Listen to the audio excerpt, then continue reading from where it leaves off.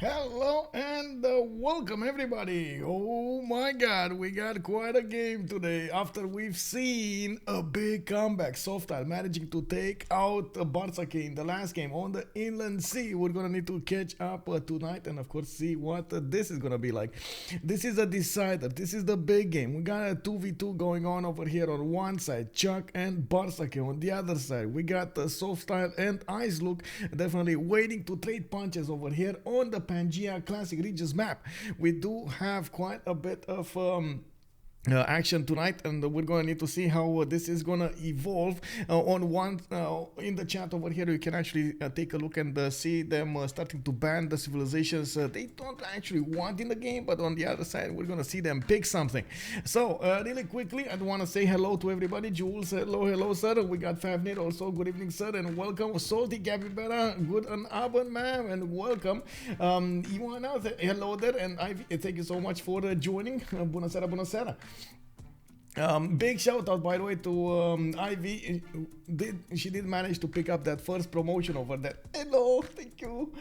We do have everybody in the lobby here and taking a look at what's going on in the ban phase. Looks like Maya got taken down, Byzantium as the second one, Mali taken down, Macedon, Zulu, France, Black Queen, Vietnam, Maori, Russia, and then Rome. Boom, boom, boom, boom, boom. Okay, so we still have Canada. We still have Scythia. As you can see, it actually got picked over here. We do need to see what they're gonna go for in the next three choices. ChucK and Aladdin, of course, Bartsake will need to pick those civilizations up. And I am a bit confused about the names over here. I do hope, well, I know they're causing some confusion. I'm not confused about the names, but I know they're causing some confusion. So definitely, I would love to be more clear about this. If you have anything to ask, definitely shout out at me.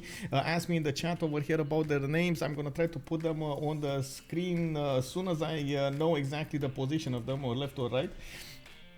And we're gonna take a look at that one. Like we say in French, c'est la belle, when you talk about a game that will decide the winner. Oh, isn't it? It's nice or something, c'est la belle. Hello there, Rafifi, also bonsoir, bienvenue, monsieur. Plushy Hunters, hello there, sir, and welcome. It looks like we're still at the first pick here with Tomer showing up. I am thinking maybe a Macedon would be an interesting choice here. Definitely you want to be careful about those overtaken horses. Zulu got taken. Oh, actually both Macedon and Zulu got taken down, so those are not options. Goal.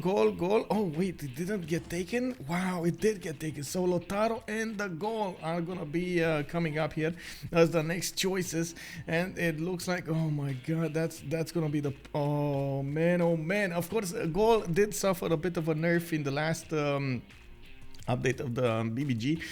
It doesn't get that let's see, free movement to pillage or something like that, the free pillages for the movement, or I should say no extra movement for pillages on the Malon Raider. That was quite something.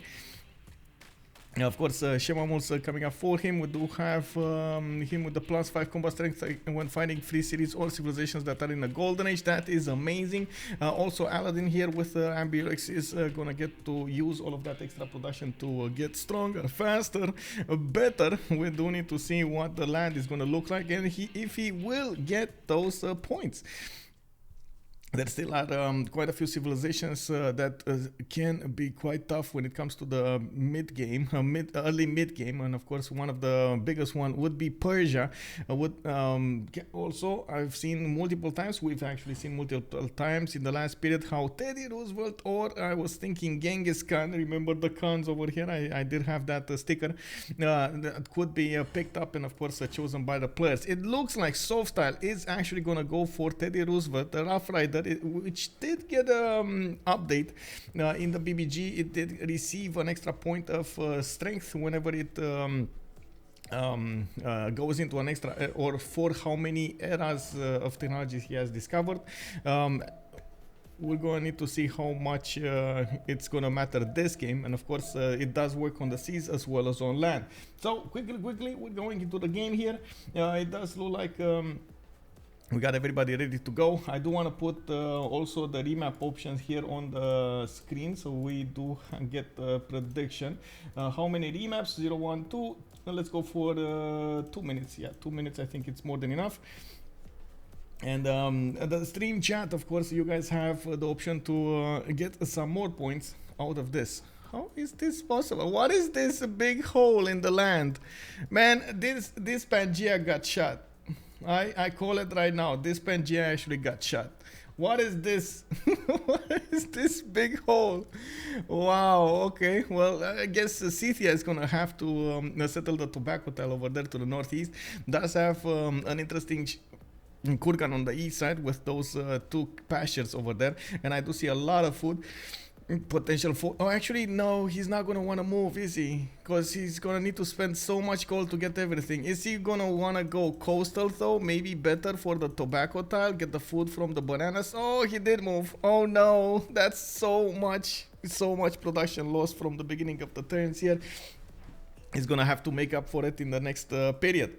That's the asteroid that killed the dinos. Wait, that's such a big asteroid, really? Oh my, that could be it. I do have to point out Mapuche right next to Scythia over here is gonna have Paititi, and this is definitely gonna be a good Titi kind of wonder. Now we do see him with an available option to go for a 2-2 base or one of these, one of the extra food ones, of course the cattle tile for example. If he goes south, he's gonna get the ivory. Does he even see the ivory? Wait a second. No, that's the other one way around. Yeah, he does see the ivory. Okay, it's fine. And of course, opening up the culture points to the north is gonna immediately alert him that he has a wonder providing culture and gold. So I'm sure he's gonna try to go and settle it as soon as possible. Definitely good land coming up for Mapuche here. The only...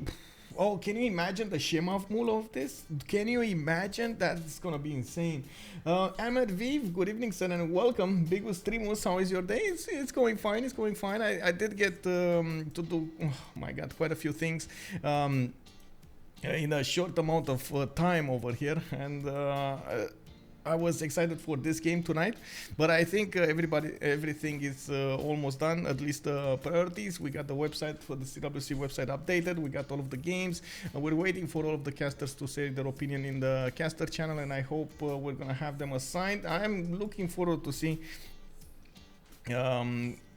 if we're actually gonna have a full house in the in the super week of the CWC. Not sure if you did see it, but we got a super week in the CWC. We got 16 games instead of 8, so everything doubled. We do have a goal, by the way, to the east of Scythia, and I want to point out the goal is in the middle of two very warlike nations over here. We got SoftStyle, Bartsake that did manage to settle on a 2-2 base. Does look like he's gonna get his horses improved to the northeast. I gotta point out he doesn't have a lot of positions, good positions for his Opidums over here to get that insane production going. But I gotta also point out he has a few good settles over here, west, southeast, definitely interesting circles.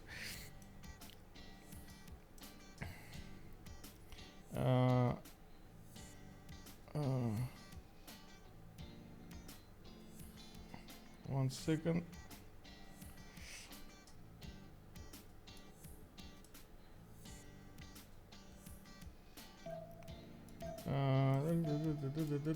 Okay.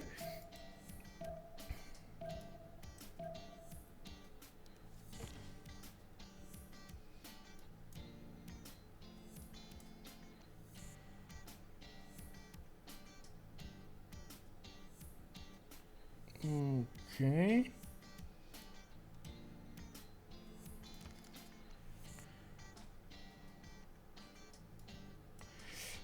Okay, sorry, I received a message and I was trying to process it extremely quickly. Okay, so southeast we do have America coming up on the eastern side of this map, the hole in the map over here. We got Washington with the stone tiles next to his capital. He does have his 2 strategics, and I do see he's gonna be coastal. Not ideal, but definitely can work. He is gonna be on the other side of Scythia, and this actually might... oh, wait a second, I just noticed. Now this is gonna be fine actually. goal, and Mapuche in the middle. Sorry guys, I just noticed. I was thinking this is gonna be goal between two very, very bad civilizations, but it looks like he's gonna be fine over here. Angie Chimi, also hello there, sir, and welcome. Hello, Jonathan Michael Masay. I ran as soon as the notification went off. Oh my god, welcome, sir, welcome. I have to see the conclusion of this best of 3 series. Yeah, it is amazing. I can't wait to see it myself. And also, Painter Q, good luck and good night. Yeah, I do hope we're gonna have a good time over here, and indeed a good night. We do have the builders coming up from Washington. He's starting to see what's going on to the north. I'm not really sure they're gonna see each other before the next era. They still have a few moves to take a look here. And one thing that I did want to point out that I did notice is, of course, America over here is gonna have open trade routes with Scythia. If Scythia settle coastals, if he's gonna manage to, of course, get the correct technologies, they can at some point trade coastally, which is gonna be nice. A lot of gold can be generated by that way, and of course we do have on the other side Mapuche and the Gauls, which are not really prone to generating a lot of gold, but they will probably want to use their military powers against the opponents. Mapuche versus Scythia, not really the best matchup, but it can work. And then we do have a Gaul versus Teddy Roosevelt, which I'm pretty sure is gonna try to get out of this hole he is. Polush, bonsoir, madame, bonsoir. How are you doing tonight? I hope everything is good. I hope everything is fine.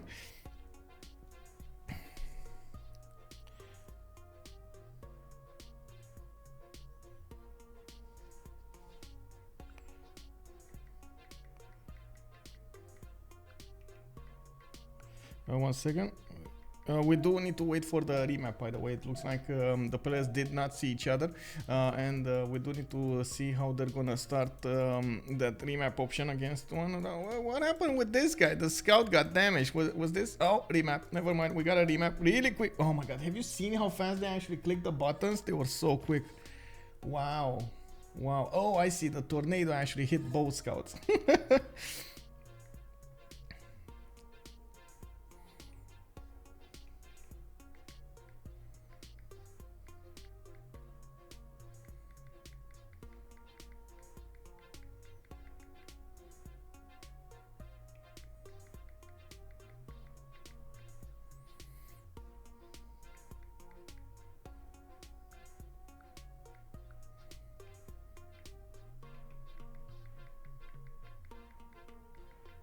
From the first stirrings of life beneath water, to the great beasts of the Stone Age, to man taking his first upright steps, you have come far.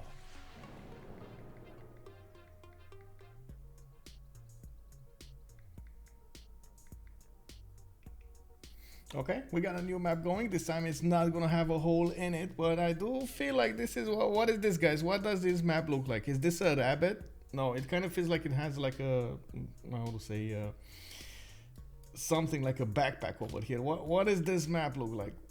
Maybe it's a dog. Maybe I'm looking at it on the other side, right? Maybe it's the face with the nostrils and so on the left side. It's a dog.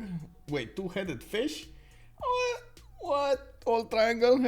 Hello there, sir.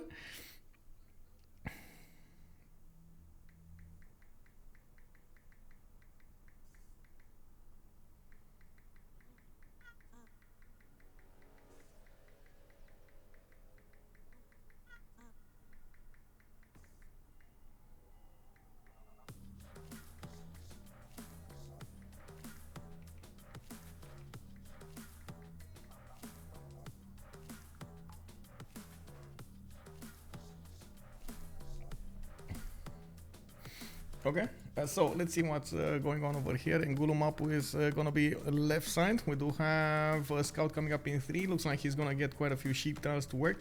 His appeal is actually quite nice over here for some Shemamurs, not that big though. And of course, I'm pretty sure he's not gonna want to get Shemamurs on the desert tiles. We do see him benefiting from a bit of fresh water going to the northeast and the west side, and I do believe he's gonna have quite a ways away from actually going against Scythia. Scythia though definitely is gonna need to get cities north, south, and then west side. I don't think he's going to want to go that much to the east side, even if Buzz is over here on the east side as his ally. They're probably going to try to split this land up. And oh my god, wait a second, who did? Whoa, whoa, whoa, whoa, whoa, whoa, whoa. Is this? Oh man, this is, it feels like this is a remap. Doesn't this feel like it's a remap? By the way, 4085, a motorcycle? That could be a motorcycle. I can see the motorcycle with the two wheels over here. And something like, I don't know how to call it actually, in saddle? Is it saddle in English? Sha, we call it Sha in Romanian, but I think it's saddle. World Triangle, OnSpot, which of the new leaders are you most excited for? For me, it's Ludwig of Germany. I think it's actually Congo. The Congo new leader is amazing, by the way. Also, goal is on what looks like the upside down Italy. Yeah, he's kicking the can. He's definitely kicking the can over here. And like Salty Capybara is saying, it feels like a remap. You know, it smells like a remap, feels like a remap, looks like a remap. It must be a remap. So they only have one more remap to go for, and I believe this is gonna be the one. Also, JTS now, do Goal and Mapu still have remap? I think so. I think they do, right? Didn't we have Buzz and as in IceLuc and SoftStyle remapping the last one because they were a bit too far away from each other? It looks like this time they're actually quite close, but they own like all of the land of Goal as well. Man, if this goes on and Goal just finds himself against these two major opponents over here, this is gonna be so not cool. And I think he's gonna figure out. Yeah, he did figure it out. Look at that, the vision over here. Yeah, he's saying, ChucK is immediately saying, let's go. I don't want to, you know, let's not wait 3 more turns. Let's just go now for the remap. You know? So this is going to be it. Actually, we got a managed prediction. We do have 2 remaps. Oh my God, nobody actually voted in 2 remaps. Wow, guys. Wow, nobody was expecting this. Me neither, honestly. I was thinking, well, this is not going to happen, but it happened. So 2 remaps. I don't know nobody's gonna get the points. This is just yeah, well, it is what it is. You guys didn't tell me, by the way, is it a saddle? That's how you call the how to say, the thing you sit on a motorcycle? It's a motorcycle seat, right? It's a saddle, right? Is a motorcycle seat called a saddle? Yes. Okay, so motorcycle seat, sometimes saddle, is where rider sits and may also accommodate a passenger. Okay, I got it. Good. Okay, we're moving up in the world, guys. We just learned what saddle is. Let's go. Okay, so really quickly to take a look at something. Okay, we got this going. On the west side, we do have Sitia coming up with Pokrovka on another one of these faith tiles. He's gonna get incense underneath his city center. He does have truffles to improve to the northwest for some extra gold, and we got some calls over here. A little chick or a tiger? Wait, maybe it's a mouse. I feel like it's a mouse with like a little tail over here, you know, hatching from his egg. Okay, a little, I mean, yeah, that could be it. You see the cracks over there in the egg and stuff like that, but I still feel like it might be, you know, the mouse with his little hands over here in the east side, and he's like holding his nose, I guess, both nose. Anyway, coming up next with, actually we can talk about all of the strategics from now, and let's actually take a look at what's going on here. Prokofka is gonna get to benefit from a geothermal fissure in the capital for possible +3 campus. He does have iron tile to the northwest. That's gonna be a second ring, and a quite expensive horse in the third ring here. I don't see more horses in the other cities, and I'm pretty sure he's gonna try to prioritize settling on the rice tiles. He has 2 more settlers for the rice tiles. Another one over here on the east side can go 2-2's base, can actually go for the flat tile, for the grassland flat tile, and of course try to get the most out of it. We do have southeast, also quite close, America. They are gonna be, oh, this is east versus west. Oh my god, we got a game, guys. Oh, this is gonna be definitely, yeah, exactly. Zimons, hello there, sir, and good evening. Kenzie Lol, also good evening, sir, and welcome. Thank you so much for the tiger suggestion over there. And we do have east versus west called out by Rafifi first. I was actually second on saying that. Yeah, you're right. You're right. It looks like it is east versus west. We've got SoftStyle and IceLuc on one side, on the left side of the map, and on the right side we do have ChucK and Bartsake, and it does look like they're gonna get to split this Pangea up quite nicely. We got also Washington with Reef Tile to the northwest, and it does look like he's gonna get the scout out in one turn. We do have him with quite a few 2v2's, and I do also notice he's gonna get a decent amount of land between him and his opponent, and of course Mapuche is gonna be his opponent. Shouldn't be that scared of Mapuche, especially with the extra strength that Teddy does have against opponents. He should be fine. We do have him with horses to the west side, second ring. I don't see his iron. Is that his only iron tile to the northwest over there? 4 tiles out. Oh man. Oh no, he has another one, but still 4 tiles out to the south. Can settle the ivory to the southeast for a 2-1 base. Does have more rice tiles to the north for some extra food, and I do see a few tiki huts here and there. Not bad. I guess he's gonna have a decent amount of science and culture coming up from the campuses he's gonna get to build, the pen brush and voice he's gonna get to take, and so on. Moving forward, we do need to take a look at the goals over here. He does have quite a few strategics. We do have 2 iron tiles, one east, one southwest, and I do see another horse tile, but that's actually quite expensive. 3 tiles out in the southeast. That's gonna be quite a long trip, and of course expensive trip. We do have him with multiple rivers to go for. I don't see stone tiles, guys. I don't see many stone. I see a few of them, but not right next to his capital, right? He has a possible plus of 5 over here, but that also can be a city center. I'm not sure if what he wants to do and how he's gonna want to plan this. We do have a few +4s, +6 Opidum over here to the west side. That's gonna be an awesome second city if he gets it. And of course, I'm pretty sure he's gonna figure out where the iron is quite quickly. On the east side, though, this land is kind of devoid of stone tiles next to the Dead Sea. I guess there's only 1-2-1 stone tile over there, and he's gonna need to improve it as soon as possible. Yeah, that's a +6 on the west side, right? This is it. This is a +6 on the west side. Not the biggest one of them all, but definitely can work over here. Okay, we do have a settler coming up in 3 turns, and of course he's gonna get to improve all of this land quite quickly. I am really curious how he's gonna try to place the first Opidum around his capital city. I'm pretty sure he's gonna need to figure out a way for it to be the best that it can be. We do have a wonder for him also to the north. That's Tsingi de Bemaraja. It's in the tundra though, so I wouldn't really, call it out as the biggest wonders of them all, especially in this situation. And I just saw somebody pop a relic. And in this, oh my god, Goal actually popped a relic. Very nice. He popped it, and of course, Goal now he's gonna have an extra advantage to actually go for a Pantheon, an early Pantheon. We're gonna need to see what he's gonna pick. Still, Scythia did not pick his own Pantheon here. We got him with actually 4 more turns to get there, while I do see Goal over here is just gonna get it next turn. Interesting. We did also see the war declaration between them, and I'm pretty sure this is because they saw each other over here to the south of Candy, and we're gonna need to see what they're gonna try to do against each other. I don't see that many units to do some shenanigans, but one scout can definitely put a wrench, throw a wrench in your opponent's empires. You gotta be extremely careful how you play with those scouts, man, and defend against them. You gotta keep your eyes on them. You gotta keep them in check.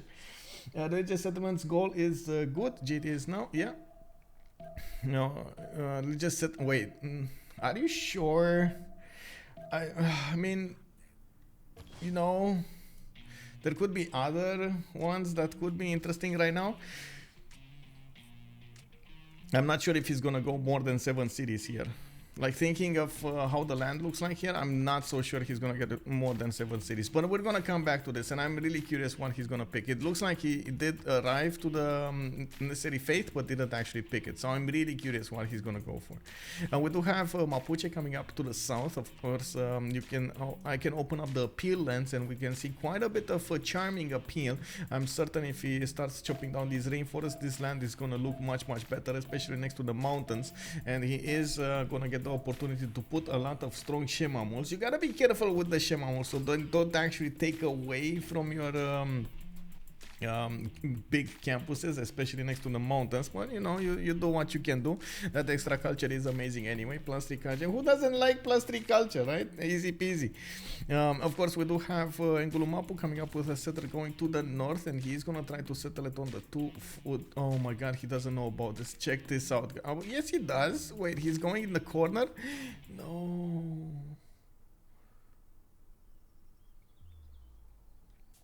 I guess it's fine.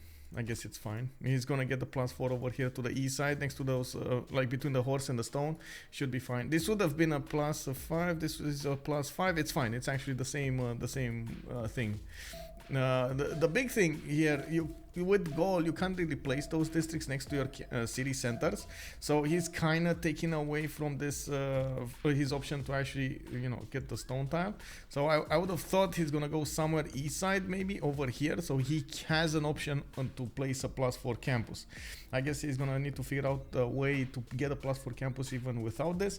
Maybe a government plaza on the uranium tile and get a few other districts over here next to the mountains. That, you know, could work.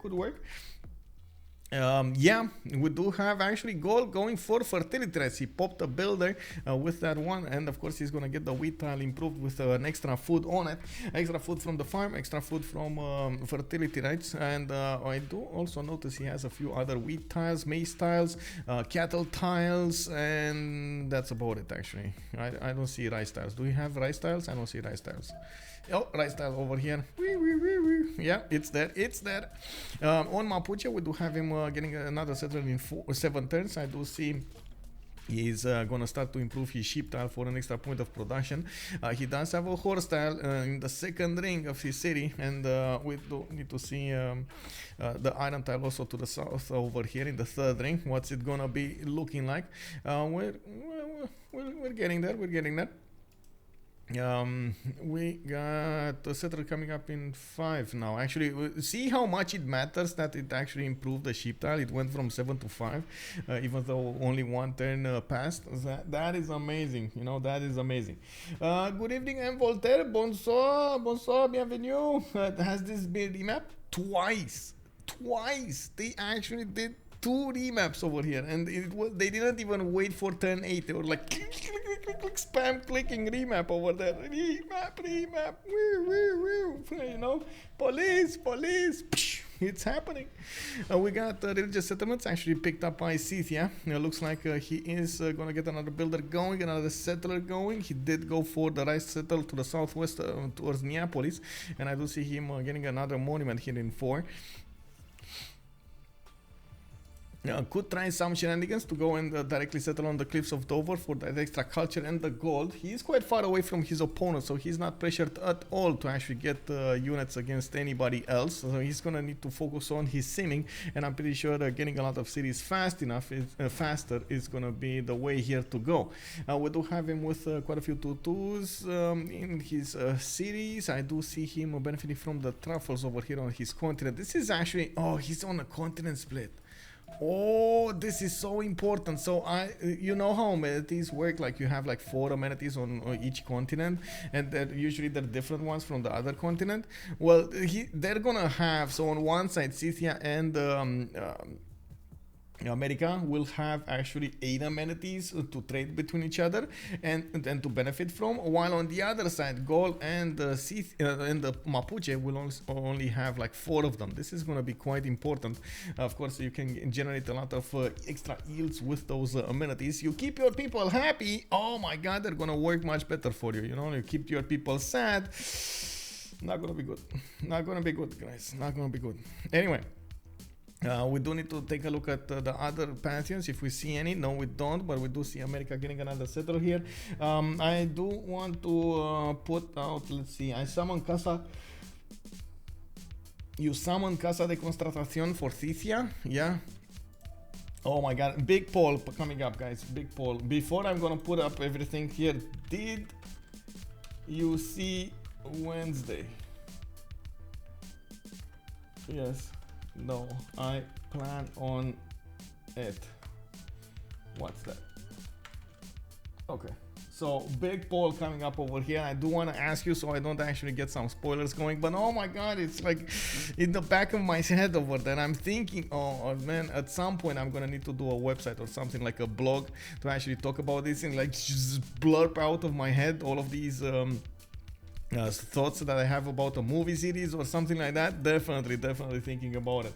But I just want to see if some of you did see it or didn't see it. Wednesday, for the guys that don't know and voting for What's That, is a series from the Addams Family series. It's on Netflix right now, and it's focused on the little girl. You know how there was Pugsley, the little boy, Wednesday, the little girl, Thing, the hand. We did have Lurch, the butler, and Morticia was, of course, the mother, and so on. So Wednesday is fully focused on the girl, the little girl, how she's going to, you know, to the school, how she's actually developing, what she's doing, her advantage, and so forth. No spoilers. Oh my God, you watched all but 2 episodes. Okay. Oh man, that is, you know, all triangle. You know how much. Wait, you have no idea what I'm talking about? Oh my god. Okay. I mean, you've never seen the Addams Family? Wow. Well, okay. I mean, okay. It's a really good show. You're going to finish it tonight with my wife. Yeah, I mean, my parents are watching it. I think a lot of people are actually watching it. That's why I'm asking, you know, I feel like it's been on Netflix for like a few weeks. I'm pretty, like something. I'm sure everybody would get to watch it really quickly. Binge watch it. We got to put up that prediction soon, but I'm going to leave this for 1 minute. Let's see, 2, 2, 3. Okay, so some of you did, some of you didn't. You don't plan it, but what's that? Okay, got it. Is that a Addams? It's not a remake, sir. It's just how to say, the action is fully focused on the childhood of Wednesday, of the little girl. I don't remember how many years did they say, and they got an actor. Yeah, it's basically like a spin-off. They got an actor for the girl that is like 155. She's so small. She actually needs, like, even if she's so small, she still needs to wear like those how to say, boots with not high heels, but I don't know how to call it. The thing you step on, it's higher than usual, like the full thing. It's like unbelievable. Platform, yeah, the platforms. Hey, Crispy, good evening, sir. Hello there, and welcome. Yeah, the platform. She's unbelievable. Yeah, well, she plays the teacher, yeah. Your girlfriend is 155? Nice. Man, it's so funny. Anyway, let's see what's happening during the game. Of course, we just found our answer. It's What's That? And I think I explained it. What is that? Definitely, you guys will have the decision if you want to take a look or not. Wait, I feel a ban incoming. Wow, guys, check this out. I think, man, the nerve. Yeah, I don't know, bro. Yeah, no, I can't be behind me, Christina. I know Casper isn't the best movie, but when I was coming of age, oh yeah, Casper movies when I was little were amazing. Like when I was in my teens, I always watched them. They're amazing. I often make jokes about her height, but they go over her. Oh man, Fab, you bad boy! Don't make fun of her like that, bro. Come on. I guess it's only if she actually goes along with it. It's cool, I guess. You guys know how it is. I guess you know what you are permitted to do and what you're not permitted to say. It's, you have a whole diplomacy thing going over there. Okay, so it looks like we do have more pantheons. Mapuche did go for God of Open Sky on this side, and looks like America is keeping a scout on his campus. He did get to benefit from the diamonds extra gold, and I do see a slinger is coming and popping out from his second city also. Got 3 points of culture from these improved pasture to the south and the southeast, and I do see he's gonna get a candle tile here to the east side. We do need to see what is gonna happen over here, how many cities he's gonna get to place, if he's gonna try to go for a Maryland Raider attack. If not, we're gonna need to take a look at their strategies as they develop. Now, I do wanna quickly put on the team names on the map, so we do know exactly who is who. On the left side we got actually ye keep up the amazing streams, Michael. On spot hype, on spot hype, on spot hype, on spot hey, on spot hey, on spot hey. Hello there, closing. Thank you so much. Thank you so much for the 8 months in a row. Oh my god, thank you, sir. Thank you. Dankeschön, Dankeschön. So on the left side we're gonna have ChucK, that's a C and B, ChucK and Bartsake. On the right side we're gonna have the other ones, and of course that's gonna be IceLuc and SoftStyle, INS. So I'm gonna put them up over here so everybody knows what's going on.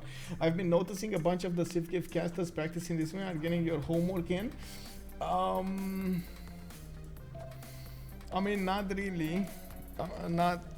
I played a lot of Khmer. I'm not sure I should actually go for it. Like I did this before, and I guess we got a few minutes over here to talk about it. I did this before in the first CivGIF when I thought I'm gonna actually play Scotland, and like, oh my god, I trained with Scotland for so many hours, and then I didn't get to play Scotland, and I was like so bamboozled because of this, because nobody was there to actually spin for me in the options. So I was like, oh my god, okay, sure. I was fine playing Pericles and any others. Actually, I think I ended up playing Mongolia in that one. I thought I'm gonna play Scotland because that's why I put it there, but I ended up playing Mongolia, and that's where the name comes from, like how to say the nickname they made for me. But anyway, on this one, I really hope I'm gonna get to play Khmer. We're gonna need to see. Unfortunately, I don't think I'm gonna. I think I'm just gonna wing it. I'm gonna, like, at least that's gonna be like a, how to say, a good tempo for everything. Decent advantage for everybody. I do have to say something though. I don't think I'm gonna get to fully participate in the Civilization spin. That's gonna be on Saturday at 2000 GMT, because I have CWC game scheduled at 1800 GMT. And there are not that many games remaining for this year, so I really want to get that going. I'm gonna keep an eye on it, and of course we're gonna get to talk what am I gonna get. I did ask somebody to be a stand-in, so hopefully we're gonna see him sending me some information, telling me this is gonna be it, this is gonna be another one. I can't actually tell you guys if I'm gonna need a respin or something, so I can actually get to play Khmer, and of course we're gonna see it then if it's gonna be something. Base game Khmer is so good, plus 6 food faith every city with the holy side double card. Yes, and work ethic and extra amenities from everything. It's just everything is so good for Khmer, or across the board. I believe everything's so good. So I believe I know what to do there. Also, if I'm gonna train, I'm not gonna train on stream, if that makes sense. Like, I want to see get behind the scenes over here and maybe train. So because if I'm gonna train on the stream, everybody's gonna see it, and not only you guys, but everybody's gonna see it. They're gonna know. They're gonna know. Oh no! Don't wanna let too much information pass. Anyway, coming up back to the game, we do have 10:25, and it looks like out of 31, 6 more turns to go for that golden age. Do you think you want to be a gold sim gold civ? It kind of depends on the land I have, but I think it's definitely going to be something like with simming. I don't think it's going to be that related to gold. Gold is kind of hard to actually go for I would say for Khmer. I'm gonna have to build a few, but who's my teammate? It's White and Nerdy. White and Nerdy. Also, good evening, Toothpies. Keiko Beaver, hello there, sir. How are you doing tonight? Do I play single player games? That's somebody. Oh, Fafnir was asking. Do you play single player games? Yes, I do. You're talking about. Wait, you're talking about. How to say. Civilization 6 single player games or other single player games? Because I play quite a few single player games, but not Civilization. I don't like playing it alone. I did like it though. I spent a lot of time liking it, but when you go multiplayer, there's only one way: multiplayer. We got the City Patreon goddess coming up for America, and looks like Mapuche's warrior is over there trying to figure out if he can do some damage over here against Washington. The initial damage is to force him to get a slinger instead of going for some districts, and it looks like it did work. In the tech side, we do have currency coming up for Teddy Roosevelt. Also, it looks like CTI is going to go for the same thing. They're going to try to get as many of those traders out as possible. While on the right side, on the other side, we do have Gol already putting down his Opidums. He's going to get a few of them between his cities. Of course, I was talking about this. Oh, I'm so worried about Ratu Makosa's position. And of course, we're going to need to take a look how he's going to plan this out in the next part of the game. We do have a lot of culture being generated by these mines. He did get his iron tile improved for that extra science. 2 of them actually improved, and I do think he's actually going to go for incense. Yeah, he's. Oh no, I don't know if he actually has. I don't think so. Yeah, it doesn't look like he has the ability to actually improve that. Anyway, ChucK is going to go for irrigation in 2, state workforce in 2. They are a bit late when it comes to the culture, but it should be fine. We do have them setting up for a good pen, brush, and voice without that much gold generated. That of course will be acquired with the pen, brush, and voice. And there is a bit of a mismatch between them. Of course, you do see Teddy is on 11 gold a turn, Cynthia is on 15. They are definitely chugging along with more gold, especially these truffle tiles are helping Cynthia a lot, and he's going for 4th city now. Other than Civ, yes, so I played Satisfactory quite a bit alone. I played Escape from Tarkov alone quite a bit, but I still that one I like to play it more with Grounded. I played alone. Dune Spice Wars. What is it? Give me a second. Surviving the Aftermath is one of the latest games that I enjoyed a lot to play alone. Transport Fever. I really like the transport things and would actually love to do a stream with that. But I fear, of course, I would say introducing a new game on the stream. Most of the time it does I would say it does have quite a bit of a lack of interest at the beginning, and it glows up and so on. It's a give and take, and I think actually we're gonna have some time during the Christmas period that we're gonna get to stream some of these. Definitely want to ask you if you want to see Midnight Suns. Midnight Suns, a game coming out from Firaxis with what is it, Marvel. They made a deal, right? They got a game going. That definitely feels like it should be a streamed game.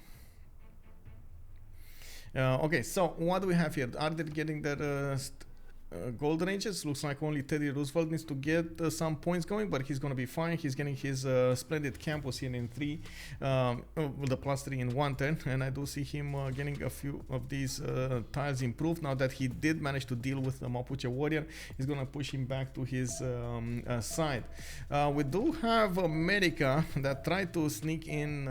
Oh no, never mind. He's actually just playing scouts over here, trying to get the information for CTS, so he's not getting taken down. We got builders coming up here again. Just me take a look.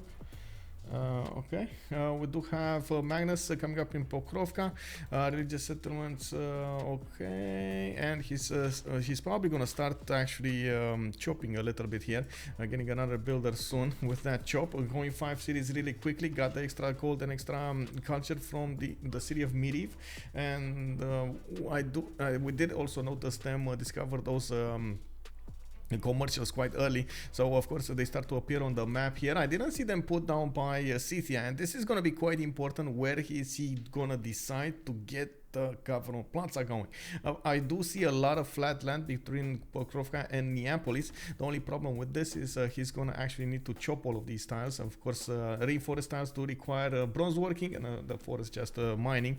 Now we do see him not caring that much about the adjacency of the commercial. He's just gonna put it down and gonna start to reap the benefits from the merchant points. Now the government plaza did get settled, and of course it is actually on the east side of Pokrovka. He didn't want to actually get his hands dirty chopping all of these tiles to the southwest, and it looks like he's gonna try to get a better campus going, and I don't know what else. Maybe we're gonna have something like a wonder over here. Maybe we're gonna have some better theater squares, and definitely something that we're gonna need to keep an eye out. I do also notice Lotaro did manage to get a very good start with 15 science and 18 culture. He does have a Shemamul already put down here in his capital city for an extra point of culture, getting his political philosophy next turn. That's actually a bit too early. I gotta say, you gotta slow down now. This is like with a car, you know, you're driving too fast. ChucK, you gotta slow down, bro. Like one turn, just move away from that political philosophy, so you don't actually reveal the era score points. So you have era score points to go for in the second era and so on. It's quite important to get that going. Of course, I do see he also put down 2 of these campuses. He is gonna need to decide what he's gonna do with Willy Mapu, and I do see him going for horseback riding quite fast over here. Not going for commercials, but horseback riding.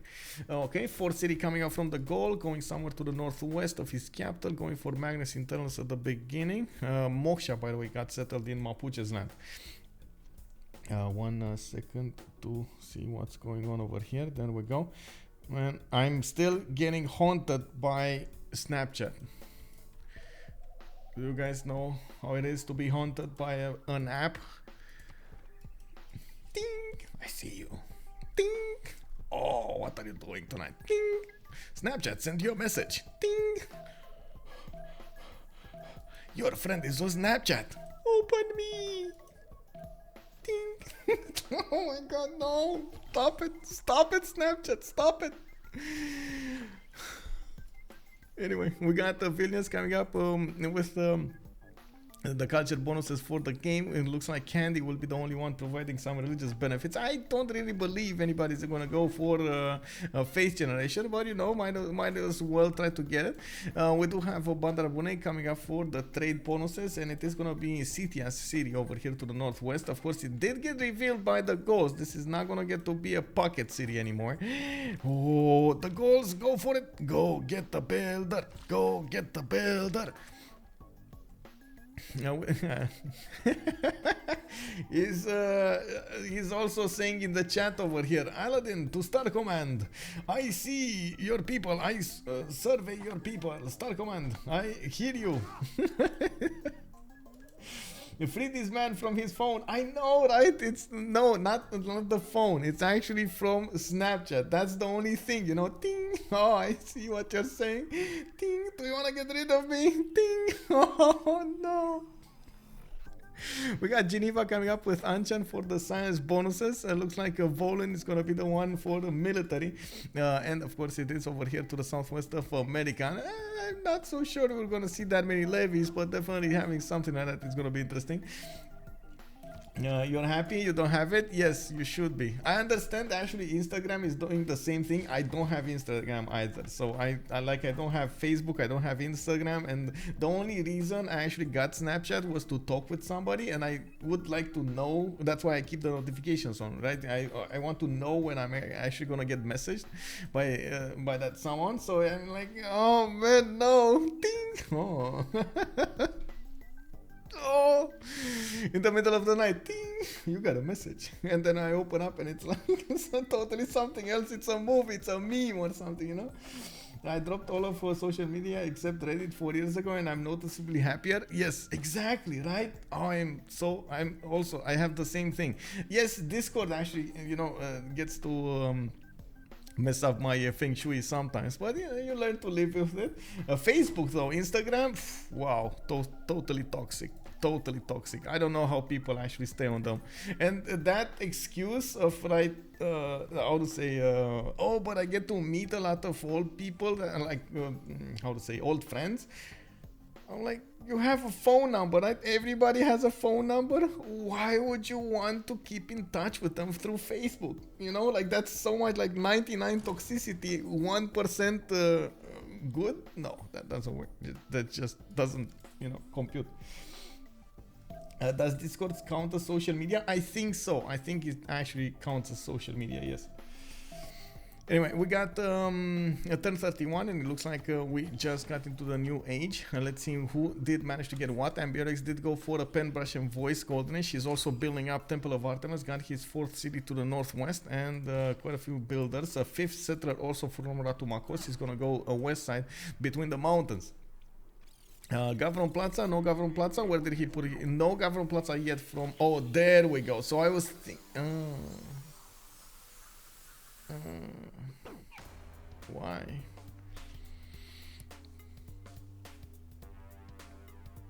Okay. I mean, yeah, could work. I guess it didn't need to chop anything for that. I think the deer tile would have been much better if you wanted to put it there, but sure. I mean, if that works for you, bro, you do what you do, you bro, you do you.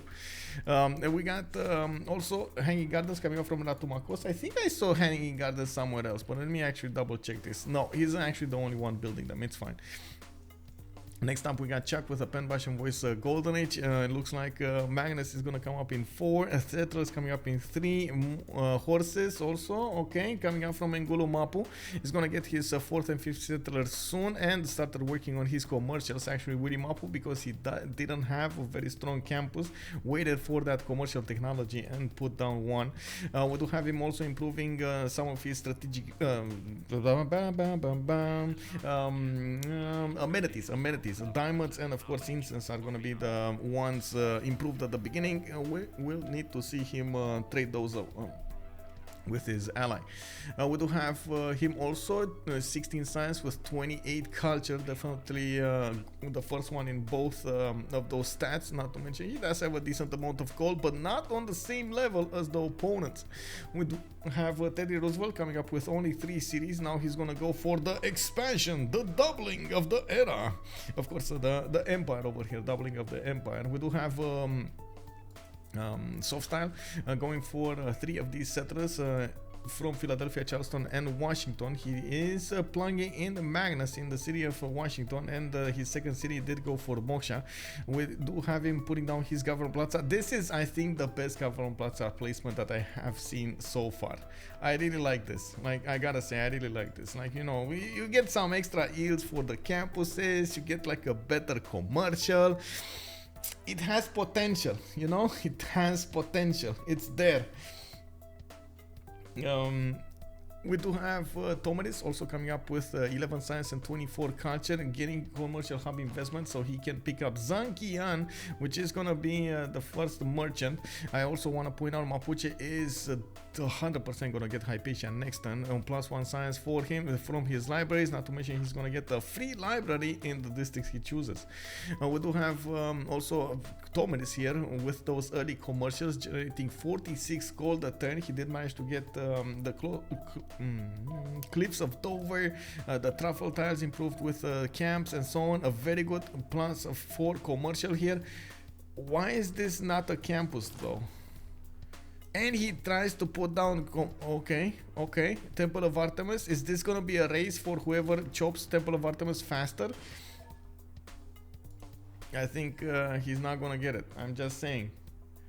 I'm just saying this is not gonna work, guys. This is not gonna work. Even if he chops twice, I still don't think it's gonna work, because next turn I'm pretty sure we're gonna see, oh, there we go, Temple of Artemis appear over here, just magically appear in the city of Tervana, and this one is just gonna be destroyed. Like, we're gonna see a lot of explosions taken down next turn. Yeah, you did it, you did it. Let's see, family is also telling us the worst is when you have important and casual conversations on social media and you get notified when you're in your bed without knowing if it's important. I know, right? That's what my struggle with how to say, with Snapchat. They are so needy. It's incredible. Have you felt this? Like, the app is so needy. Like, what app? Why do you need me? You know, like, let me behave. Let me, like, come on, bro. Like, don't give me a chore to do. Like, well, ding, you gotta look at this meme. Ding, oh, we've got new content from you. Ding, your new friend is on the app, but you don't know it. It's just in your phone book. App, hello. Do I need to break up with Snapchat? Because this is what I feel like. Have you ever had to break up with an app? This is just so bad. Snapchat is for teenagers, not for yeah, I guess so. Okay, so you guys are telling, okay, you know what, I need to ask you guys, this is a very important question. Do I need to break up with Snapchat? Yes, no, TikTok. Guys, you gotta help me out here. I need a decision over here. I need a decision. Okay, we got settlers coming up from Neapolis. Looks like commercials, cool Oba, and audience chamber in Pokrovka. He did lose Temple of Artemis, and of course it did get built over here on the gold Galaxy City. So we do have Hanging Gardens also coming out next time from Ratumakos, and I do see Oracle being put down from Aduatuca. This is Bartsake. Bartsake is gonna get to chop his settler. Oh, he doesn't want to chop Oracle, but he definitely wants to chop the settler. I see how it is, and we're gonna need to see him plug in the card. No, he just went back in audio chamber. He's extremely undecided. It's extremely undecided. Also, I do that on Discord. I like, exactly, right? I do the same with Discord. I go into how to say, a new server, and only the servers that I actually want to receive notifications for example, the CWC one, or like the CivGive one, and so on, where I need to always pay attention. I have those, but of course, if somebody actually pings me, I always check out those red boxes. That's the first thing I do actually when I wake up, you know. Ping. But the Discord is not giving me any notification, you know. Imagine if they find gold to upgrade Rough Riders. That is gonna be quite something, but I'm sure actually they're gonna get the gold. Honestly, they're gonna get a lot of gold here, and we will need to see if ChucK is gonna have the biggest empire of them all to the west side to defend himself against this. I'm pretty sure he's gonna try to get another city here on the right side, and it looks like audience chamber is gonna come out 3 turns from him. Okay, William Mapo. I see entertainment complex from Puel Mapo. Wait a second, is he actually gonna try to get such an early Colosseum? Is this a Colosseum rush over here? I think so, right? Hello, Fangare, also good evening. Why Shemamul 213? Because he placed it on a flat tile, that's why. I think he needed the extra era score and he placed it on a flat tile. He didn't want to waste one of the hills, and for this hill to work, I think you need to chop the rainforest to be a how to say, a breathtaking appeal. At least one rainforest needs to go. That's the issue over here.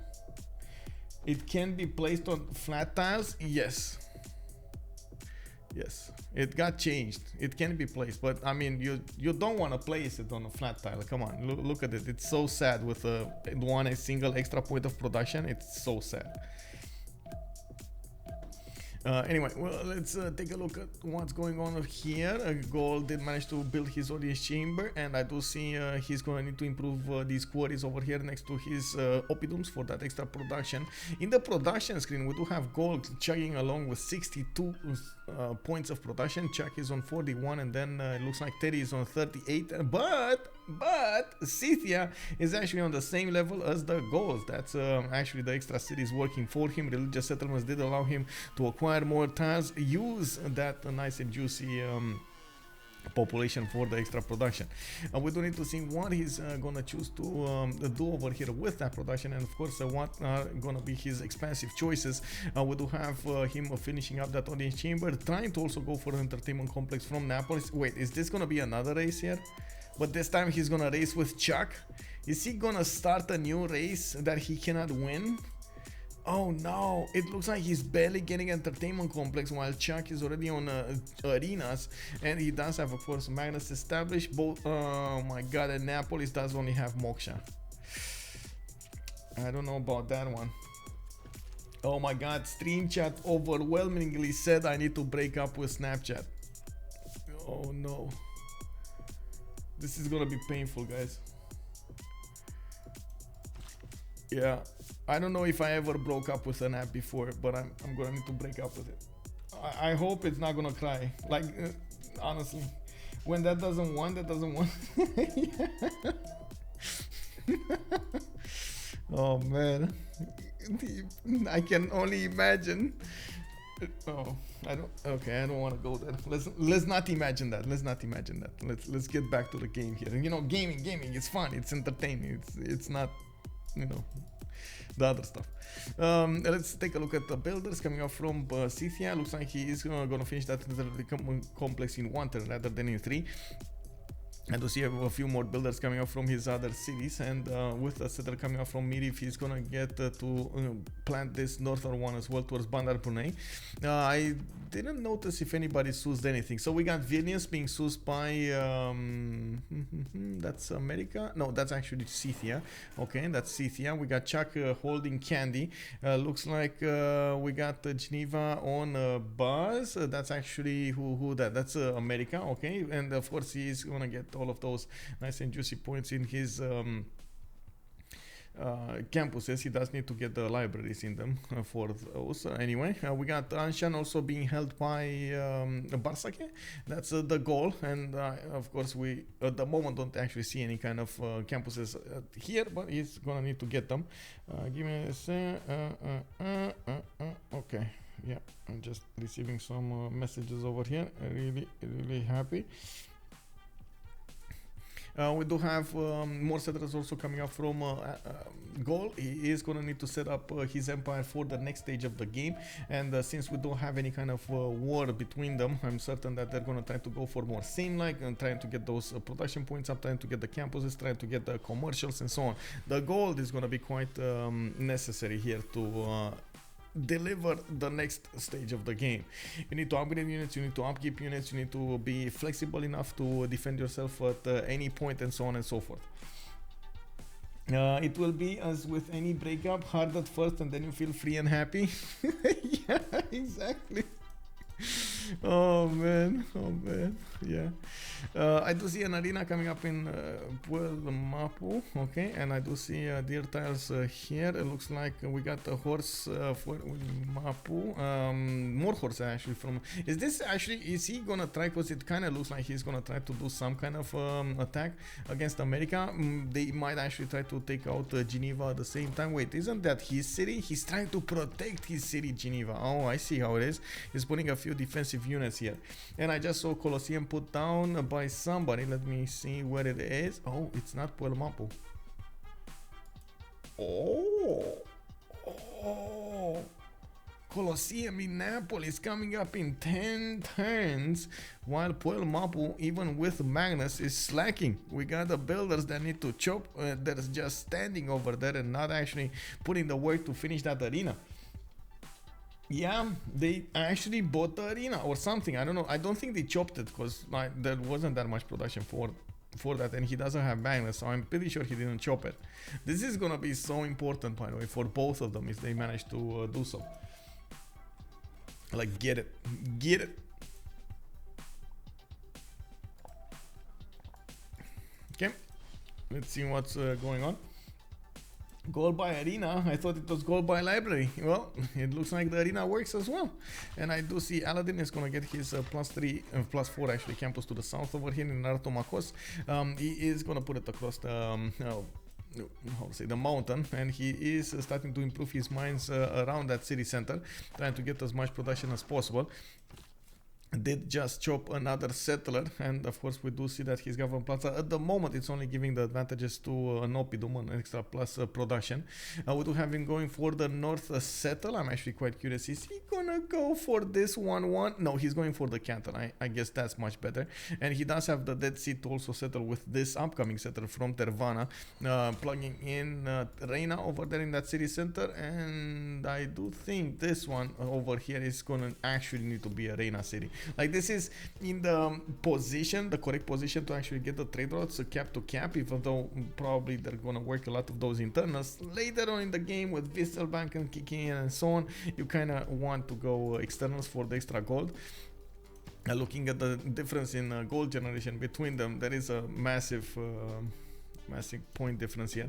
We do have Scythia buying a few of these tiles with Marcus Licinius Crassus, and I do want to take a look at the next great people. Looks like Scythia, yeah, did get this one, and the next one is Coleus for the extra luxury resource. I think actually America will probably want to get that one, while Scythia is on 4.6 Grey Merchant points a turn. He's getting there quite fast. Gaul is also getting Isodor of Miletus in a few turns. He's gonna have enough points to actually get Isodor as the first great engineer, and we're gonna need to see what he's gonna use it. I do want to check really something, you know, ChucK, is he setting everything up for the Wonder, for Colosseum, you know, getting autocracy, getting that Civic in, using Magnus, getting the chops going? Is he setting everything here? Because it looks like at the moment he's in Classical Republic, and he does have the Corvi card. He has 15% production towards Ancient and Classical, and of course we're going to need to see how that's going to translate into actual production here. 8 more turns for Napolis to get to Colosseum.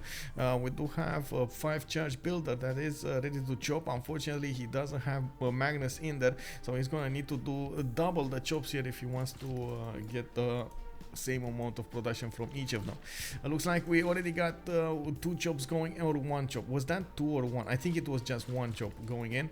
He's gonna move the builder next turn, so 2 turns. In 2 turns he's gonna get to chop another time, and I do see another one coming up over here. So next turn he's gonna get this chop, in 2 turns he's gonna get the other chop. So 2 more chops remaining, while this Colosseum is happily staying at 8, and he only has 1 chop next turn.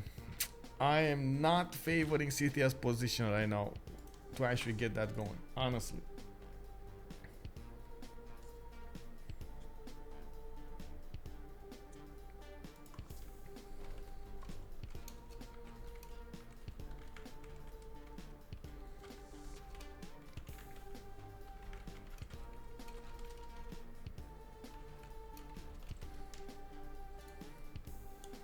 Oh, I see pictures. I see magical pictures over here on my screen. Magic. It's like magic. They can set up naval trade. Wait, no. Wait, who? Who are you talking about? They can set up naval trade. Well, I guess America can get a city here to the southeast of Volin and set up coastal trade routes. On this side, I'm not really favoring Gaul ever wanting to get a coastal, but I guess, you know, it can be at some point, and I'm sure Gaul can do it. Next turn, Colosseum comes alive, and the Scythia is gonna remain in the dust over here. Can you imagine how much dust is gonna rise up from this side? Oh my god, while all of those knights are fighting over there with I forgot how they're called, by the way, the big sticks. They're fighting with the sticks over there, trying to poke each other with the sticks. It looks like we're gonna need to see the Gaul also try to get an advantage here. He's getting a lot of builders. I'm pretty sure he actually discovered feudalism. That's why he's so excited over here to get all of these builders. Getting the extra +2 charges in them is gonna be important. We got quite a few horses also coming up to the south of Nagmapu. Geneva did receive 2 of the American horses ready to defend the city center from any kind of incursion, and Mapuche did try to go there. I gotta say, Mapuche did try his best to go in there. It didn't work. Just didn't work.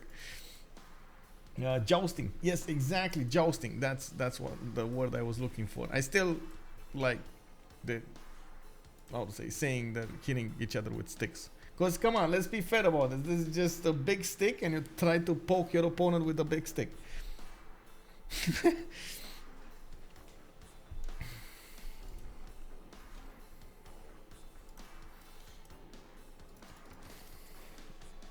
Okay. Oh, by the way, big shout out to my video editor. She did manage to get another one of those shorts going. I mean, she's still with school, with other stuff, she's busy with life and so on, but she did manage to get to work on another short over there. Big shout out. Yay, thank you so much. We got more science coming up from the goal, and he definitely needs to get a lot of points of production. We can see that Cynthia is managing to keep up with him. Aladdin is on 88. We got Cynthia over here with 86, and of course we do see Cynthia with a bit more food. He did lose, unfortunately, Colosseum. He's gonna need to do something else with that production. Looks like markets are gonna be his choice to go for. Gold did go for pyramids coming up next to the Dead Sea, and of course he did acquire a decent amount of era score from settling next to the Dead Sea. I think he can try to get more era score from Tsingy, but I guess it's a bit too late anyway. He's gonna get a lot of wonders in any case, and he should be fine on the era score. Yeah, same production as the goals, better at food. Definitely. It feels like Cynthia over here is doing quite nicely to get everything going, and I'm a bit surprised he's not working a few more of these kurgans if he actually has some. There we go. This would be a good kurgan tile. He has another one here. Wait, kurgans do get it from only pastures? I think it's only pastures, right? It's not the camps as well. Each adjacent pasture. Yeah, it's adjacent pasture. So you need a lot of pastures. So I guess he doesn't have that many pastures to work those properly. That's the big boo boo. He has a really big boo boo. I'm still quite sad, by the way, of the placement of the government plants. I would have loved to see it between Pokrovka and Napolis over here. He would have had so many good districts, but I guess he did favor putting it down faster rather than later. We do need to take a look at what's going on here. Looks like Mapuche is locked in place with America's horses, cannot push through, and neither of them do have encampments put down, so they can start acquiring those general points. I do see America did put in the card, and you can see he's generating 2.3 great general points, and we'll see how this develops. Yeah, we got a builder coming up from Engulu Mapu. Looks like another one from, yeah, and so this is again feudalism builders coming up from Mapuche here. He does have the +2 extra charge card, and we do see him with the Pingala in Willy Mapu, Moksha in the capital, Palagi in Reina. That's the northern city that is gonna try to get as much advantage as possible from those trade routes going to the north. They need to max out the gold generation, because honestly they don't have that much. We got ChucK here with 33 science, 42 culture, with only 4 gold a turn. This is not how it's supposed to be. He needs more gold. He needs it now. We got to the northwest another city set on the right style, and of course we do see that he's barely on 5 cities. Definitely needs at least 3 more to keep up with everything in the game. We do have the goal, trying to use Isodor to actually get the production going for pyramids. He's gonna get another city there, coming up on a total of 2, 4, 6, 10. Wait, 8 cities, not 10 cities. I don't know how I went from 6 to 10. You know, sometimes I get excited and woo, one tile. Oh my god, explosion over here. The pyramids, the tip got finished instantly. Oh my god. Okay, got a free builder from it. He's gonna start to improve his tiles, and of course we do need to see how he's gonna get to use his next builder charges. He does have a lot of points to keep on improving and chopping, and I do finally see he's starting to improve these quarries next to his city of Noviodunum, where he did get Governor Victor established, and I'm sure he's gonna try to get some defensive units to help him out. We do have him with an opportunity to at some point get take away the city of Kandy or keep on expanding towards Vilnius. Now I think actually, wait a second, is Vilnius an opponent? Yeah, Vilnius can be taken down. Vilnius, a big target, while Kandy is safe, right? Kandy is actually ChucK's, so he might actually use it for something else. The power of Magnus. Yeah, wait, walls in, oh, Geneva walls in 3. Yeah, this is not gonna die. It doesn't look like Mapuche over here can actually push through. It's just, you know, scaremongering Geneva. And of course America is up there, is down there. He's trying as fast as possible, as much as possible, to keep going. Hey, Toxic Brain, hello there, sir. Good evening. Good evening. We do have Pingala coming up in Philadelphia, Washington with Governor Magnus, okay, Moksha coming up in Charleston, and quite a few other things over here to the west side. We do need to see if America is going to manage to keep up with everything else. On 28 Science and 27 Culture, looks like he's going to have a big problem in both of them. Of course, starting to get his feudalism builders, he's going to start to improve his land quite fast, and I do think he's going to need much more cities to actually keep up with the next era. We do have Scythia developing his land to the southwest, and it looks like he's going to take a few cities away, well, city spots from the west of America, while he could keep on expanding to the northeast. We do have him actually putting down a theater square from Pokrovka. Now Neapolis is going for more builders, and I think he's gonna actually finish chopping his land in a few turns here, getting so many of these feudalism builders to work for him. Let me actually take a quick peek over here. Oh my god, my nose is not itching, but how do you call it? When you want to sneeze but you can't sneeze yet, like you feel it. Oh my god. Anyway, we got Geneva with 2 turns for ancient walls, and I do see, of course, he's managing to breach through the defenses that America put up against Mapuche. That is going to be an issue, but if Geneva does manage to get the walls up, that's going to be quite nice and snugly. He's going to defend against Mapuche, otherwise it's going to be a big bada boom. We got classical eras ending in 7 turns. We're going for the medieval one, and slowly, and the players do need to acquire their golden age points. It's certainly feels like Amberius is going to get his golden age. He did manage to finish that pyramid. He's going to get Oracle finally from Aduatuca, where he did plug in Isodor. Isodor is going to allow him to finish it much faster. He's going to need to put a few theater squares down. Actually, does he need theater squares now? I'm not so sure he needs them. What I do think he needs is an encampment, at least an encampment. Like, I don't know why he none of them actually have encampments here. The only one doing some general points is America with 2.3 per 10. He's gonna slowly acquire the first general. Okay, and let's see what's going on here. Geneva getting another slot. He's pushing back America's units. America trying to be as much of a nuisance as possible. Looks like it also forced Mapuche to upgrade, promote 2 of his units. So next turn when he's gonna get the walls here, looks like Mapuche is gonna be left hanging. He's not gonna be able to push through the defenses. I think actually America just casually retreated, right? He had 3 horses, he still has 3 horses, so none of them actually died here. Okay, interesting. With the rifle of Mapuche's archers, these are actually quite strong archers with the extra military alliance strength, with extra +5 from the golden age of America strength. He's gonna start to deal the damage against these American units, slowly poking at them, and of course allowing the horses to move in. Wait, that's a sneeze foreplay? Yeah, exactly, right? When you feel it tingling, but you're not there yet, you know? Oh man, yeah. It's like watching the sun and it makes you sneeze. Nobody actually explained to me why does that happen, by the way. Anyway, it's fine. We got the Oracle coming up from Aduatuca next turn. It looks like Isodor did go somewhere else. I don't know what happened here. How was this possible, by the way? And why is this so, like, is this the poop of Oracle? Why do we have such a dirty oracle. What happened here? Oh man.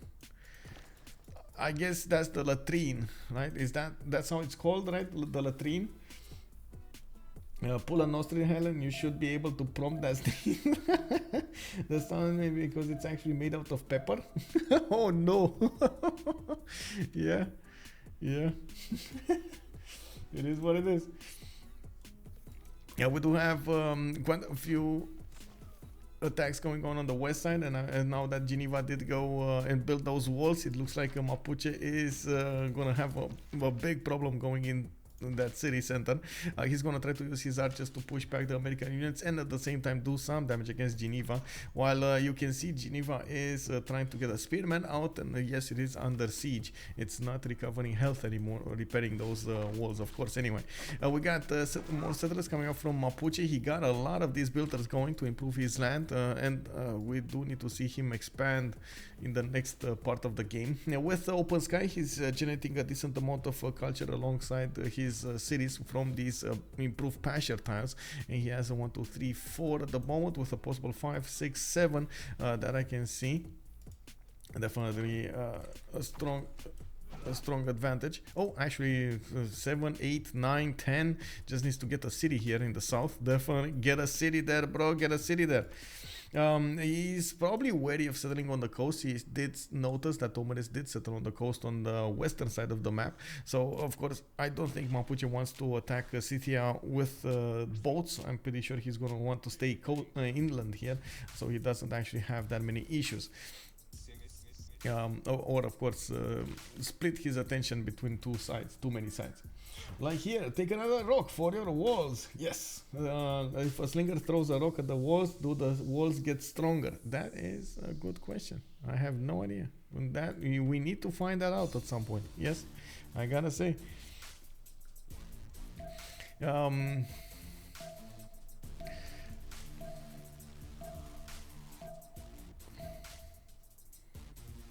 One second, I need to say something.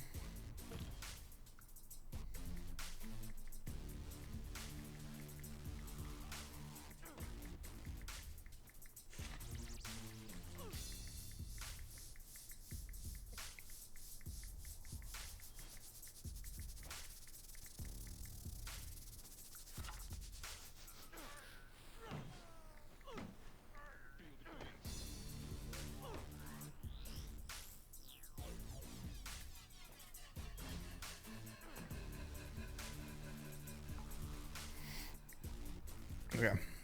We got Isodor over here. Okay, coming up. Looks like Holy Site's coming up. Oh, he's actually gonna try to go for a Holy Site here. Interesting. I was waiting for somebody to do this. We do have Theater Squares coming up from also the goals. He's getting his campuses going, and it looks like now he did arrive at 34 science and 67 culture. He does still have about the same production as Scythia, which is quite a surprise over here. Scythia definitely doing very, very well to keep up with his opponent, especially an opponent like the goal when it comes to its sim. And I gotta point out, Scythia actually does not benefit from a single industrial zone. I can only imagine if Scythia starts to get these industrial zones, what's gonna happen here. We do have also to take a look at how they will acquire the Rara score points for the next golden. We do have Aladdin, or I should say the gold, managing to get 60 out of 55. We do have ChucK with necessary 13 points that he needs to get there. Actually, I think it's 12 points, if I'm not mistaken. It's 11. Yeah, it's 11 between the ages and then 12 points. He's on 39 out of 51. We do need to see him, okay, get a boat. He's getting a commercial here, plus a 4. We got, we got over here. We got over here more settlers coming out.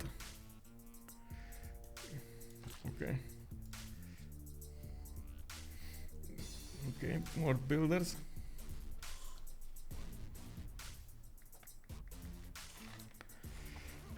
Okay.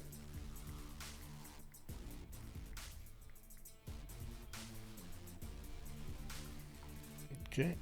Yeah, guys, I think I'm gonna Yeah, definitely. Gonna need to break up with Snapchat.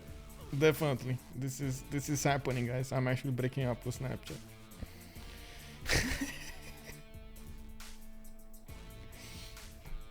Is Abe allowed to get units from power plant switching?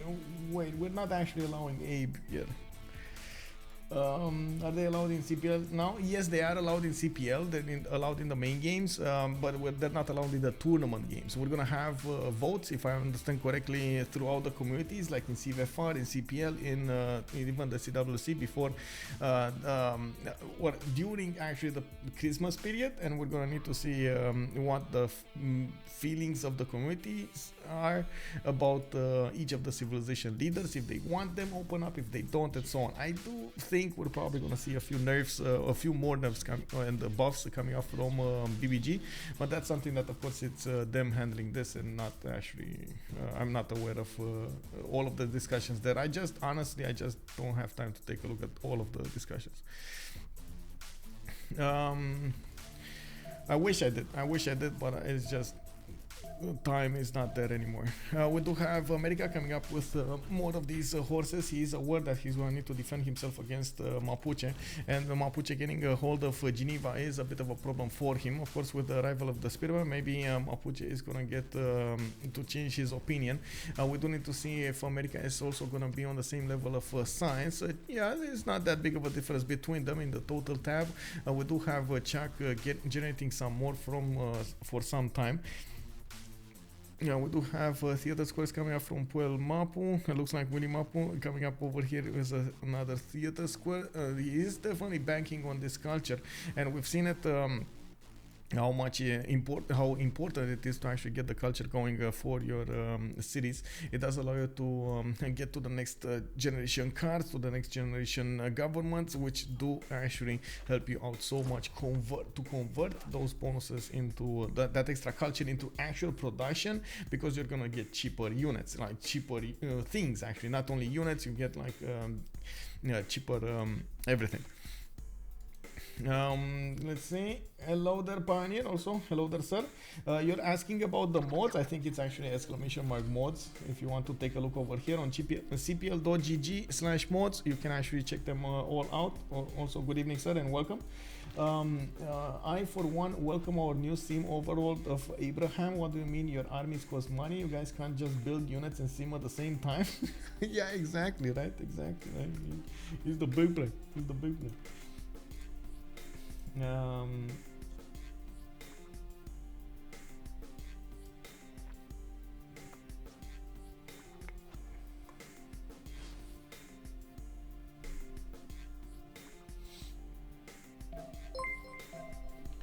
Hey, Papa chilling, wow, coming in hot over here. Papa chilling, hello, there's 78 viewers. Hello everybody, hello, and welcome.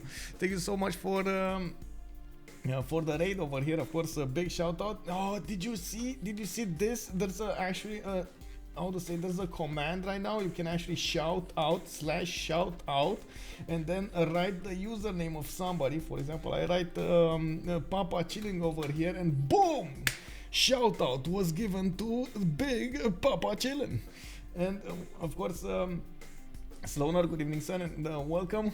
We are taking a look at the 2v2, the decider of this best of 3 series, coming up between ChucK and Bartsake, going against IceLuc and SoftStyle. In the first game, we did have ChucK managing to get the win, out-simming his opponents alongside the Bartsake over there. They were so strong. They were just, oh my god, eating them when it comes to simming. In the second one, man, SoftStyle took out Bartsake. Basil versus Russia just wiped him out clean. ChucK did try his best to come back into the game, was very, very close to actually getting, a significant victory. He had more double the production of his opponents. Can you imagine? Combined double the production of his opponent. It was an insane game a few days ago, unbelievable. And now we have this game, Pangea Classic Ridges. Looks like we got them East versus West, Scythia with America going against Gold and Mapuche. Ooh, Goober Dragon, hello there, sir. And oh man, I gotta say thank you so much, by the way, for how to say for the donations for the CivGive a few days ago. I don't know if I actually managed to thank you, but thank you so much. Thank you so much. It helped me. It's quite a lot to actually get this Khmer civilization. It was amazing. Exactly, the CivGive steals alongside Crispy over there. You're my guys, man. You're my guys over there. I was so happy. I actually had somebody helping me out with that. Thank you. Closing. Hello. We got Mapuche also getting those improvements. It looks like Theater Square is coming up from, well, Mapu. They're still fighting for the next golden. No, they're not actually. We do have America not getting his golden age, but Scythia with Mapuche and the gold did manage to get their golden age. And of course, we're going to need to see how this is going to develop.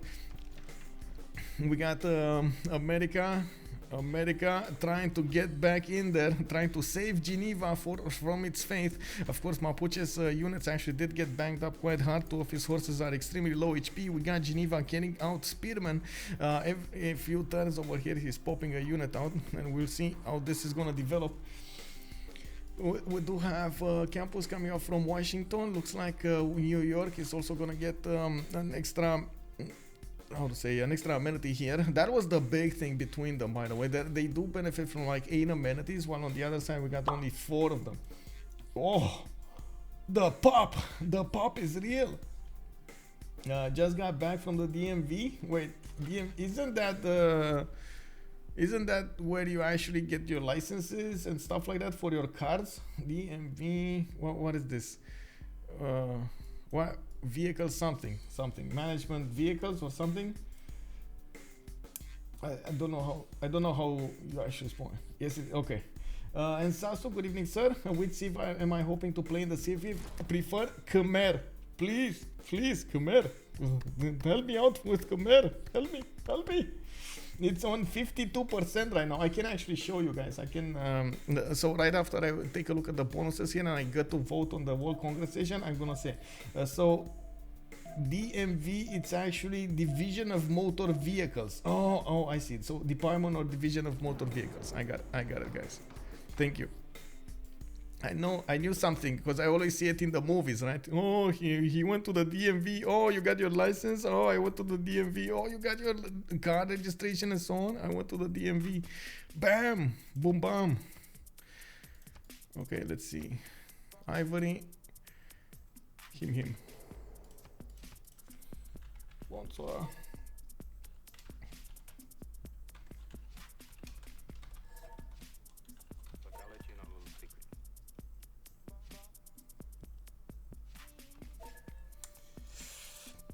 You voted for the Black Queen? Wait, really? Okay, I mean Black Queen works as well, but definitely like it's not even close to the same power level as Khmer. So for the first choice, I wanted something that wouldn't be fought over for, if that makes sense.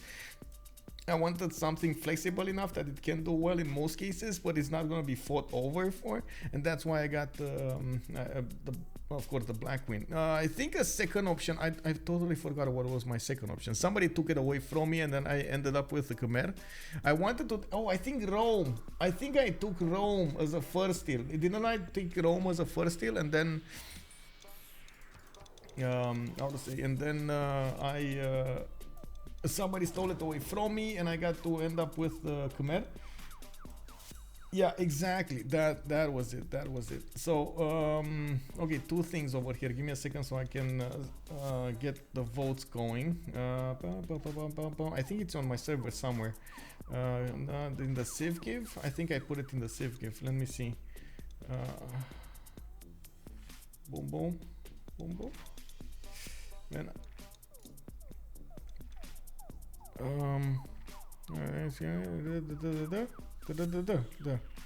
Yeah, there we go. I think this is the vote for the leaders. This is it, right?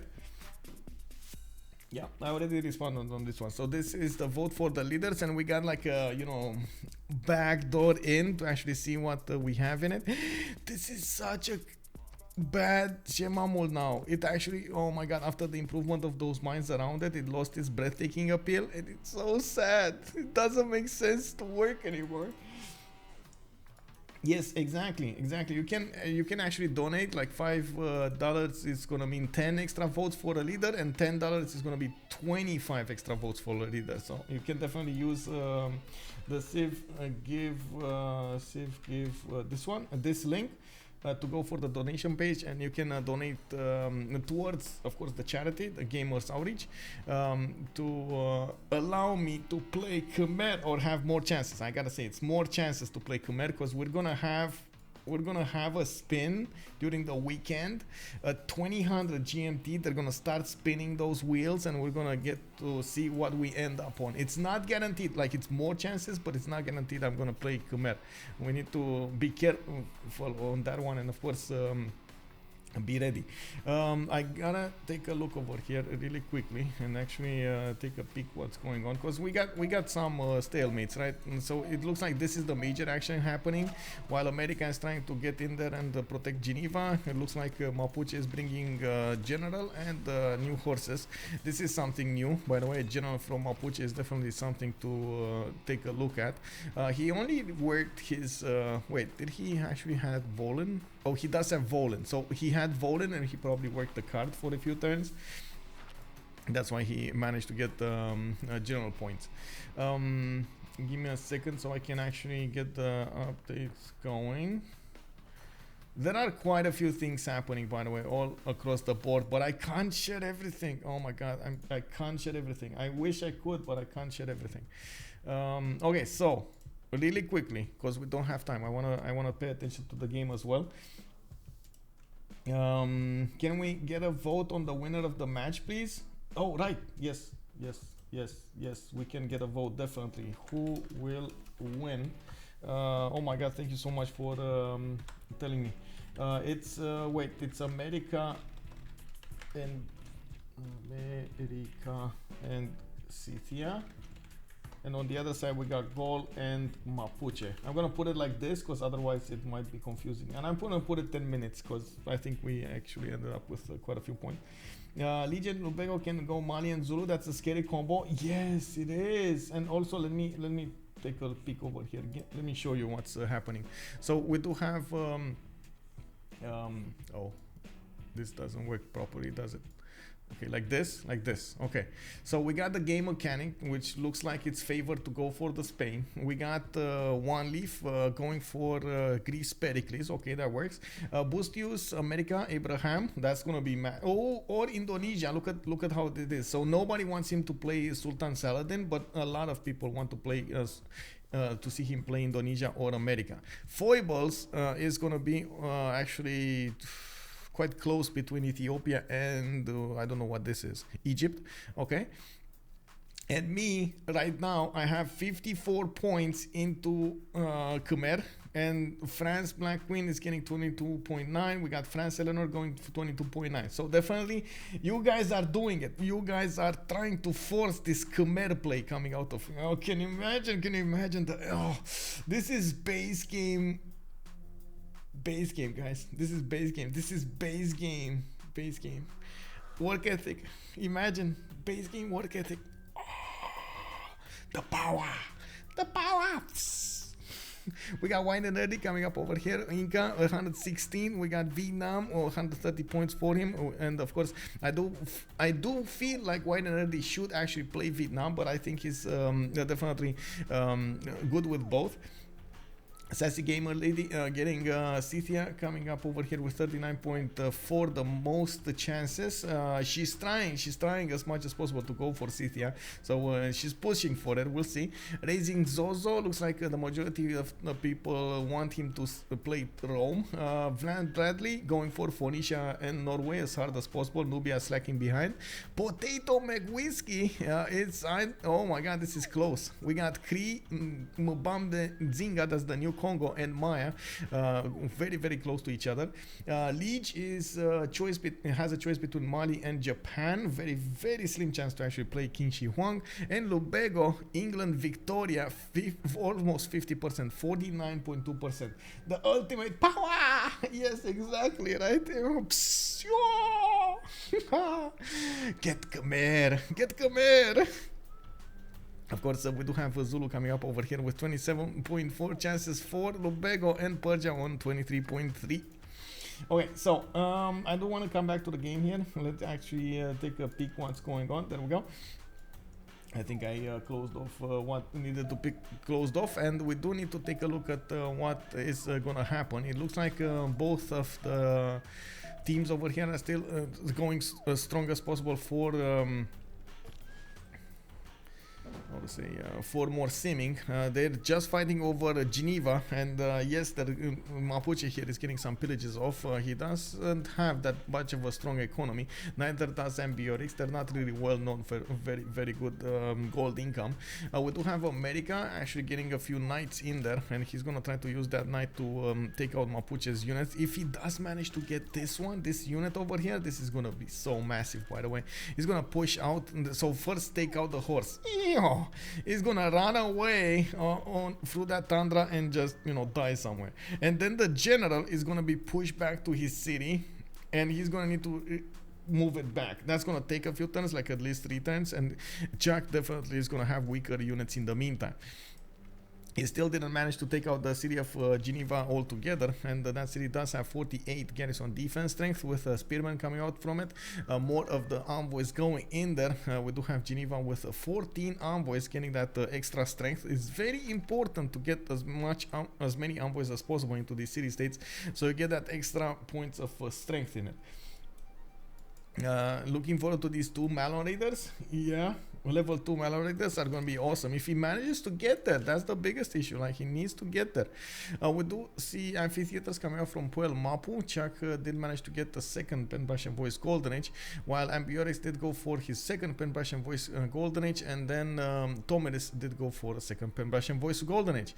We do have the first one up over 100 culture, 112 on Ambiorix. Of course, so many of these culture points acquired from the mines doesn't actually have a lot of these theater squares.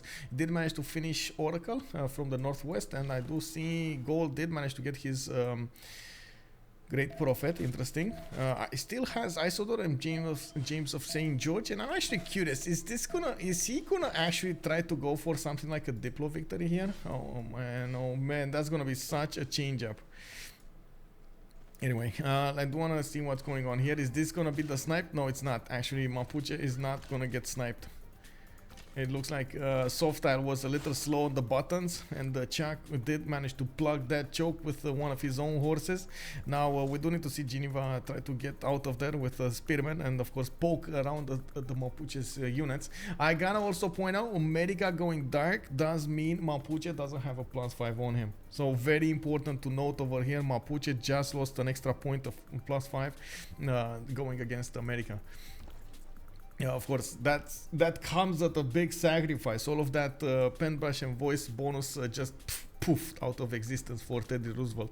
We do have him putting down encampments. We do have him going for more campuses. He does need the extra science to actually go and discover his Rough Riders, and we're going to need to see him try to defend as hard as possible against Mapuche's onslaught.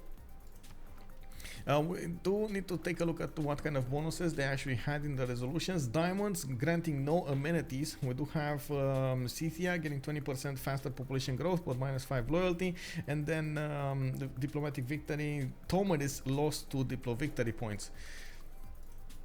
Can he go negative? Negative. No, he's actually on 0. So yeah, nobody's going diplo this game. Mahabodhi Temple. Is this real life? Goal going for religion? Mahabodhi Temple in the Tsingi of Bemaraha city? Okay. Interesting choices. A lot of farms also coming up for the extra food here, and I'm certain that Bartsake does want his extra population choices for his districts.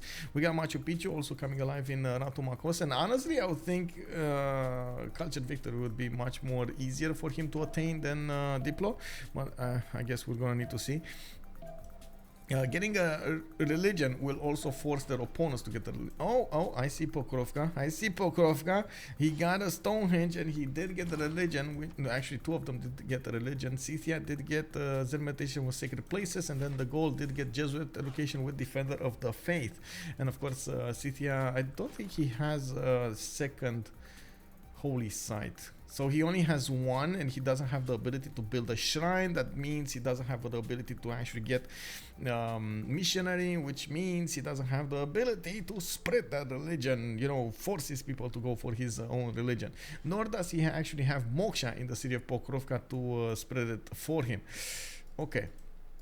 Well, I guess he got a religion for the points. And now we do have America pushing back Mapuche in the south, next to the city of Geneva. We got quite a bit of a fight over here, a back and forth fight between the Mapuche's units and America's units. JDS now asking us about what vision do they have on each other. So they see like this. The eastern team, ChucK and Bartsake, see about like this. They are missing, for example, the capital city of Scythia and his second city. Not having all of the vision in the American mainland. And they don't know anything about the north. On the other side, it looks like we do have... Okay, America getting closer, ripping through the lands of Mapuche. They do know about the capitals, but don't actually... they don't know about the Gallic capital. They don't know how big it is, what kind of wonders it has, and so on and so forth, and what does the land look like. They did manage to find out about Anshan. And of course, Badr Brunei is there also for them. So I think they have decent amount of vision over each other's empires. It should be fine. If it would have been sub 200 if I was trying for it before I realized I could achieve it. Oh, I see. Any insane Temenangi cities? No. None of them went for that cheeky victor. No, none of them went for that cheeky wonder. No. I don't know why. They don't like...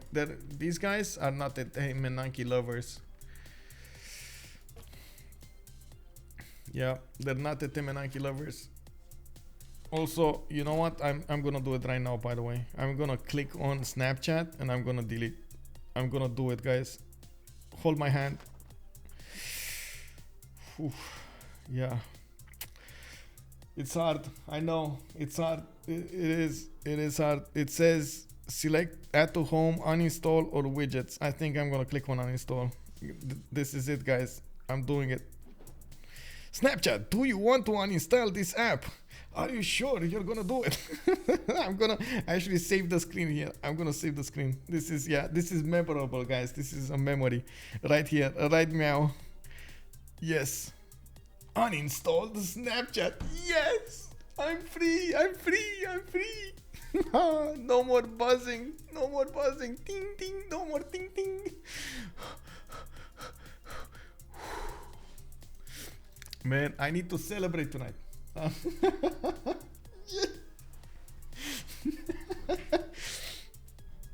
We got encampments coming up from Engulu Mapu on the west side. Looks like a commercial hubs coming up from Nag Mapu. Looks like we do have an encampment from Lafkan.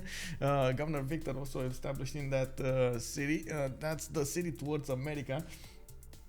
We need to see if it's gonna be good enough. Okay, he does have also a spy in American cities. He's probably gonna want to get as much diplomatic visibility as possible against his opponent.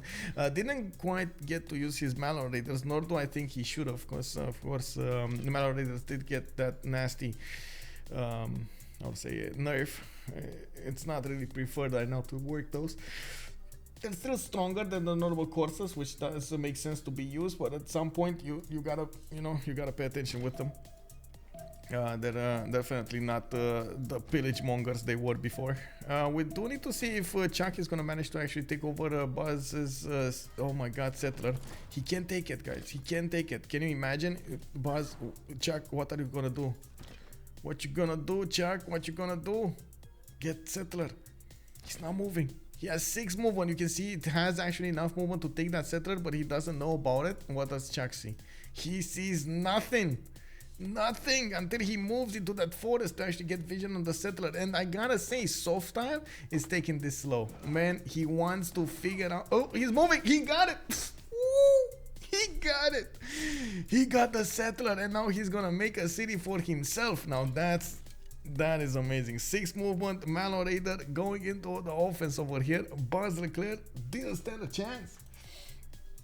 TDOC has the difference in amenities from the continents made a difference so far? Was it something that will start being more noticeable from this point on? Was there no major impact? Well, first of all, I think Mapuche did manage to counteract that with Colosseum, and we can actually take a look at how many. There we go. He's on 3 amenities levels, while we do have a bit of a problem here for the goals. He's on 0 on most of his cities. Let's take a look at what's going on here. Looks like we don't have that many good amenities here. Maybe they didn't actually get to trade, especially between them. Let me actually take a. There we go. Click on button. So +3 in the capital, +3, +0. So yeah, at least they do have some advantages. +3 in the capital, again some advantages, not in all cities, some cities, not all cities. They do have less cities overall though. Definitely America, for example, has less cities overall, and I'm not so sure they got to get everything over there, but that's a very good question. We're gonna need to take a look at that. Paul, who is Teddy Rough Rider, that's SoftStyle. Teddy Rough Rider is SoftStyle.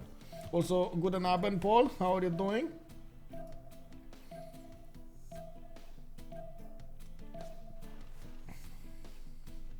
Oh my God! And Sasu, you're actually subscribed to Sophie. How is she doing? Is she still holding those late night history lessons? It's amazing, by the way.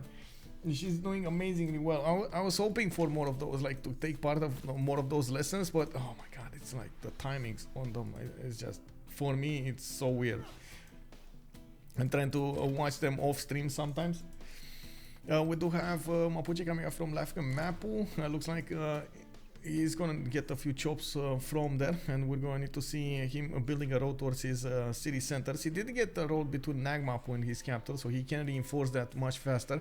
We do have an encampment put down, and Mapuche started to acquire the great general points.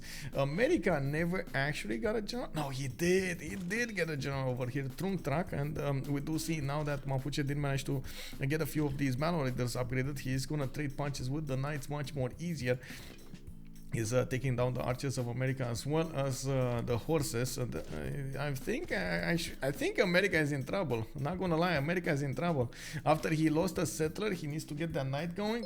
This is a problem. Boom! We got anonymous gifter coming up at the end of the month over here, dropping 5 gifted subs. Thank you so much, anonymous gifter. Much appreciated. We got Lake Tahoe, we got Ibanka, we got Superfish, and we got Ember, 7Luc, and Addison 1992 coming up as the Dreamers. Hello, everybody. It feels a little like SoftStyle is making them lose this 2v2, just no good sim to keep up with the enemy team or to distract them. Gonna have to wait for UU, but it doesn't seem too good. I feel like he's playing for that UU as well. He's gonna want to bank as much as possible on that Rough Rider. He does have a decent science generation. He's on 101, actually the most science in the game. He was kind of forced, or I think he was forced to go into a Dark Age, so he doesn't actually have to deal with that extra +5 from Mapuche, which is, you know, the Mapuche specialty. It kind of forces your opponent to do that, so you gotta be careful with it. How close is it? Not close, actually, not close. Like he's right now going for military engineering. He's trying to get the niter, and what are those? Those are ballistics, right? They're actually replacement cuirassiers, if I'm not mistaken. Rough Riders. Let me actually take a peek over here. Yes, replaces cuirassiers when Teddy Roosevelt is a leader. So yeah, he needs ballistics. So he needs to go through metal casting, ballistics, gunpowder, and of course he already has stirrups. That is quite a ways. Bonsoir Ibanka, comment ça va, monsieur? Yeah, and the Rough Rider UU isn't going to be enough against Cuirassier course, which Mapuche and Gold will have by the time UU gets his time. Yeah, I think so myself. This is going to be quite dangerous, and of course we're going to need to see if there's going to be an army coming out from the Gauls. We do notice he's getting a few spearmen out, which is preparing for any kind of attack here coming up from the west side. Of course, given the distance, the only viable attack would be to go for something cav-like, and he's getting anti-cav units to defend himself on the west. We do have them also preparing with the Diplo quarter, and I do notice they're starting to acquire a decent amount of Diplo points. Even though, look at their opponents. Oh my God, look at their opponents. This is probably a defensive move over here from them, because Teddy and Cynthia did manage to get so many points.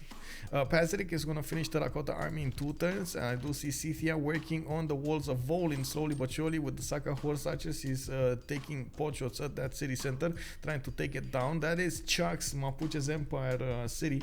That's how he actually got his generals going. We got Makeup finishing upgrade library. More of these universities coming on live here, and I do want to take a look over here. How did Gaul finish his religion?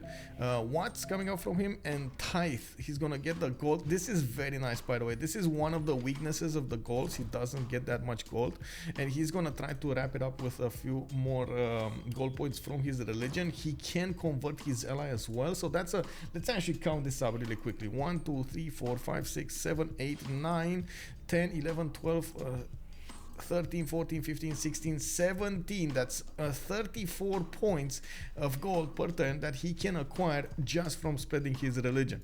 Of course, he's going to need to put quite a bit of faith into it. You got a lot of missionaries to move around, of maybe some apostles. That's going to be a significant I would say investment, but you get so much gold, and of course it helps Gaul over here get back into the horse, into the saddle. Vid Monster, hello there, sir. Tuned in a bit late. Are you gonna stream that potato on spot mechanic match?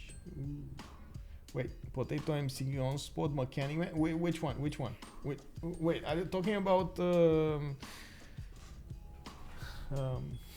Are you talking about the Civ give? Yes, of course. I'm gonna be there. I'm gonna be streaming. I'm gonna be playing. I'm gonna be streaming. Yeah, it's of course. I won't miss this for anything. Yes, sir. That's a game with everybody. We're like 12 streamers and 2 casters. I believe it's gonna be casted by Moisos with Nystagmus and with Peppermint Butler. And then we're all gonna be playing. You're gonna see each of our points of views, like POVs.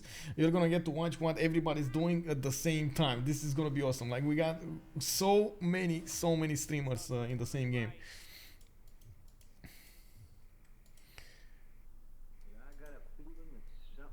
Oh, okay. We got Mapuche with a few more cities here. He's trying to get his Malon raiders going for a stronger army. He didn't actually settle the city of the settler that he got. I'm not sure where he's going with it, but we're gonna need to keep an eye on this. He's still trying to take out Geneva in the south, while Geneva is getting more strength. Oh my God, 58 garrison strength right now. This is getting very bad. We do have a trebuchet trying to get in there so he can go and chew through the fortification health, which is the most problematic one. And I do see America is trying to put a few more of these knights on the front line. He definitely needs units like ranged units to actually chew through the initial strength of the Mapuche's units and then go against him. Mapuche's Malon Raider is still trying to find weak units to take out, and I think he can definitely take pot shots at these archers and try to force as fast as possible some upgrades here. There we go. Buzz actually did get an upgrade going. I feel like Leech may have a bit of an advantage in the Civ gives such an experienced and talented player. Yeah. Well, one of the disadvantages of Leech is he played a lot, and mine as well. Like, both of us are having the same disadvantage. He played way too much with BBG, and he doesn't know about the other ones. Like, he doesn't know the base game anymore. Like, I can't wait to see him get pen brush and voice, you know? and then ending up like, why is this not working? Why I have so little culture, you know? It happens, like it happens. This is one of the things that unfortunately you end up with the base game.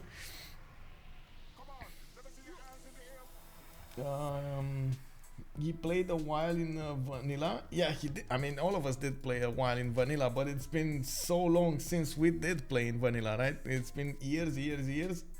Like, what is it? BBG started like at least 2 years ago to take hold. Moksha first in base game. Exactly, right? Exactly. Moksha first in base game. It's like you get like certain reflexes to go for, and oh my god, when you're put into something like this, it's so weird.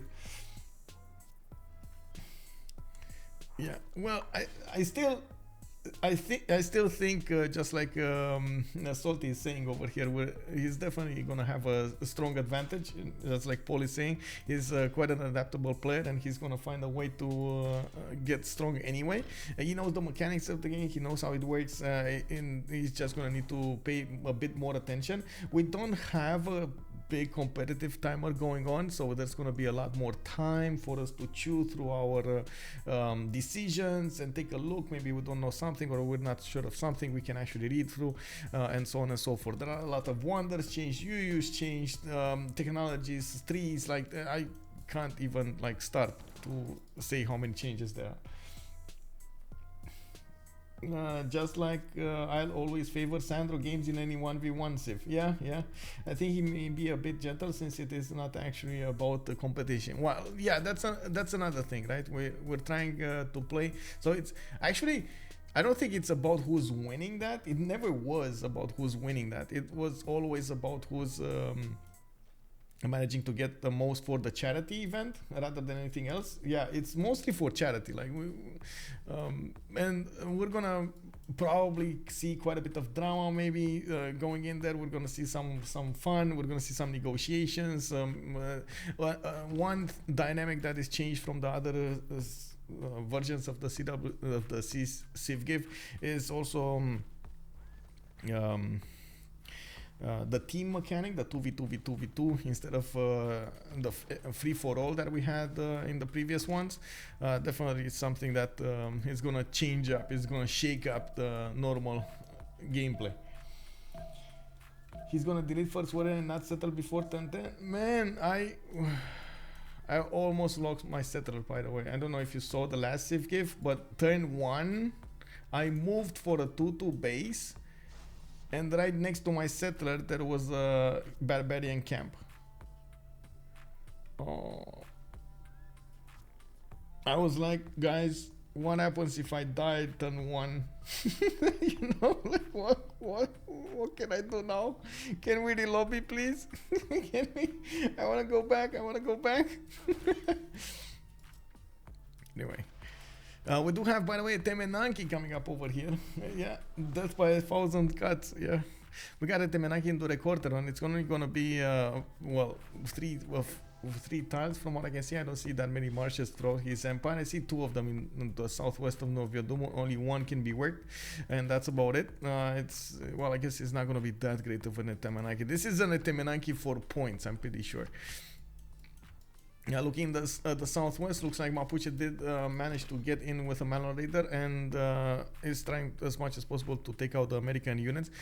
Soon we're gonna see the trebuchet arrive next to the city-state of Geneva, and we got a lot of these heavy chariots starting to come online. Looks like trebuchets are also getting built by America. He knows that the metal casting is the next one and wants to pre-build some of those bombards. I'm certain that America over here is gonna try to go on against Mapuche at the Rough Rider point, Rough Rider technology. We do need to see if they do manage to get Newton up. Did they get Newton? No, not yet. And I do see an extra, how to say, merchant got acquired by Scythia, not the good one though. Okay, another one by Scythia. Scythia is just getting so many of these. He got like 3 of them, or yeah, 3 of them. 3 extra trade routes acquired by Scythia. He was the first one to put commercials on the map, and look at that, he's getting rewarded for it. We do have Aladdin on the goal on 125 science with 175 culture, and on the other side, Tomeris the Simmer is on 146 and 109. The 2 ones that are fighting, looks like, of course, Lotaro here does have an advantage when it comes to the culture. More than triple the amount of culture that America is generating. Geneva is also taken down. He wants to take away that advantage from his opponent in benefiting from the science. We do have ChucK on 130 science, and then we do have Teddy on 111. I do see also ChucK is benefiting from 50 more production and is putting down a significant amount of encampments now on the map. He knows he's going to need to fight those Rough Riders coming up from the west side, and it's all about how fast Buzz, or I should say Teddy Roosevelt, can actually get those cuirassiers. Metal casting coming up next, and medieval fairs coming up in 1. Buzz is, or I should say that Roosevelt is trying to get as fast as possible to ballistics, and I don't see actually a strong army defending this. The whole army of Mapuche is caught here to attack into Geneva, and this might be a trap, guys. We got quite a few of these pre-builds for those Rough Riders that are just sitting next to the city of Washington. Gold has tons of wonders, yes. ChucK was roaming the last 2v2. Yes, he was. Trojan Man, also good evening, sir. How are you doing? He was extremely isolated from the from the action. Yes, indeed.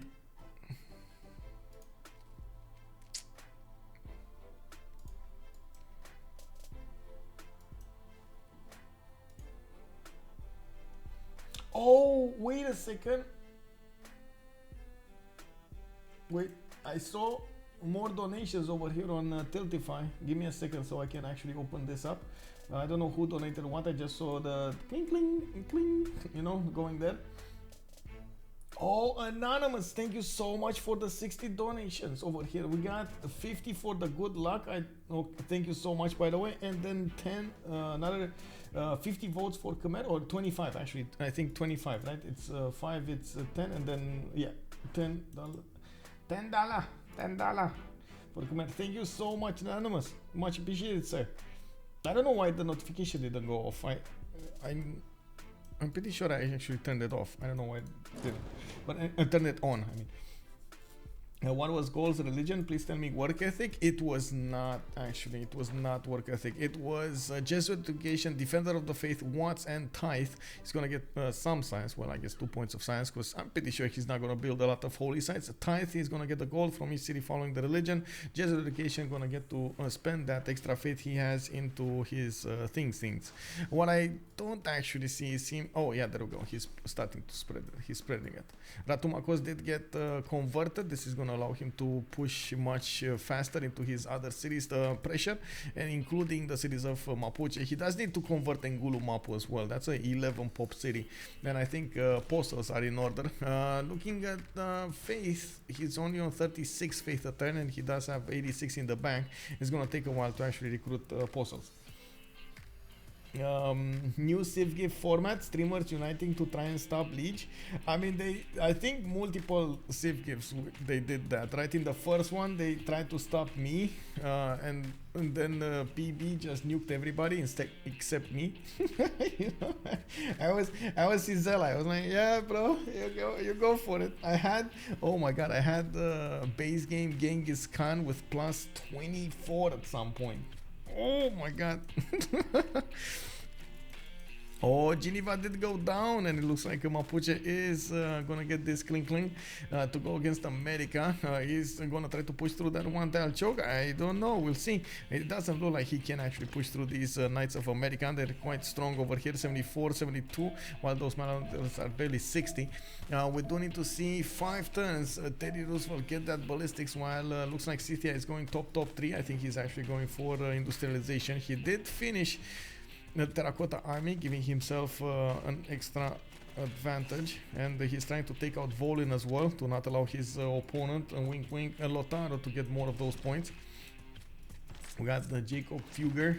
Who this by the way? Jacob Fugger, 2 envoys, 1. Okay, I guess that works. Scientist screen, still nobody got Emily du Châtelet. I do also notice we got the goal over here, Leonardo da Vinci, and Giovanni de Medici did get recruited by Scythia. That's gonna be, by the way, goal. I gotta say, this is gonna be such a boost in culture. Oh my god, he got to 200 culture. He got Mausoleum of Halicarnassus. This is something that I don't think I put in. I saw it with my how to say, corner of my eye, but I didn't point it out. Mausoleum of Halicarnassus, Honey, with Leonardo da Vinci. He is gonna get a +6 culture per workshop. Guys, he has so many workshops. Oh my god, 300 production, 200 culture, 164 science coming out from Bartsake. Quite a few defensive capabilities for him with the mountains. He does have 56 gold per turn, and of course we do see ChucK is on 56 as well. They didn't quite get a big army out, and this is the moment that Mapuche is just gonna start training those. Go for those knights. We do need to see him try to stop America's Rough Riders, and this is gonna be quite a war in the choke points towards the south of Candy. This is the new battlefield over here on the west of Blafkin Mapu. Anchan for science. Yes, could America not settle more than 6 cities? I think he could, at least one here. I'm actually quite surprised he didn't settle one here on the Ivory. Easy peasy. Another one here, not very good one actually. This is not very good, but I think he could. I don't know why he didn't, but he definitely could. 1, 2, 3 more cities at least he could have had. You mean Petra? Yeah, Petra. Petra would have been quite interesting. He doesn't even need Petra though. Look at that. A 2-2 here, another 2-2 here, a 1-3 here. He can upgrade more of these tiles to the east side. Yes, it's a bit more expensive than usual, but it still can work 5-6 population points. Tiles. It should be fine. 2 districts, you know, that's a lot of extras. I didn't want to check something. Oh, right. I need to plug in something actually. Give me a second. I need to plug it in. Where was it? This is manual voting. Let me see. I am in the manual voting screen, and I got we're on 11:30, right? 11:30, 2022. 25 votes for Big Khmer over here. Yeah, from Anonymous. Man, Anonymous, such a great guy, I gotta say. Thank you so much, Anonymous. Thank you. Let's go, Anonymous. In the pie charts, what did it change? Oh my god, we're getting there, boys. 57.3% to go for Khmer. Oh yes, man. If I get the Francis, this is gonna be blasphemy. With 57.3%, can you imagine getting something else? Oh no, that's gonna be stabbing my heart here. Oh. It happens. Elephant Gang, wide and dirty. Hello there, sir. How are you doing, man? You gotta talk to your community, man. You gotta get that Vietnam, bro. I know you like Inca more, or you like Inca just the same, but come on. Vietnam, bro, you gotta do it. You gotta get it. White and dirty, Vietnam. Sassy's wait, is she here? She's trying. Oh wait, are you talking about White and Nerdy finishing the? Oh, I see. You're spying on Sassy. I see how it is. Spying on Sassy over there. We got Willie Mapu coming up with the Knights, and of course he needs a bigger and bigger, stronger army. 2 turns for Teddy Roosevelt to get that ballistic technology for his Rough Riders. We do need to see how fast he's gonna get to upgrade these, and he's definitely getting pushed back by Mapuche. He knows. ChucK knows what's coming, and I'm certain that also SoftStyle is putting all of his eggs in this basket. We do have one more turn until the next golden age, and it looks like a goal will make it 112 out of 106. ChucK is going dark. We got Teddy Roosevelt going normal age, 50 out of 56. Looks like Scythia is also going to be in the golden age, 1117 out of 117 out of 115. We do have a few campus research projects coming alive here. Looks like they are fighting for Ibn Khaldun. Gold did manage to snatch Isaac Newton, and of course the next one is going to be the Extra food benefits of increases non-food yield benefits of happiness in your empire by 40%. Extra amenity in that one. Extra housing in the city of you're choosing. We do need to see if this is gonna work, by the way, if Goal is gonna manage to get all of those juicy points for him. And I do believe he's gonna try to clean this up with tanks. We got 200 science, we got 206 culture for him. He's starting to put down encampments, 1, 2, and I do see he has quite a few cities that he can still work. Do the Cortoron can definitely put an encampment in two turns. Turones, I don't think he actually got a district from that one. And the major stopper is, of course, the gold generation. Getting Statue of Zeus will also allow him to get quite a few fast free units, 3 spearmen, 3 archers, and a battering ram, while he's trying to get Forbidden City in Noviodunum. Very important, by the way. Getting Forbidden City, getting an extra wildcard policy slot to use, that is amazing.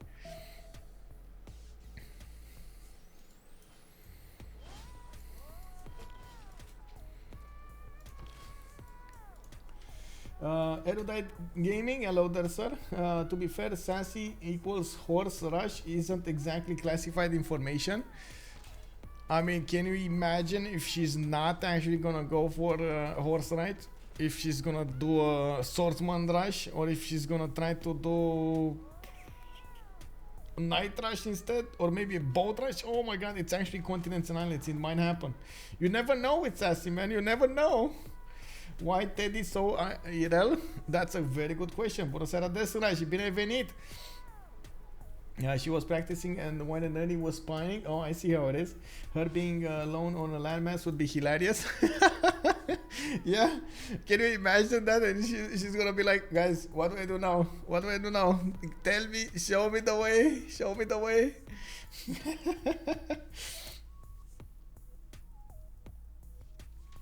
Well, we do have a lot of units coming up from America, and he's going all into this. Ballistics coming up next turn. They do have about 1200 gold in the bank, 1300 gold in the bank.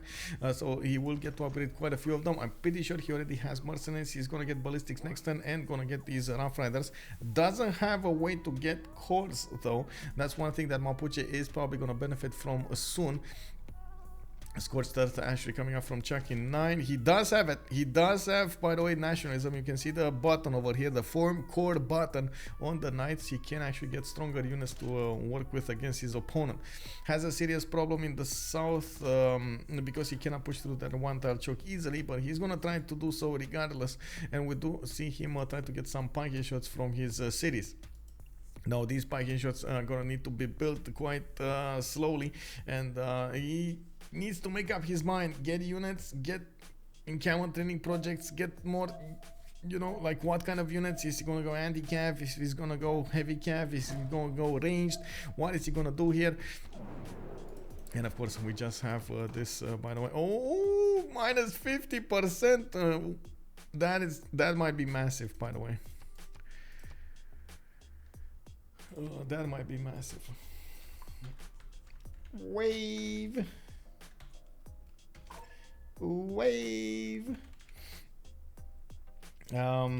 Gold Prophet, you go for B. Oh my god, can you see that?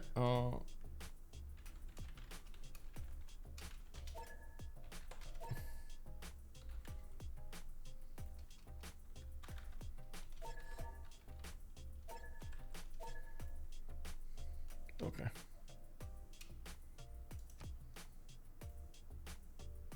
For some reason on my screen it didn't register. Yeah, but by that logic, Mapu should be IRL, no? Well, we'll see. Turns out trying to Monroe Doctrine Mapuche to save Geneva for almost 40 plus turns is not conductive towards a big empire. Well, we're gonna need to take a look at what's gonna happen here. Definitely he's gonna get those Rough Riders, and we do need to see how he's gonna do with them. I gotta say, I'm a bit, you know, like torn between him actually doing something against Mapuche and him not actually doing anything, because I know ChucK and he's probably gonna try to defend with all of his might, and he's getting his packing choice, he's getting his units over there to the west side of Mapu. He has plugged in Victor, there's a serious question over here if America is gonna get to push that. We do have in-camera training projects coming up from America. Galilei for him. Looks like, let's see, where are they? Do they get a great general? It looks like America over here. No, he's not. He's not gonna get the general. We do have Timur being recruited by Gol, and the next tier generals. Yes, of course, they're gonna give the points, the Renaissance industrial points, but he needs so many of these. Wait, no points in great generals? Ooh, no, no points towards great generals. Oh no, oh no, no. We got production 100%. During the next era, it's gonna be extremely hard to produce something, and you can immediately see how, oh my god, 10 turns to build a piking shot. This is quite a bad, boys. Oh man, this is a serious attack on Mapuche over here, on Mapuche's ability to defend himself. There are so many units that can be upgraded from SoftStyle, and I'm certain he's gonna try to use all of those against his opponent. Trinda, good evening, sir. Hello there. How are you doing tonight? Thank you so much for the raid. Hello there, everybody, and welcome. This guy was asking me about showing the stats. I'm going to leave the stats, and I'm going to try to explain what has been happening here. This is a best of 3 series. This is a 2v2 going between ChucK and Bartsake versus SoftStyle and IceLuc. On the left side, ChucK and Bartsake. Right side, we got SoftStyle and IceLuc. You can see it's a east versus west situation, and at the same time we got right now this attack coming around. We got right now this attack coming around.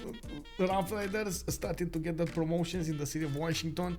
We do have Mapuche trying to defend himself. This was the plus production congress, 100% production congress, so nobody's gonna get to build units anymore that easily, and of course it hurts Mapuche so badly with this happening. Small soldiers, also good evening, sir. How are you doing? That's a steal, not really. It is more indicative of game state, not the 38 culture is low. I do have to agree with that. We do take a peek at what's going on in the main cities of Scythia. Looks like he's getting more wonders. Apadana getting the production points up with factories coming online. I do also notice in the lands of Gol, he did manage to get a defensive line to the west side. Not really interested in building up an army. It is still going to be Mapuche going against America, and this is the biggest question, guys. What are these American units going to do against their opponents? No generals can be acquired. There are no more generals this time. Omescat, hello there, sir. Yes, plus production congress is one way to balance the anti-calf interaction. Yeah, definitely. That makes you seem biased towards the Rough Rider push. Yes. How did you notice? TTO 6, 7.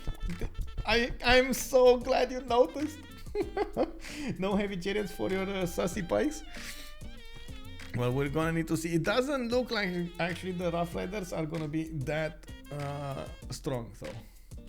Wait, how did I get the 5 gold? I don't know, bro. I have no idea. It happened.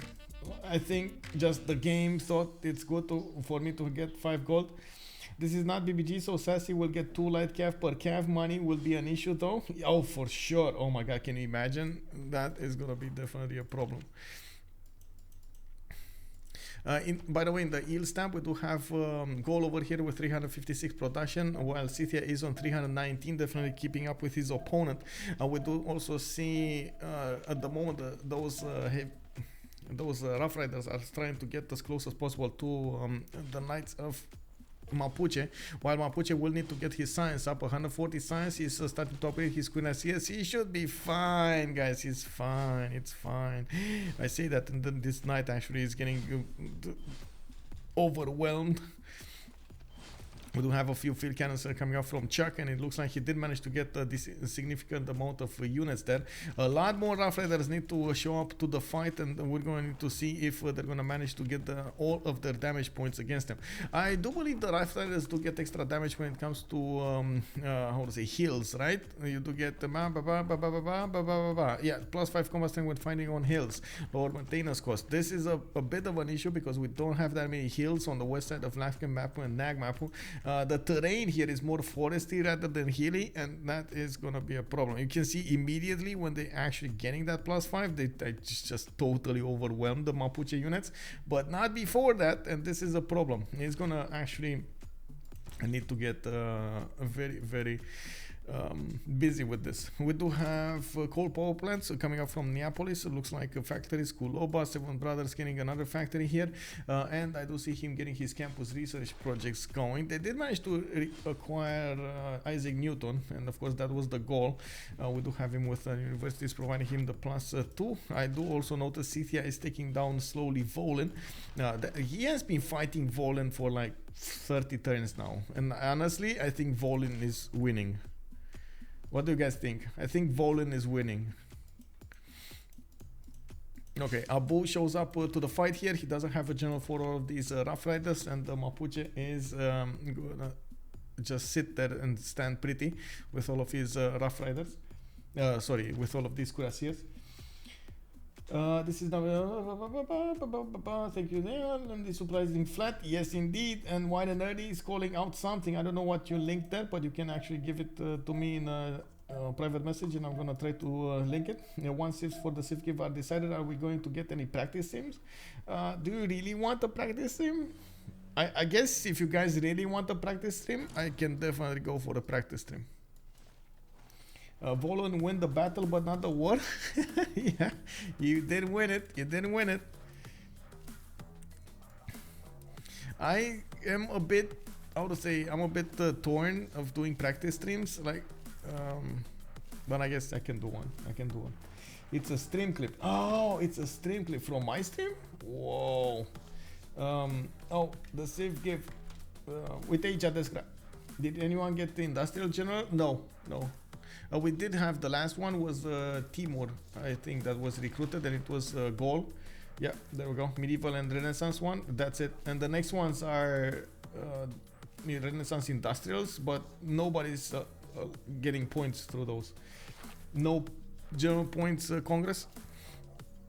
I do want to check who did manage to get the Diplo points. So Ambiorix did manage to get the Diplo points. That means he's gonna try to get some extra points in there. Okay, he's on a 7 out of 20. Could get 10 out of 20 if he, flexes a little bit his industrial muscles to get a harbor out and put down that statue. Okay, 10, 11 with Potala, maybe 12 with the scientist. Oh man, that's just insult to injury. I think, yeah, this is just over. Like this attack is over. Oh wow, look at the, oh my god, the Rough Riders. These are just 10 turns too late. Civ is a teamer. Yes, yes it is. Mainly single player streamers with the exception of Legion OnSpot. Yeah.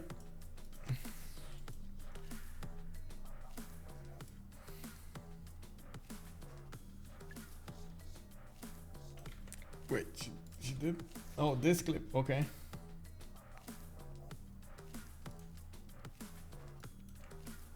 I got it. Thank you, White and Nerdy. Thank you. I gotta say, I was, how to say, I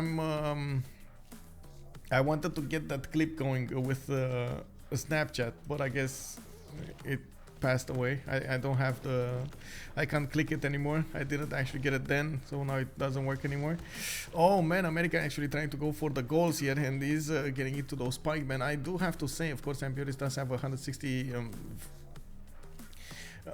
science a turn with a lot of culture. I'm certain that he's gonna get these pikemen into parking shots next turn. There's gonna be much stronger units. He did manage to also finish Statue of Zeus for the extra production towards the anti-cav units, and I'm certain he's gonna get a lot of them upgraded. It's just a matter of gold, and they do have a decent amount of gold. He has a lot of production to work with, even if it is the 100% Congress, and honestly it doesn't seem like these units are going to do that much. And of course, if they don't do that much, all of that effort that Teddy did go through to actually, you know, lose the cities to the south, but still poke a little bit Mapuche enough to lose some units, and at the same time not settle the cities, and try to get as many of these American Rough Riders as possible pre-built, and then upgrading them, getting the gold and so on. Like, that's a lot of effort. You see how many steps you need to take, and then he's not getting a return on investment other than forcing his opponent to upgrade his own military. That's about it. That is going to be costly. Like that, I feel like that's going to be so costly for them. What I do also notice, it's Scythia managing to get 243 science and 95 culture. We do have him compared to the goals over here on almost like what, 80 points of, yeah, it's actually directly on 80 points of how to say, science difference. And we do have him, yeah, have culture though. That's a bit of a problem. Fascism is going to come a lot later, and we will need to see how this is going to evolve. What is he going to try to use this for? Because at the moment it doesn't look like it's going to be for a military. He only has like 1-2 encampments, definitely not enough for any kind of tank push. On the other side though, we do have Gold managing to get a few more of encampments. 1, 2, 3, 4. Oh no, 1, 2, 3 actually. This one didn't get settled into the Corteron. I don't know why, but he needs to put it down. And of course we do need to see America pushing, trying to push over here. There we go. Gold moved a little bit. We got the Rough Riders getting in there next to the city center of Novio Dunum. Can't actually take the city, but he can force those upgrades in. Minas Gerais. Oh yeah. That would be awesome. The Continents and Islands map. Yeah, indeed. Oh, that's gonna be amazing, by the way. It's for charity. Make it fun. I know, right? Exactly. That's what we're trying to do. Like, make it as fun as possible. For sure, since they all for messing around, since it's for charity. Oh yeah. Oh yeah. Oh yeah. And I really like the teams, by the way. Can take Liege, right? Yeah, it's fine. We're gonna need to take a look at that base game. Khmer versus what did he pick? Did he go for, wait, what is he most prone for? Let me actually take a look at civs here. Mali. Oh yeah, he took Mali from me. So Mali, Japan, honestly Japan is a powerhouse. In the base game, Japan is insane. It is so strong. Mali is also strong, but not as strong as Japan, and but I do think Liege actually prefers Mali over Japan. While Potato also is going to have the new Congo, that is also going to be strong. The thing about Mali, Continents and Islands might actually put him on the coast, and that's definitely not ideal with Mali. Yeah, the chance there will be nukes is nearly 100%. Yeah, well, definitely. I have legit never seen him play since I joined CPL. Well, bro, you joined CPL when I was already focusing all of my efforts into casting. So like I've been in CPL for like, I don't know, 2017 or something, like years before. I think you can still see me playing some of the CCCs on my channel, on my YouTube. I still have a few games there. But it was like back before we didn't even have the governor change and stuff like that. Have you ever re-looked at Vanilla Khmer with River Goddess lately? I have not, but I know how it is. I know how it feels. It is insane. And work ethic. Don't forget about work ethic.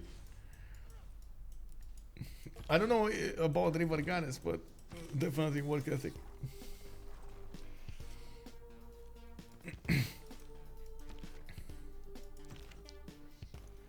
We do have America over here coming up with those units between his opponent's cities. Gold did manage to upgrade quite a few of these units, and at the moment America cannot push through them. It's 80 against 91.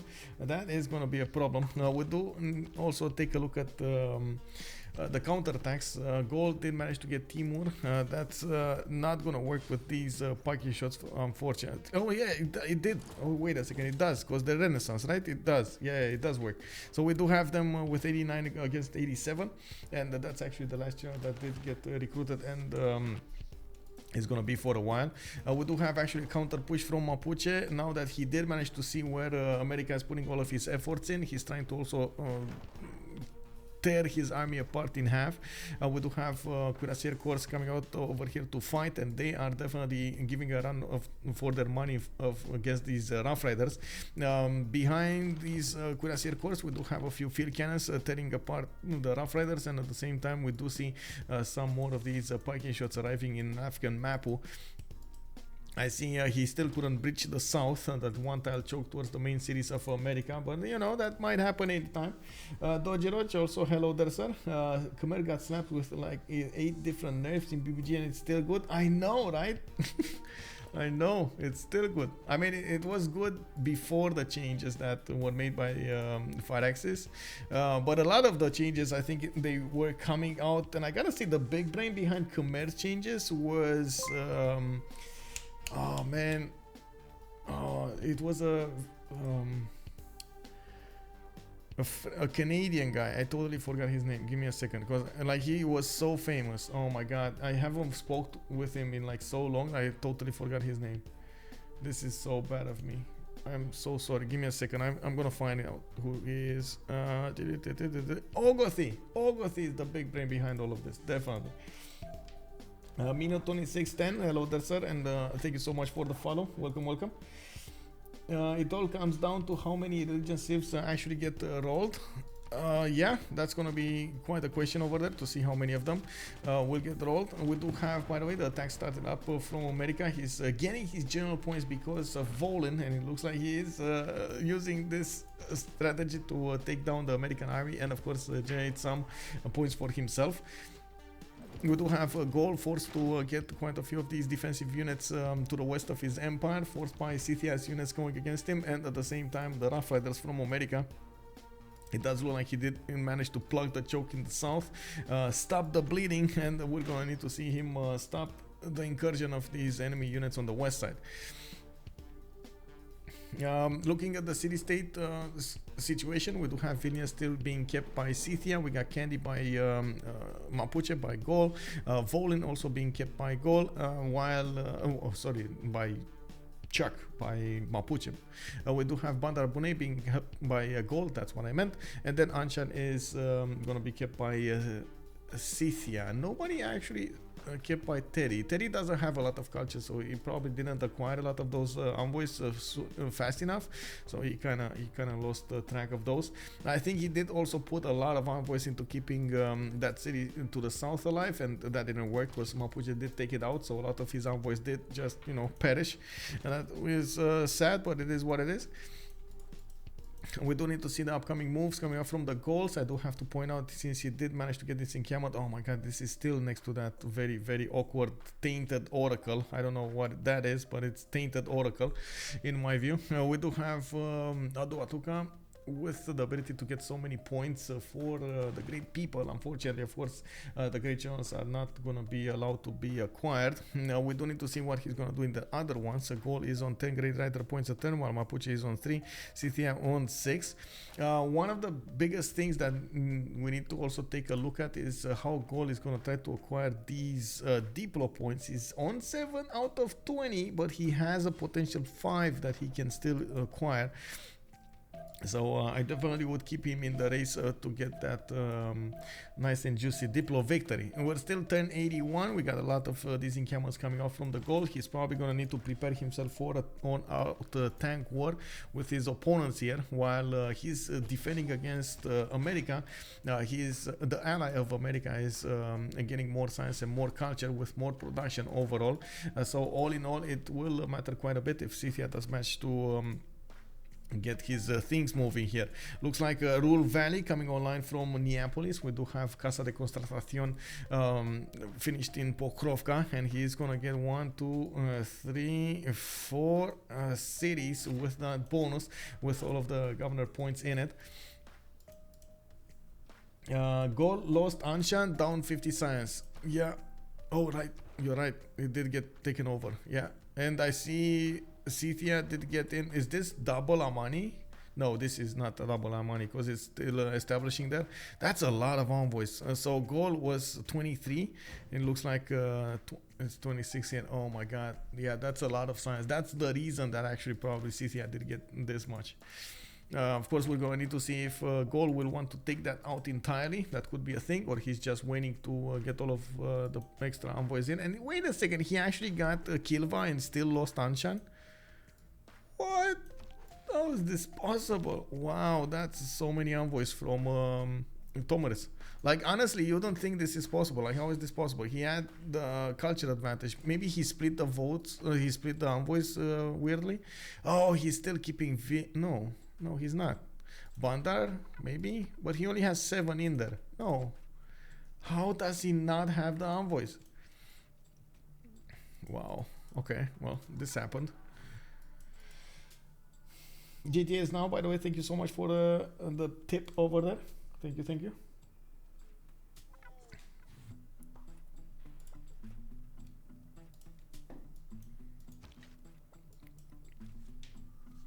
Give me a second, guys, so I can get some juice.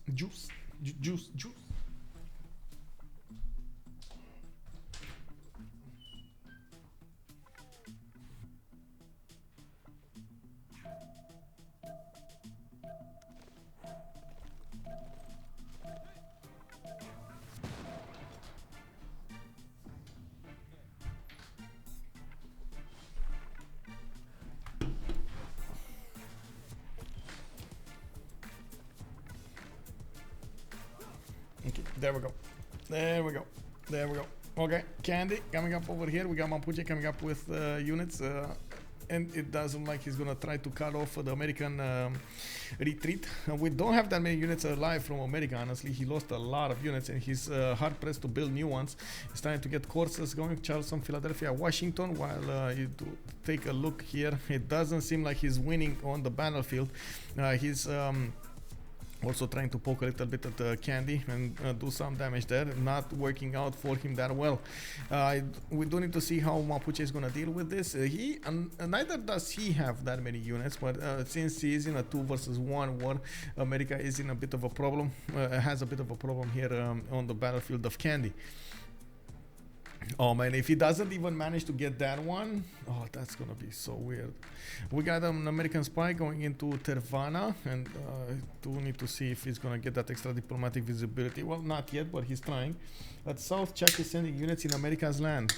He breached through the defenses over here. We got America with that one single courser moving out, and then it does look like Mapuche is going there. He did get some units to Pikun Mapu, and it looks like America is being stopped by Mapuche scavs, and definitely they are on point over there. It's going to be very hard for Mapuche to push through all of these units.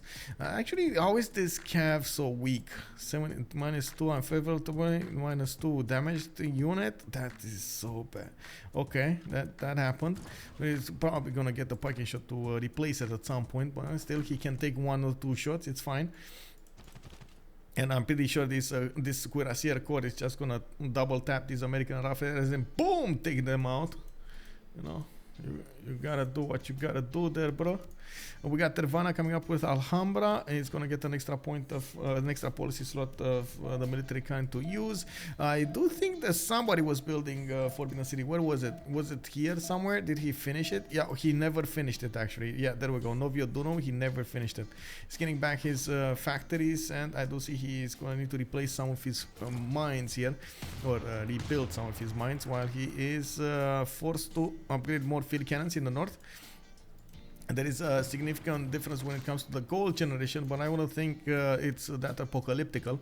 We do have Ambiorix with that reformed the Coinage Golden Age on 126 gold at 10, 459 production, while ChucK is not making any kind of significant gold here. He's only on a 9 gold a 10, 218 production, but he's mirroring quite well Teddy's, how to say, stats, except of course that culture difference between them.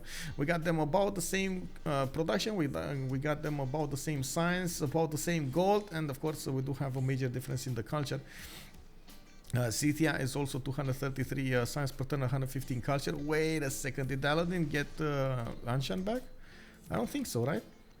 Yes, he did. Yes, he did. There we go. He got Anshan back. I was thinking like, oh my God. Also 31 in there. He's establishing, he just established Amani, and we're going to need to see if he's going to manage to double Amani. That's going to be a major shocker for his opponents. Also, we do need to take a look over here in the south if these Rough Riders are actually going to do anything. No, they're not. They're actually going to go and hunt down these Malon Raiders, trying to pillage the lands of America and getting a few more courses in the meantime. And I do see there's a weak spot over here in Chicago. Chicago! Man, every time I hear this, I'm thinking of Ace Ventura. When Nature Calls. I don't know if you guys saw that movie, but man, when he was talking with the chief of the tribe there, and the chief of the tribe always wanted to bow down when, well, not bow down, kneel actually, when the name ChucK was being spoken. Oh my God. When he found out, he was doing ChucK all of the time, and he at some point he just faked it and said Chicago, and the chief actually, you know, kneeled down, and he got he sent him away from his own how to say, from his own tent. man, that movie, bro, that movie. The good old Jim Carrey movies.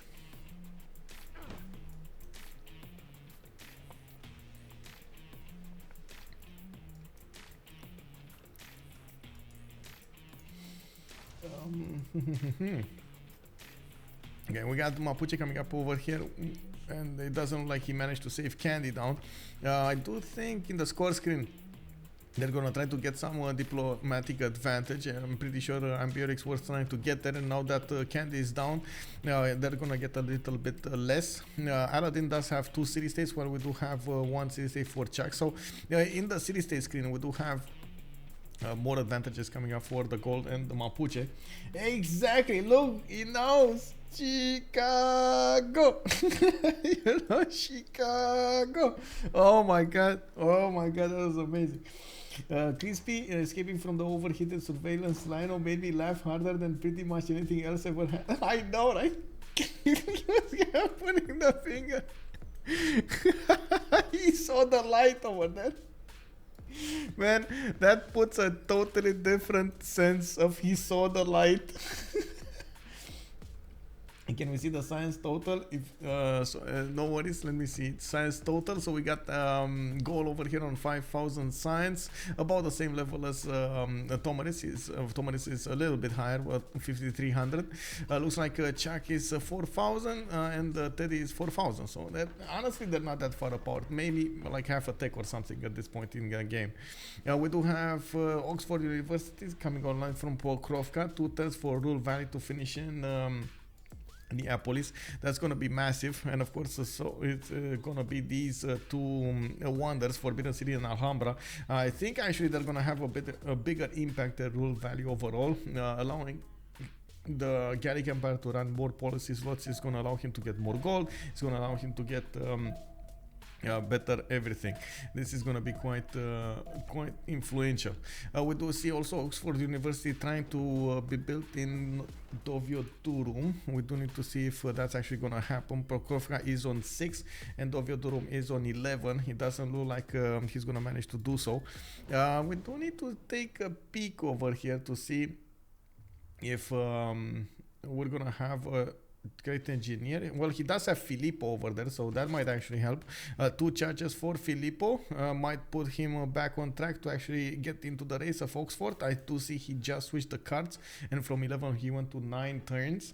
And in the south over here, he's definitely tearing apart the American army. America just doesn't have an army to work with that much. He lost a significant number of these Rough Riders that he upgraded and only got Candy in return. Oh, wait. That might have... Wait, that sounds good to me. Doesn't that sound good to you? Like, he upgraded so many of those, that he lost so many of those, but he got Candy in return? That actually sounds good to me. You know, I like Candy. I actually like Candy. Salty, also as a person who doesn't watch a lot of movies, it is often very entertaining to hear Michael talk about it. I just listen and can't help but think, what did that guy... Man, I was so little. When I was watching those movies, I was so little. But they were amazing. They were amazing. Now it's actually quite hard to watch them. Like you don't have the same. They don't have the same impact that they did when I was young. You know. But at that age, man, I laughed so hard. 2000 more culture for gold, fascism tanks much sooner if they want to. Yeah, I'm sure that's exactly what he wants, by the way. By the looks of it, he's preparing that oil generation with quite a few of these military academies coming online. And of course, he does have multiple encampments that did get built. 1, 2, 3, 4. 4. Come on. No, nada, nothing. Okay, just 4. That's 8 oil. Does he have? Oh, he has. Look at this oil, by the way. 1 and 2. That's 6 oil right there. Easy peasy. He's gonna have enough oil. It's fine. Yeah, it's fine. Rule Valley did get finished by Mr. Sithia, and looks like he's gonna get one of these theater squares right there. We got Oxford University importance from Pokrovka, and I do see Filippo is now moving. Man, okay, there we go. Filippo, come on, Filippo, do your magic. 5 turns for Oxford University, 4 turns for Oxford University. It does look like gold might actually snatch that city from away from Scythia. There are no chops over here, and it does look like at the moment, Scythia does not have even a builder to work for that. Komsomskaya did get a caravel earlier, and it looks like Volin is still winning, guys. Volin is still winning. It's still here on the map. There's a level 3 field cannon who actually did get upgraded from Saka Horse Archer a while ago. This is the same unit. Can you imagine? This is the same generation of unit that was attacking Volin for like 3,000 years in the game. We're 1120 right now AD, and I think they have been fighting from 2000 BC. You know, that's a long deployment, I know. Oh my god, we got Angor Watt coming out online from Kuloba. Looks like quite a few Kurgans also coming out around here to the east side. 1, 2, 3, 4. There are a few scattered ones in the north of Prokofka, but I don't think Scythia ever actually wanted to get a lot of those anyway. We do have Mapuche actually not actually pushing against America at the moment. He doesn't actually want to poke the bear that much, and we're going to need to see him try to sim in for the next part of the game. He's trying to get his factories going, getting more campuses and commercials. I do see also an entertainment complex coming up from Wente Mapu. Interesting choice, by the way, to get an entertainment complex there. 2, 4, 6. This is in range of Colosseum, so I'm a bit confused about this. Wait, we took our daughter to see Finding Nemo, and we find it funny as well. Admittedly, we were laughing at different times to our... Yeah. I mean, honestly, like the Disney animation is second to none. I don't know, but it's not in range of the other entertainment complex. That is true. That entertainment complex is one tile out. Definitely a good point over there made by Desra. I did notice it, but it just flew out of my mind to to say it. I was so focused on Finding Nemo. So many of those movies coming up from Disney are amazing. The animation movies also, they're just insane. But it is quite a weird place, to be honest. Yeah, it is. Coming up over here, we got a goal with more writers. He's trying to get that culture working, and he did manage to finish Forbidden City with Alhambra. Now those 2 slots, let's actually see what he's using them for in the cover on screen. We do have Levian, Mass, Craftsman, and Veterancy. He's trying to build those encampments with a 30% district, I would say reduction, this cost reduction. We got liberalism for the extra amenity for the specialties, Wieselbanken, skyscrapers for better wonder production, natural philosophy for the campus district adjacency, and rationalism coming up last. No, definitely quite a few bonuses for him in that sense. But oh my god, he lost Anshan again. He actually lost Anshan again. They keep on finding, and oh my god, look how many envoys he dropped over here. City, I got 38 in there, 287 science and 150 man, that's not cool, bro. What is he gonna do? It looks like City is managing to get more science than Ambiotics, which wasn't definitely in the cards here.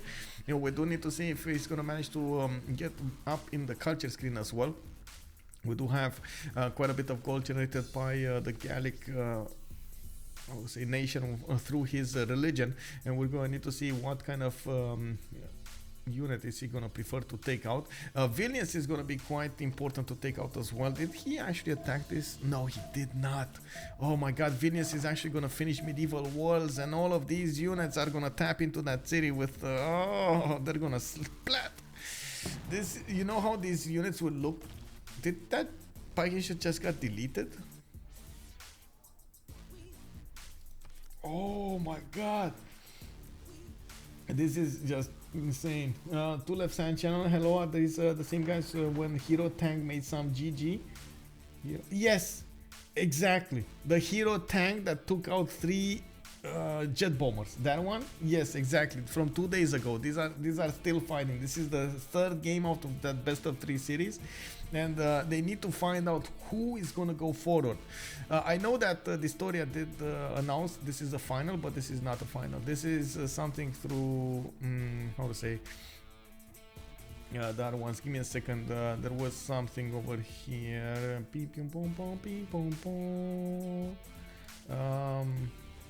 Just passing by. Where is it? There was, I think it was Colo talking about this, but he, oh my god, come on, bro. Oh, like, this is it. The challenge. Oh, you can actually put 2v2. I believe it works. Yeah, there we go. This is the 2v2 September 2022. And let me actually take a look over here. What do we have? So, the winner of this game, this is basically like the 11th round of the lower bracket. The winner of this game, or winners of this game, will need to fight Damori and Tirits in the finals. That's what's gonna happen.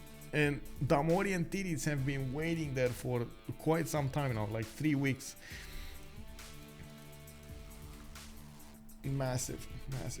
I don't wanna quickly read something, so I'm gonna put the screen over here. Looks like Mapuche did push back America's Rough Riders. Finally, America did get a core. He actually got a core ability, but he doesn't have a lot of units to upgrade it.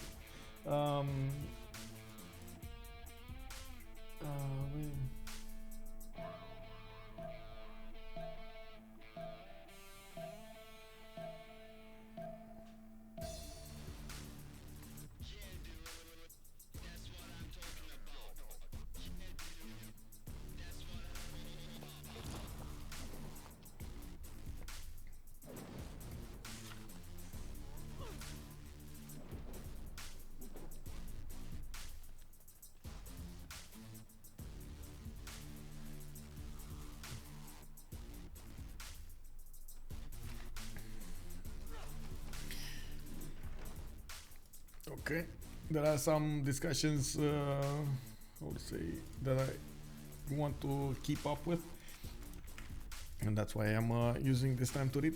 Okay, so it looks like we got America here, unfortunately losing quite a few units, and he's gonna need to get his military academies going for those build cores. Not to mention he's gonna need to prepare himself for the next era, when I'm certain ChucK and Goal will probably try to tank somebody. We do have both of them actually going for a lot of military academies, encampments, and building up their forces for the next part of the game. They're also a bit wary of keeping up with extra production. At the moment, we do have the 100% production towards building units, and that's massively taking away from building anything else. So I think nobody is incentivized into building that army. We do have City also going for his research labs. He has a strong advantage when it comes to the science. We're going to need to see if the big blue number is going to win him the day here. Of course, we do have him trying to get water parks as well for some extra amenities, and this is, I think, a much more how to say, a representative image of their double continent versus the other team. So we got over here, even if we have 15 pop cities, 12 pop cities without Colosseum, it looks like Syria is holding on quite nicely. Also, it looks like America is in the same position, no minus, like they don't have minus amenities even with high pop cities, and not benefiting from a lot of entertainment complexes, while you do see on the other side Mapuche barely has a +3 in the capital with 0 in everywhere else, and this is with Colosseum. This is because of the continent, or I should say the lack of amenities. Same can be said about I would say goal. He did try to build a few entertainment complexes here and there to get the amenities. Has Temple of Artemis, and he did try as much as possible to get amenities, but that lack over there is eating into his advantages, into his bonuses. Pioneer, thank you so much for the follow, sir, and welcome. Glassy Sir Pale, they reverted the city name rule in the CWC. Yes, sir, we did. So I can say a few words about this. We're trying to keep, and we have been trying to keep as clean as possible the CWC for a long time now, and it is usually on the responsibility of every streamer, of every caster, of every player to try to keep it as clean as possible. It is usually, it should be up to everyone's common sense to not how to say, not try to topple the efforts of what the communities are doing here, because the CWCs has always been a center, a gravity center for all of the communities to join up with, just like the CCC, and it also has managed to get everything higher, like the quality push, some kind of I would say standards throughout the games and so on and so forth. So I find it a bit weird that we need to plug in common sense rules. You know, like, it is what it is. If we have to do it, we have to do it. Yes, maybe the first rule was a bit too harsh to take out everything, but we had to do it. It is what it is. And I guess we all understood what the community was saying. Of course, when they did say they want a bit of a change, definitely Task for Fish should be able to rename his cities Alpha, Bravo, and Charlie. There's nothing wrong there, but we can't allow everybody who watches the streams to take a look at our community and say, oh, these guys are so toxic, bro. Man, oh man, they're like, they foul mouth, they go against each other, they just curse at each other. They're like, you know, that's just not a good image for anybody, for the communities, for anyone that is actually working to improve the community is getting a slap in the face with that kind of I would say advertisement. Anyway, we got Big Ben coming up from the goal. We do have builders coming up from him. He's trying to get a few more of these tiles improved, maybe of course with the rainforest lumber mills. I do see he did put down something else. What is this? This is a campus, a zero GCC campus. Yeah.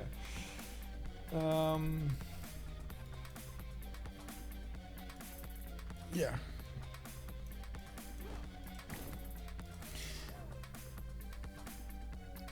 We do have fortification health over here, finally on 150 taken down, and it looks like the parking shots attacking into it do take quite a bit of damage on return. We do need to see if they do manage to punch through the defenses. The goal did manage to get one of the field cannon cores to get in there and try to attack into the city center. Of course, there is a Vilnius field cannon as well, who's dealing massive amounts of damage against these Page shots. It also has a promotion from what I can see. I'm actually curious if we're going to see something like a bombard try to go against Vilnius. It would be much easier, much more efficient to use a bombard to take down those fortification health, but at the moment I don't actually see the goal do anything like that. He's trying to get back onto the science screen. He's also getting a lot of production, but look at ChucK go. ChucK did manage to get more production than his opponent at this moment in time, and totally overwhelming him in the science. Honestly, he's beating him with his own city-state. Anshan over here should have actually been the Gallic city-state from the beginning, like the pockets. Yes, that you know, that friend of a friend of a friend that's so good that is gonna be your friend for everyone for life. And well, it looks like Anshan over here, well, did make a surprise move, and he liked Tomidis more. It is what it is. It is what it is. He stole. He ended in a minute deal. I'm holding. Oh, okay. It is what it is. Give me a second. Okay.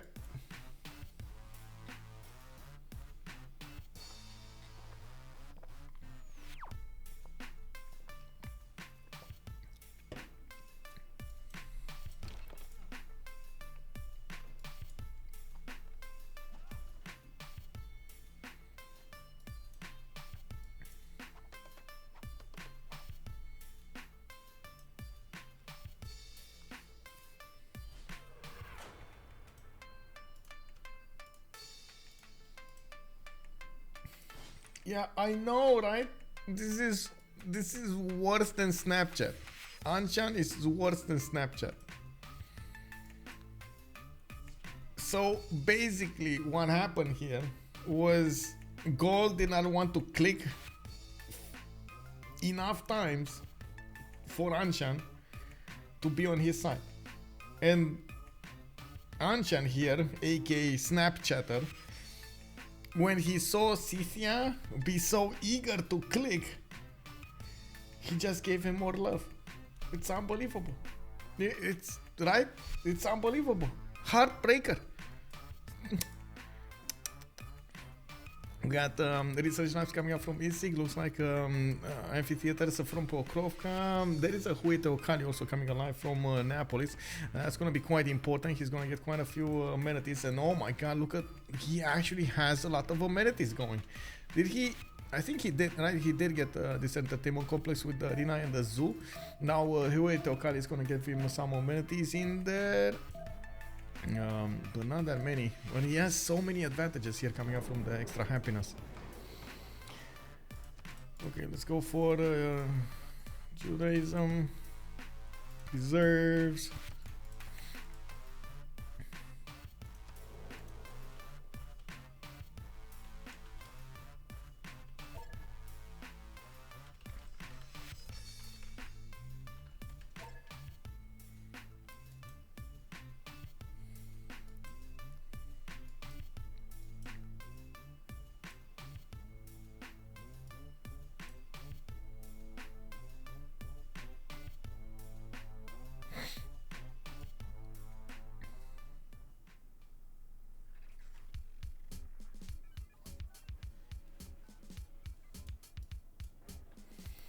Well, if Cole neglected the relationship, of course Anshan would seek someone who gave them more attention. Still, just breaking with Cole like that, not even a word of kindness. Just yeah, I mean, look how close they are.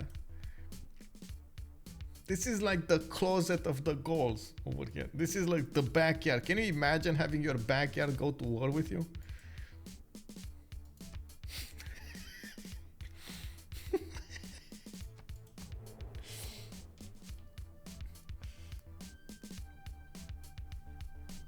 Okay, let's see what happened here. I'm pretty sure they're trying to go for a Diplo. There we go. Oh, Aladdin lost 2 Diplo points. Oh my god, this is gonna go war. War. Okay, no buildings in the encampment this time. I'm pretty sure they actually built a lot of them anyway. I don't think Mapuche was that ready with the military academies. Yeah, he wasn't. He is halfway there. Has some, but not all. Actually has... Oh my god, he has none? Wait, what? He has no military academies? That's bad. I do see America did manage to have built some, okay. One, I see one, just one. The other ones are half built. Scythia aerodromes, also Scythia battleships.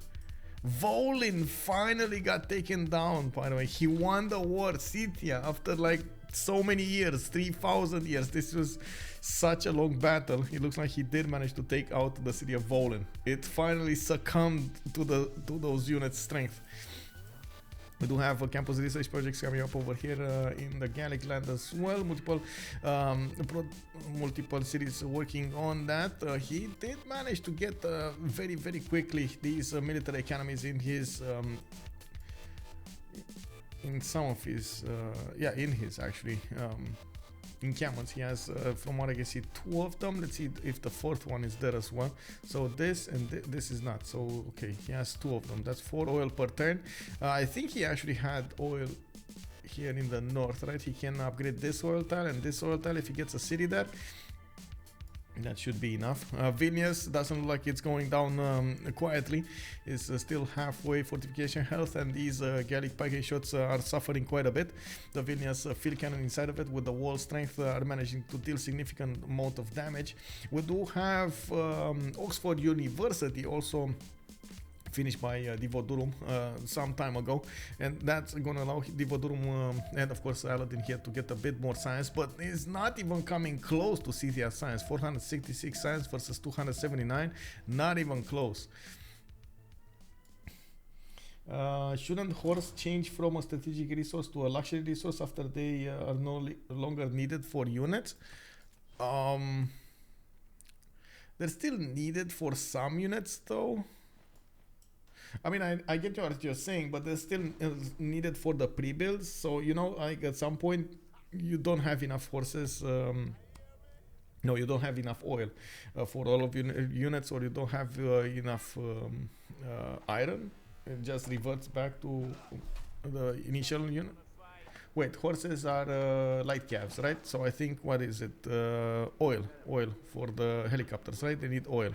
You don't have oil, it just reverts back to this one, to calves, which do require 10 horses.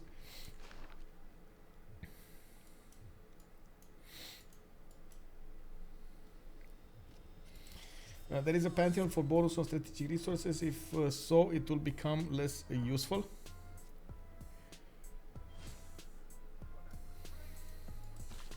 Oh, you mean it will change the tile entirely? Well, maybe it can be like a bonus, like Brussels. Oh no, Brussels is the wonder one. Buenos Aires, I believe it's the one that turns bonus resources into like makes them behave like amenities, like luxury resources. They give you amenities per turn. Maybe that's a mechanic that Crispy was thinking of. Like when you reach helicopters, horses, the horse tiles should actually give you an extra amenity, right? That's what you're talking about, or the iron tile or something.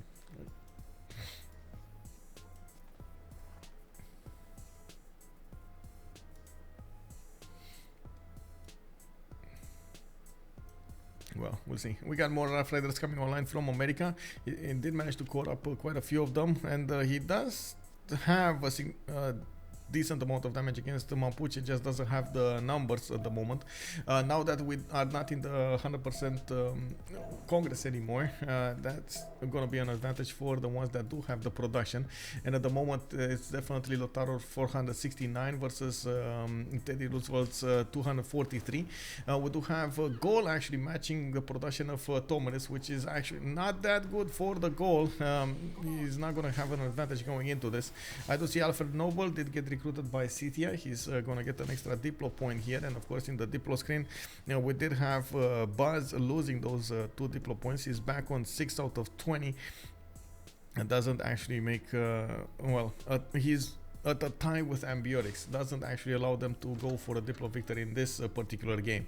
We do have multiple aerodromes starting to come alive here, and CTR does have a decent amount of chances to actually go for the next part of the game, which is probably gonna be bombers with fighters. He's getting those hangars going, and I do believe he's gonna try to put as much power as possible against the goal. We do need to see if this is gonna be domination, because honestly I don't see any other way from him to go somewhere else. Like, thinking of the available options for him, Diplo's out the table, culture is out the table, domination is there, science maybe, but nukes are gonna be faster than science, and that's about it, right? So I think we're probably gonna see a big war coming out soon from them. Aiden637, hello there sir, and thank you so much for the follow. I think that would be a nice solution to just give horse pastures plus one amenity at a certain technology. It wouldn't change to a luxury resource, but still give some happiness. That's, I guess that is an elegant solution to give more happiness. I'm not sure that they want to do that, because it's quite I would say skill to get good amenities late game, and I'm pretty sure a lot of the I would say players treasure that.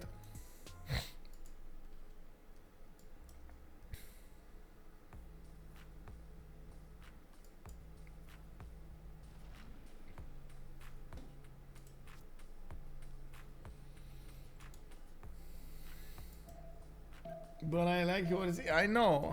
I get it. And probably you want a pony. Don't you want a pony? I'm sure you want a pony.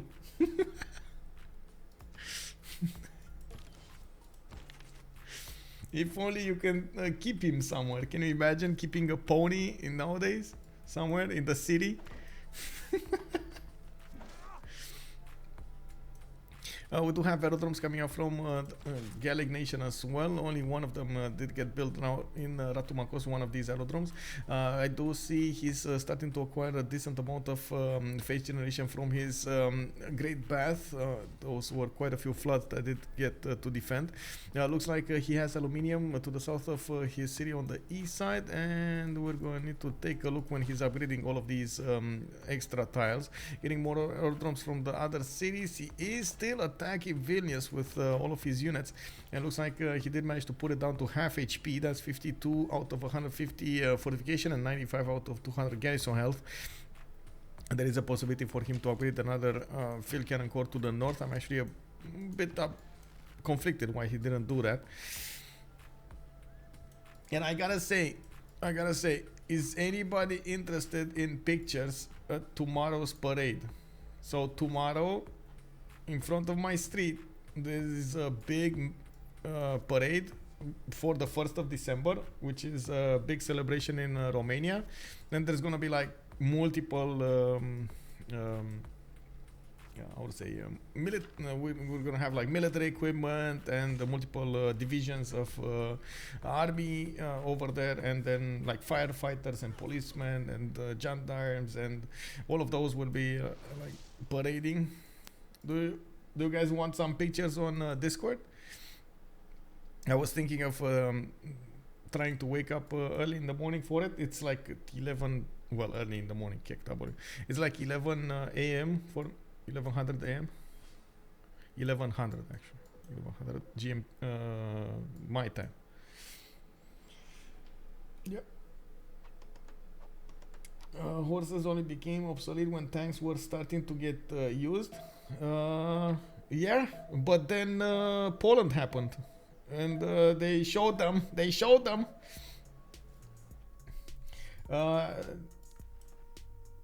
Well, there are some with swords. There's also the I understand there's the most famous division from America in Romania right now. It's the 101 Screaming Eagles. I don't know if you guys are aware of them.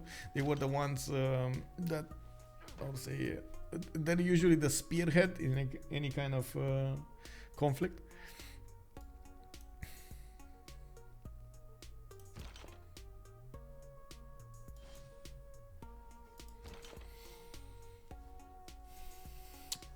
Well, I'm gonna try to get some going. It's probably gonna be on my Discord in real life shenanigans or something channel, because that's where you know, real life stuff happens. And there are some, I know in previous years, I don't know in this year, but I know in previous years they did manage to do some tricks with like guns and swords and stuff like that. They were, it was quite something to watch. But that's something that I might not get to see because it's like a kilometer that way. So I'm gonna be standing in front of my house, and it's how to say, we have some like big screens and stuff like that alongside here, which is actually another funny thing. They're parading all of this in front of the Russian embassy.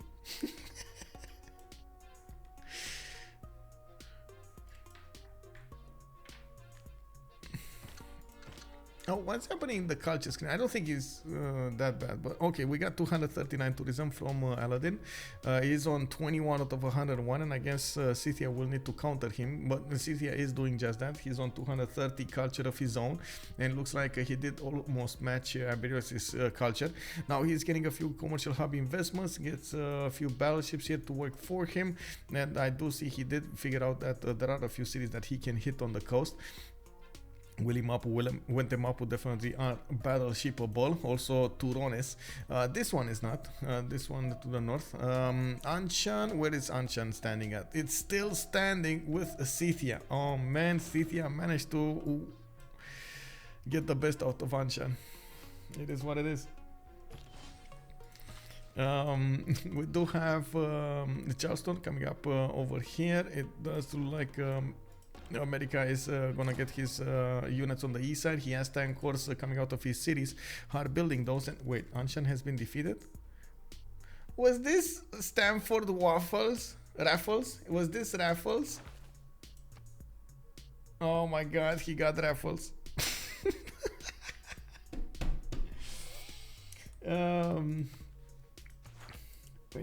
King Stephen of Strategies, hello there sir, with a big question over here. Who is the most consistent player in the CPL, CWC, CivFR?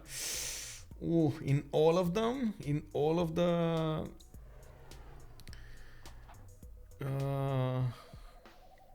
I would... Give me a second. I would say... It's hard for me to say who it is, but I would definitely place ChucK and Task for Fish up there.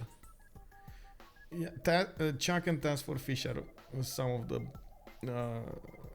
consistent ones.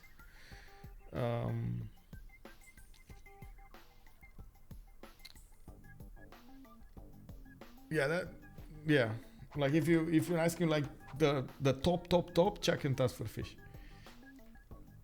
Yeah, I'm not Michael, but I'm definitely the most consistent in CPL. I'm always consistent. Time to launch an evil invasion to liberate Anshan. Yeah, he needs to. He can. He should. Yeah, he definitely should. Yeah, 100%, 100 favor over there from the liberation. Wait, who was the worst? I mean, that's easy.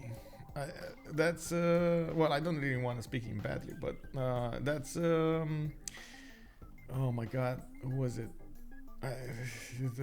We have a player that he yells out 1050 almost every game, and he has like 18,000 hours in the game. He was in one of the suggestion forums over here. Maybe I find his name, but I definitely know what.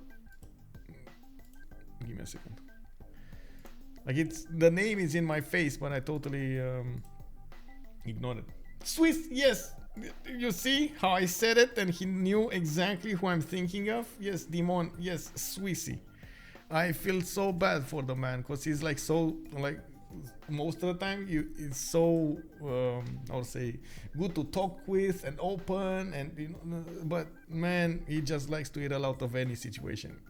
Like he sees everything negative sometimes. It is what it is. I'm sorry about it, man. I like Swissy, but yeah, it is what it is. Noob is also great. Yes, Noob is great. But most of the time Noob does have his own specializations. Like he from what I've seen, he shines with a few civilizations over others. He really likes the naval, really likes Mali, but is struggling with other ones. Mostly because he didn't get to play them that much, rather than anything like skill-wise. He is good, very good. Baris is always, yeah, Baris is another one, but Baris is not even coming close to Swiss's, how to say, time in the game. Like Baris is, let me see, how much? Let me see. I can see his, how to say, his team profile.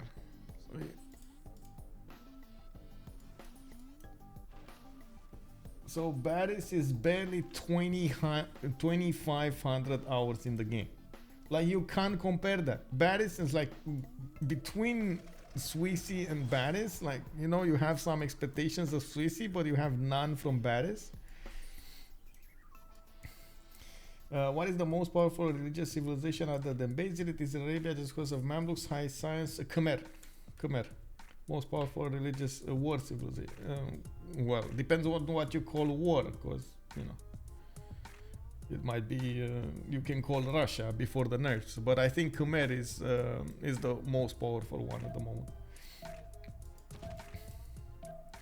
Norway is extremely inconsistent in the mid game. That's the problem. Khmer is more consistent in the mid game. Like with Norway, if you don't get your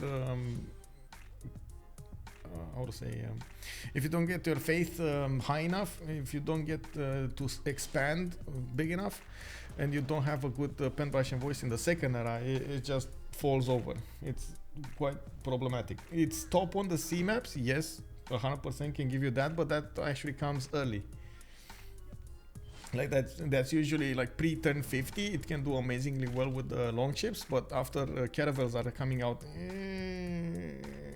he's very prone to dying to something like I would say Spain or something with more bonuses.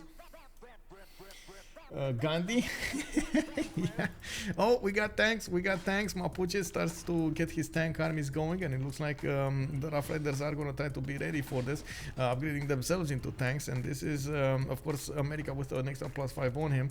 Mapuche does not have an extra +5 going against America, because America did not get a golden. Yeah, surprise, surprise.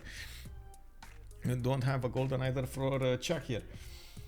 Menelik needs a buff. Yes, Menelik shouldn't have been nerfed in the first place. Like, they nerfed Menelik on one time, they couldn't manage to make it playable on Highlands, and it's just a worse if after this.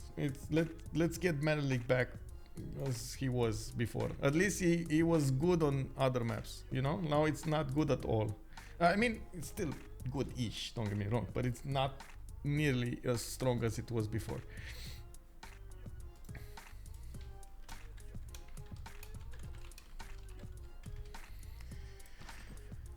We're not even seeing it banned anymore.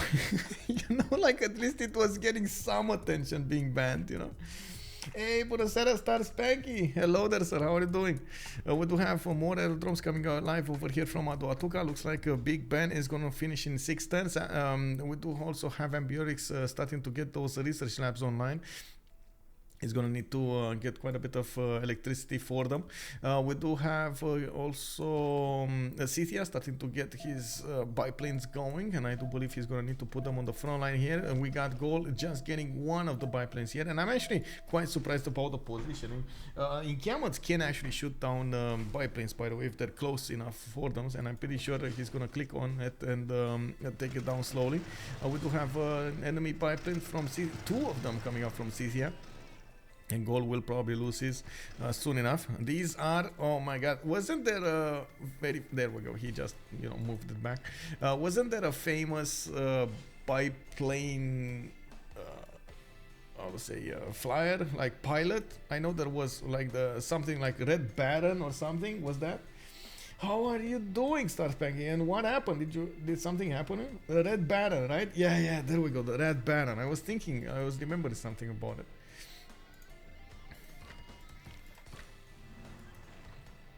Oh, we got. Oh, sorry. Need to get my sock back on. Snoopy. Wait, there's a Snoopy. Snoopy? Who? Snoop Double D? Or which Snoopy?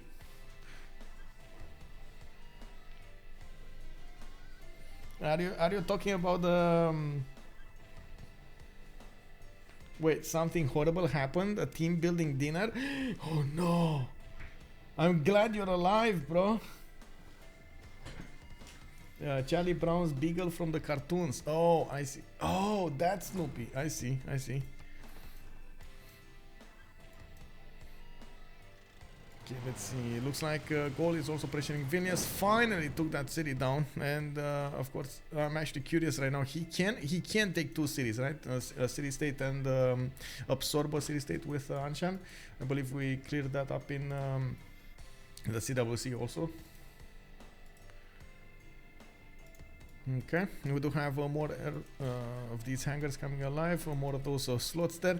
Mapuche is trying to push America slowly as he's getting artillery corps alongside those tank armies. He's also getting the military engineers to build the infrastructure for him so he can move swiftly against America's units. We do have American artillery corps showing up on the defense, and yes, they don't do that much damage, but at least they did they do get to poke back against the Mapuche's units. More universities, more of these artillery is coming on the way. We do have quite a few more turns until the next Congress comes alive. And now, unfortunately for Mapuche, the southern sea did get open. So it is a possibility for Scythia to actually go there. We do see a few destroyers and battleships getting their efforts going.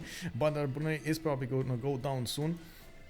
And America, with the help of Scythian battleships, are going to take that over. That's an 85 garrison defense strength city, though. Not easy to take out. Is this a Finnish canal? I don't think it is, right? No, it's not. Actually, we do have some scaffolding over here. You know, what is it? And why is it not moving? He can actually get an extra production center to work there. That's amazing. Oh, that's the Panama Canal. Okay. We got the fighters coming out from Scythia, definitely doing the damage against the Gallic nation. And we got a surprise over here. A sassy gamer lady just strolled in. And definitely we do need to see what she is gonna do in the Civ gift. One leaf also. Hello there, ma'ams. Oh my god, I'm getting how to say invaded. I'm getting invaded. No, somebody help, somebody help. Sassy over here is definitely trying to watch what we're gonna do. She's trying to see if I'm actually gonna get some training going. I know how it is. I see how it is. Yeah, practicing raiding on my screen. ChucK. Yeah. We can't wait to actually see all of the action in the game over there. Can't wait.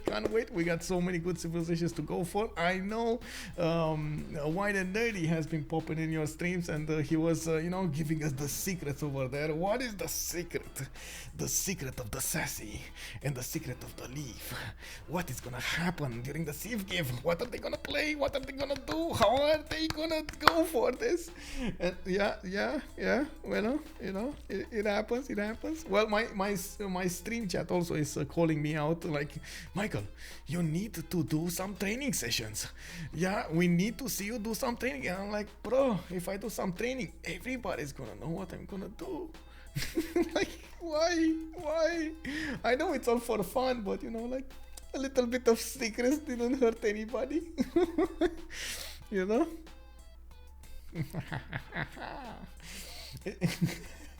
Is it going to be fun no matter what? Yes, it is definitely going to be fun no matter what. We do have in this game at the same time, as you can see over here, a few things happening. First of all, Mapuche is going to take out America. I do want to put a big shout out, by the way, for Sassy Gamer Lady. Thank you so much for the for that. I don't want to do it here. There we go. Big shout out to Sassy Gamer Lady. Thank you so much. Also, Bex for your prime 8 months. Thank you so much. Oh wait, that's not the good one. It's shout out says this is the command. There we go. There we go. Becca Smiles also hello there, and thank you so much for the follow.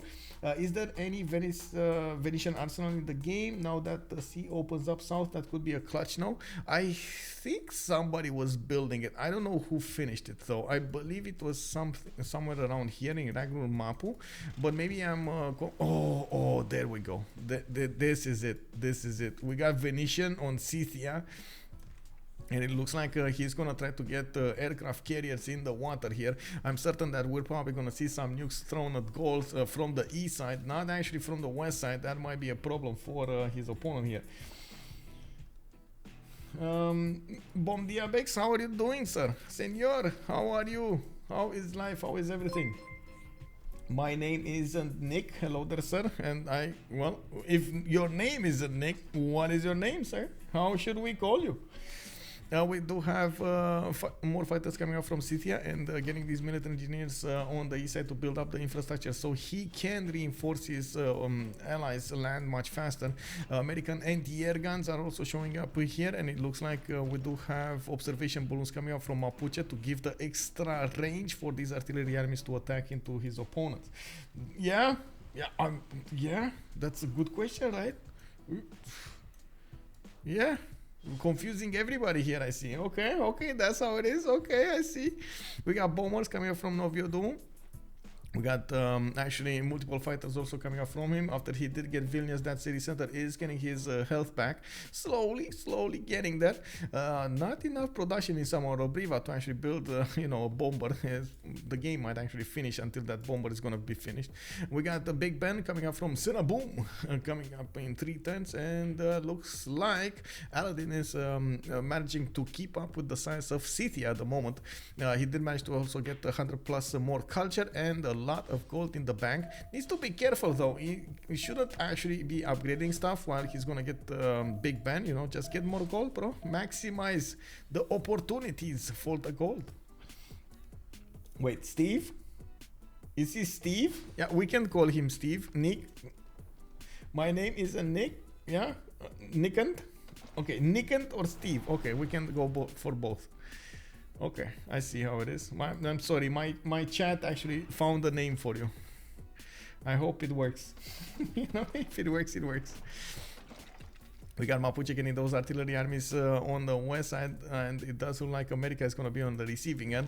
Scythia did put a few defensive units, and he's getting fighters over there. He's trying to take out Mapuche's ability to attack into America. There are quite a few units here that are gonna deal the damage, and especially these artillery armies are quite weak against these fighters. Of course, we're gonna need to see Scythia fight the Gallic air fighters as well, and then we do need to see Scythia managing to do something against the goal here. Bandar Bunei was getting attacked from the sea, and it looks like he actually gave up on that. Wait, Battleship Armada is not managing to take out Bandar Bunei fast enough? Ah, come on, that can't happen. We got privateers coming out from Miriv, Komstromskaya, and Maikop building up a battleship, and it looks like all of the coastal cities on the west side are building up naval units, and of course using the Venetian arsenal 75% extra. That is going to be much easier for them. Nukes Manhattan project coming up in 5 from Pokrovka, and then Panama Canal is gonna finish in 1. This is gonna be so cool. Can we just stand and watch the boats go in and out of these canals over here?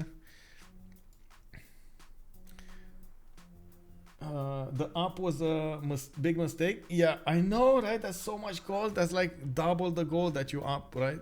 Because of Big Ben bonuses. Tolkien, also why is production no longer showing up in the above player banner? It's because I clicked on the score screen. I'm sorry. You can actually take a look here. This is the production. 631, 527, 256 and 629. Yeah, it's whenever there's something greened up, that's where I actually clicked and want to keep the vision there. It was by mistake, I'm sorry. Usually I just let them randomly go, you know, from one to the other. Well, randomly, like switch from one to the other. J'ai pas raccourci. Okay. He doesn't have a response to that or something?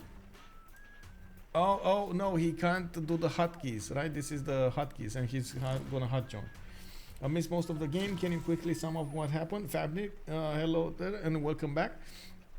Yes, we do have a bit of a respiro moment over here. So we did have a East versus West going on. From the beginning, they did get to remap twice, and we ended up on this map.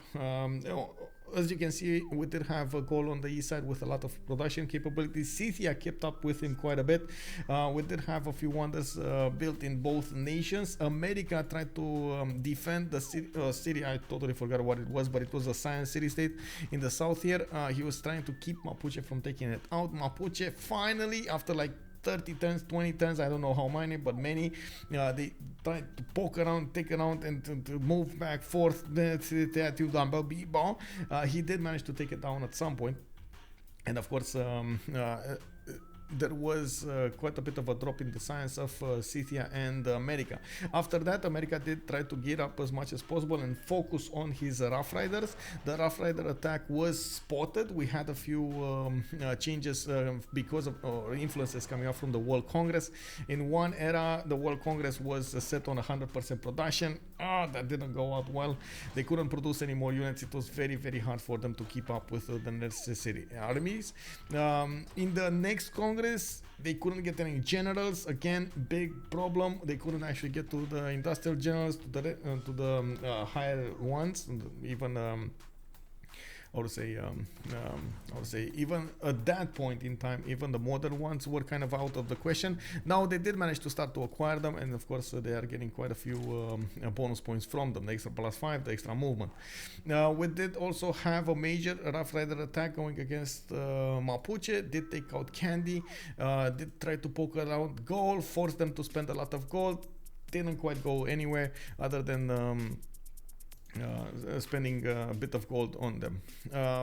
On the other side, we do have CithIA managing to get almost the same amount of production as Ambiorix, which is amazing, by the way, for him. He's getting Manhattan Project, got Venetian Arsenal, is building a lot of these battleships, submarines coming out of his cities, and did finish the Panama Canal over here. As you can see, the water is starting to make a connection from Naples to Komstromskaya and the outer seas.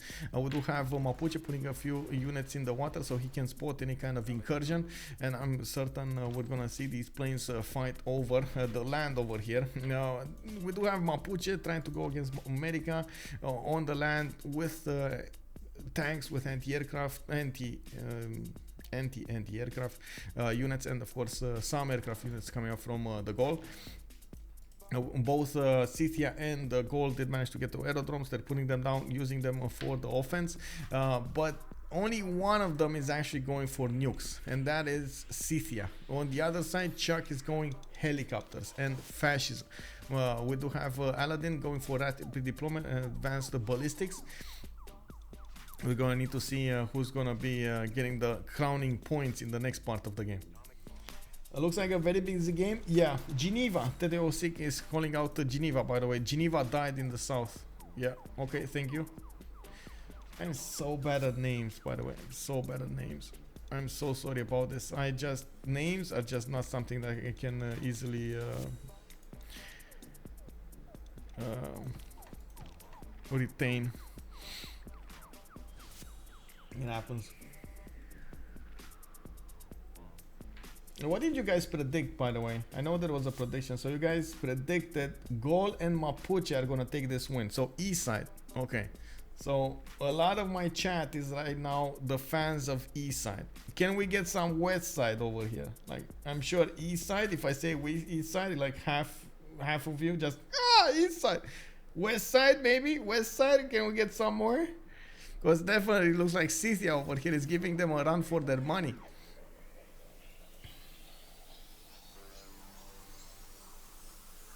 I just voted West Side for the payout differential.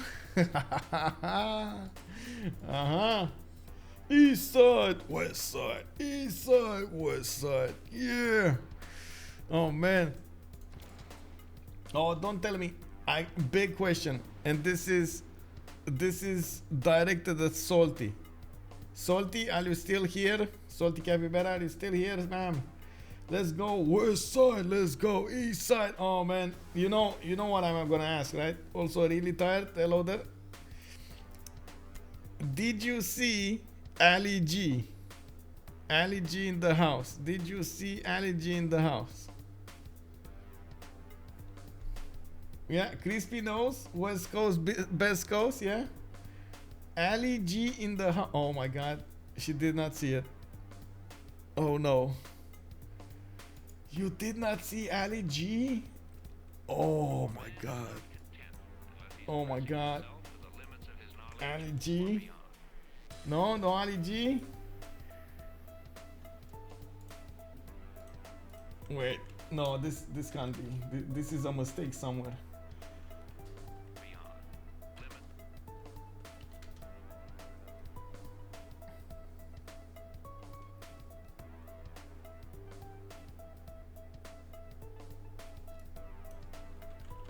Okay, I need to give the, like, to put the trailer here. This is not happening. Not on my watch. This is not happening. Yeah, exactly. Look. Booyakasha. That was the way. Yeah.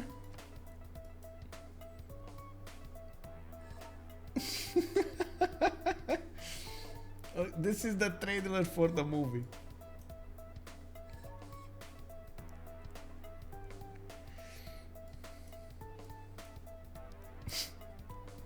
I wish I could put it on the stream, but oh my God, you gotta see that movie.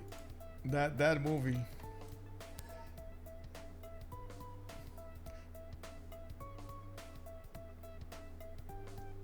ChucK is asking for a reload before the desync. I'm not sure what is, or after the desync actually. After the desync, or the next desync actually. Wait, it's reload next desync, right? And Cesar Pasepa. Okay. We do need to see if CTR is going to manage to properly defend the Mapuche, especially with how many organic units are coming about. His fake interviews are places. Oh my God, have you seen what reaction the teacher had? There was like a famous teacher that he called on the interview. Oh my God. Oh my God.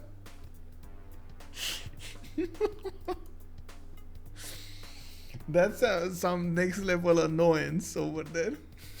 That guy actually took it to heart. Oh man.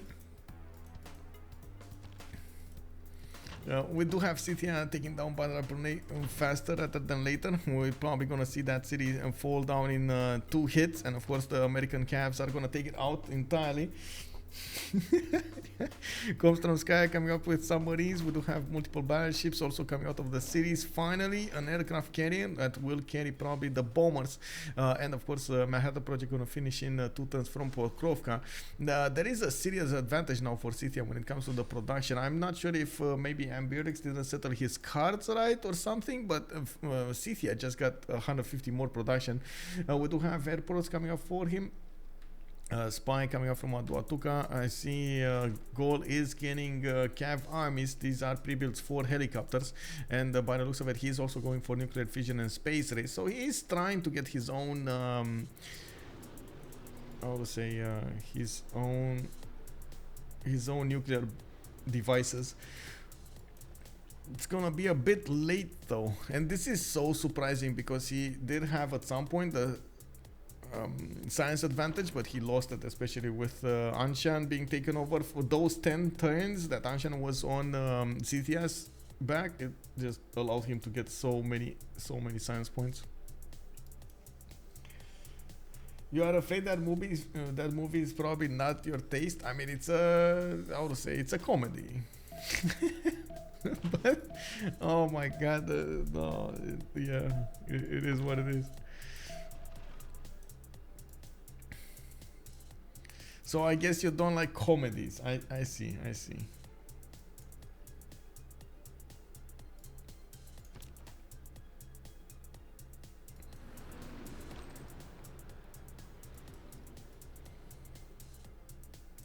Wait, what happened here? Par contre 4 pass.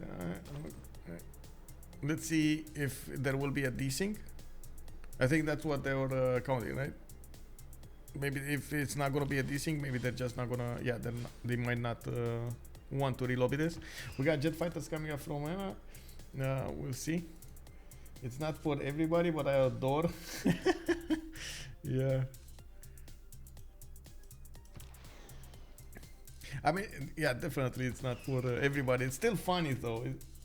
But only certain kind of film. My favorite movie is Harold and Maude, if that's a name for it. Wait, is that Harold and Kumar? I don't know what Harold and...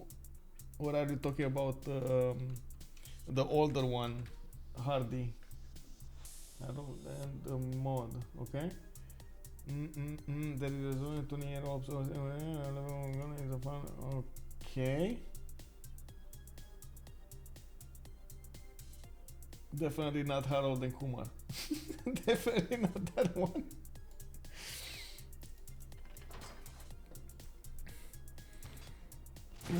Harold and Kumar go to White Castle. That's another one of those comedies. Yeah, I don't know this one. This feels kind of old, and it feels like it's the same age of as Monty Python. I guess you know Monty Python as well.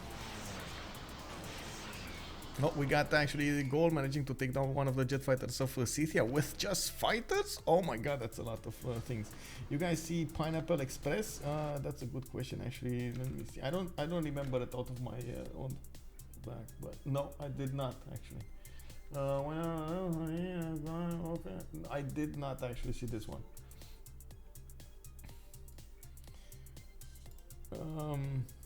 Who are you? Who are the wise in the ways of? Who are you? Who are so wise in the ways of? When you gotta watch it, yeah, okay. If I gotta, I gotta. Yeah, definitely. If I need to, bro. It is what it is. I was also remembering something else, but I forgot the name. Oh my god. I know the movie. I forgot the name. What are the bombers? Bombers of Scythia. Where are the bombers of Scythia? 110 Manhattan Project. I see submarines, but not nuclear submarines. More jet fighters coming about, and he was building a lot of those battleship armada. Still didn't take out Bandra. How is that city still alive? Oh my god, it's actually still alive. That's an 88 garrison defense strength city, and I think it's the last remaining city state in the game. Yeah, it is the last remaining city state in the game. Nobody's gonna get points over here in the Diplo screen. Aladdin did lose another 2 points. Oh no, this is actually, we didn't get into the next one. We're going to need to get into the next one. Okay.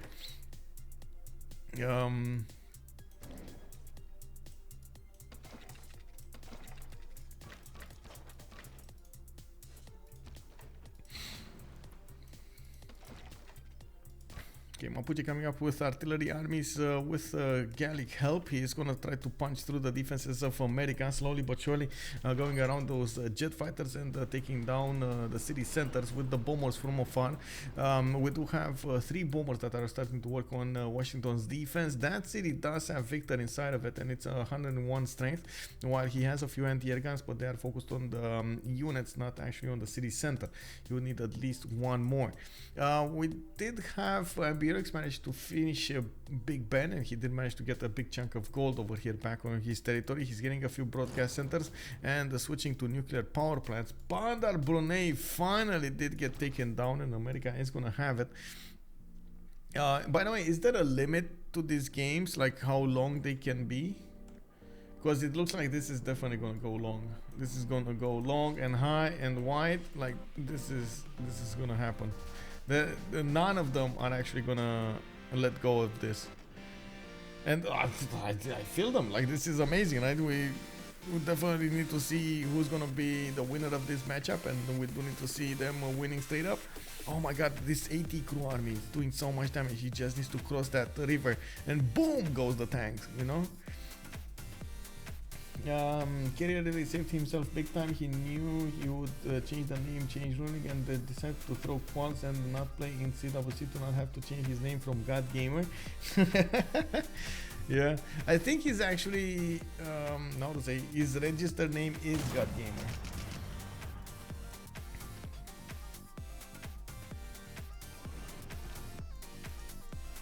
so that wouldn't be that big of an issue. I don't know exactly though. I need to actually check it. Zejamax, hello there, sir. How are you doing? Drink water. I don't have water next to me, but I do have some juice. So thank you.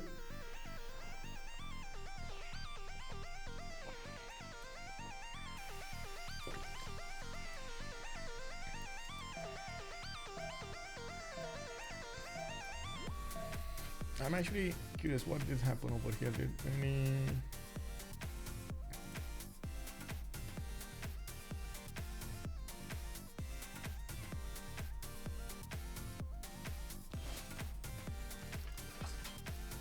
Oh, low aluminium. Looks like there was a relobby request here. Yeah, they're relobbying. ChucK did say Bart did this thing, so we're gonna have a quick relobby. You're hoarding points again? Oh no. Making me drink half an hour or something? Oh no, oh no. Start spanking, don't do it, bro.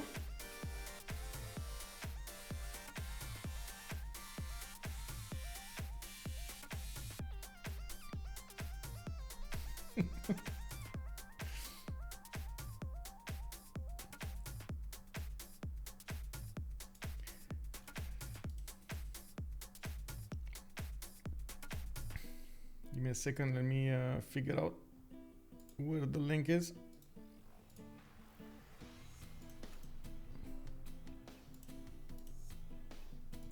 There we go.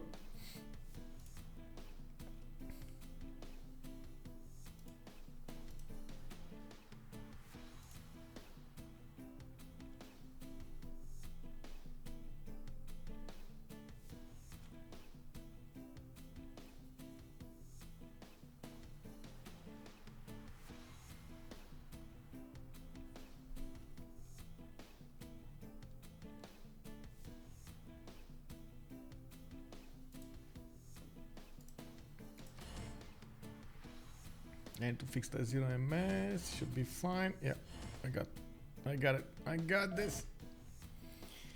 Could you turn the music down a bit? Oh, okay. It shouldn't be that. Like it's what, 6% or something. You should hear it fine.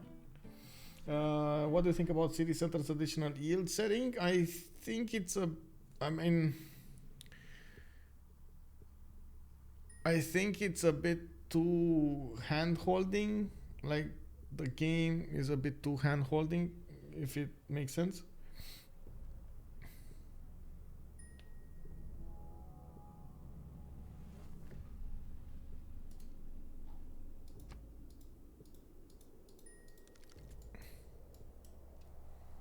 I don't really think it makes actually more balance, or it gives more balance.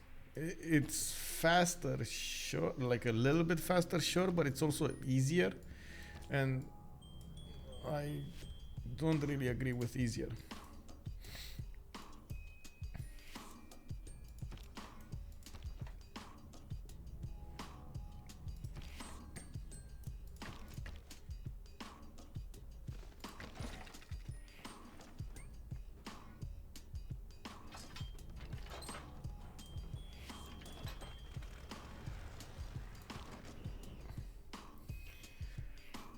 We do need to see Mapuche managing to breach through the defenses of America. He does have a decent amount of tanks to go for, and not to mention the helicopters are coming alive. I'm actually curious if he's gonna try to go poach some of the tiles of Scythia, or try to go directly against America with these helicopters. Definitely they can get there quite fast and sit on the tiles, especially the airports would be awesome to actually pillage. We do have multiple Scythian submarines here, rocketry coming up next time from Tomaris, and fascism. Oh my god, Anshan is left open, ripe for the taking. Lost so many tiles over there. It can definitely be attacked from the seas, and we might actually see exactly that coming up from Scythia. He does have multiple battleship armadas getting ready to pounce here, with nukes starting to come in a few turns. We got the first nuke in 2 turns from Pokrovka, second nuke from Neapolis in 3 turns, and of course the other cities on the west side are building some more. We did have a big nerf when it came to the nuke construction, and of course That matters quite a bit when it comes to their availability during the game. We're going to need to see how much that production difference is gonna have an impact. We do have Manhattan Project coming up from Tervana. Finally the goal did go for that, while Mapuche just keeps on building these units. Also starting to get a navy out. This is surprising. He's trying to defend himself in the south, not to mention getting a lot of these helicopters to work with, and we found our answer. He's trying to go bottom against Charleston somewhere. Maybe get into Cynthia's land. We can just pump disaster intensity to equal out the easier starts, or means more entertainment. Yeah.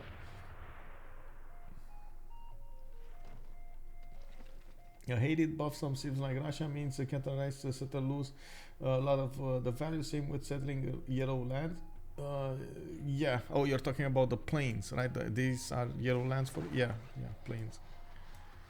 Yeah, I agree. It makes it much easier. It's like basically like training wheels, if you know what I mean. You don't need to build a single farm throughout the game. It's no, not cool, bro. Not cool.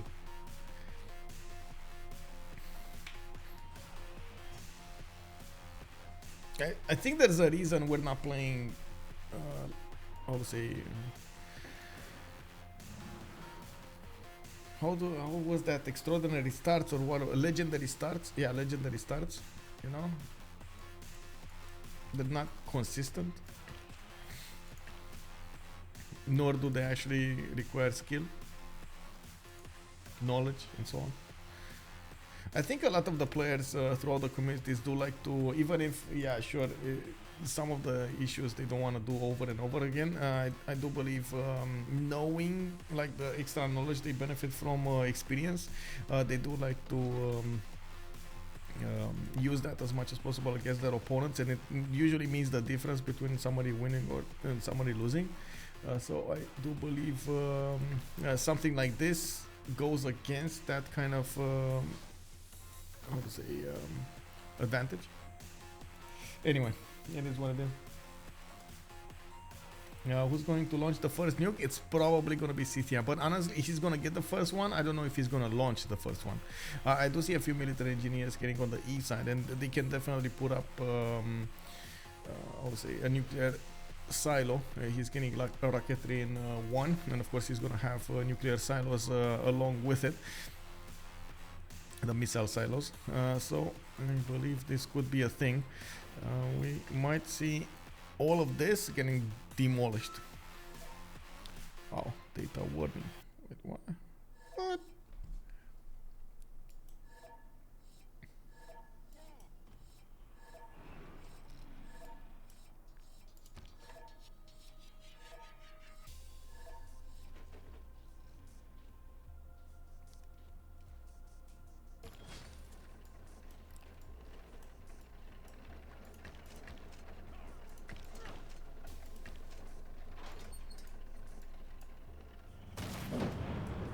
Okay, Mapuche did manage to take out the encampment position next to Washington. That is the capital city of his opponent against America. Biggest issue would be to actually take Pokrovka, the city and capital, and that's a mission for the goals here. We do have a nuclear silo coming up from Isik, and there is a tank there from City that should actually put, how to say, shift under there. Jet fighters being upgraded and promoted here, and there we go. One actually got put on the nuclear silo to defend it. We do see the helicopters are taking significant amount of damage from these jet fighters, and right now the Gallic units are trying to figure out how they will take the American cities. I think the only chance over here would be if there's going to be a sneak attack against their opponents on the seas to take down both capitals. Unfortunately, Gallic capital is quite inland. The same can be said about Ngulu Mapu. He could try to helicopter it though. Yeah, he could actually. Ngulu Mapu is in helicopter range, and this is 3 turns, I think. 3 turns of helicopter movement. And what is it? 5? I believe it's 5 movement. A helicopter. Let's see. 5. Yeah, 5. So it's you get a helicopter here. Oh, you need to go around here, right? So you need to go 1, 2, 3, 4, 5. 1, 2, 3, 4, 5. So you can actually get there. to Atuka and take it down. If that can, or from the north, actually, from the north would be easier, but you can get spotted much faster. We're gonna need to see what he's gonna choose. From the north, it's again two turns to get there. Nuclear power plant coming online from the goals. He did manage to get a few engineers of his own building those airstrips in the front line between his cities and the American cities. Still, no cities have actually fallen. We do need to see Mapuche try to breach the last remaining defenses of America. He has been attacking those cities with multiple bombers with the support help of the goal. Now he's gonna have an issue with everything. He just pillaged the tile, by the way, to get a few goal points. The tank just, you know, went in, he got his fill in the bank and then went out. That's it. You gotta do what you gotta do.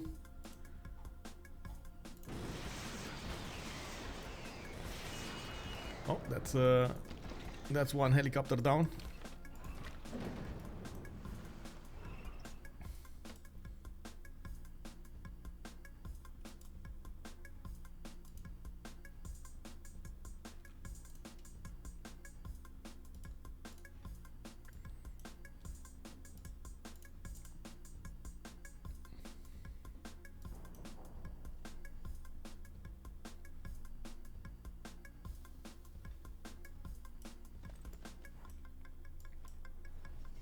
Oh, Mapuche did manage to actually put a helicopter next to America and on that aerodrome to airstrip on the south. And I do see if America did start to build a few biplanes. He's not actually doing that many that fast. That's a significant problem. America also trying to get in there. Oh my god, if he only puts that cav on this airstrip. Of course, we do need to see if CTA is going to manage to get a unit there as for himself. And I do see the tank is definitely... Oh wait, that's America. That's fine. That's not his opponent. I was wondering why doesn't it show me the damage counters. I got distracted and look at that. This happened.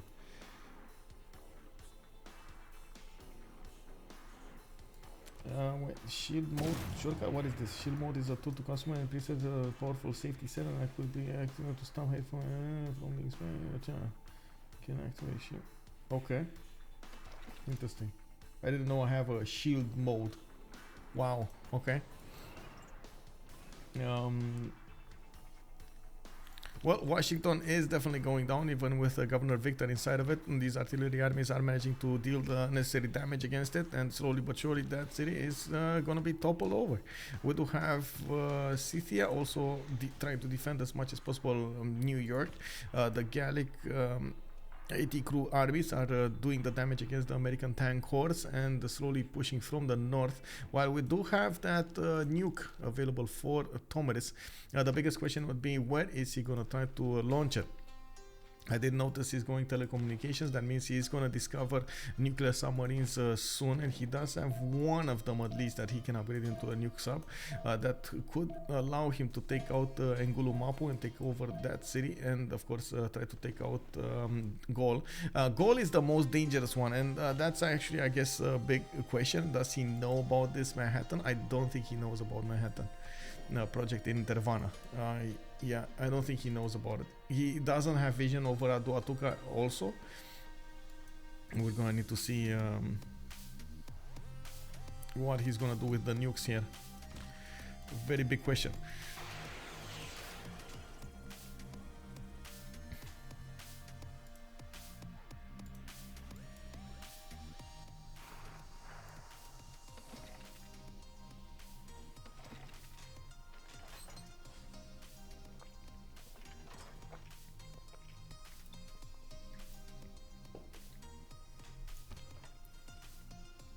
Is this gonna be the turn?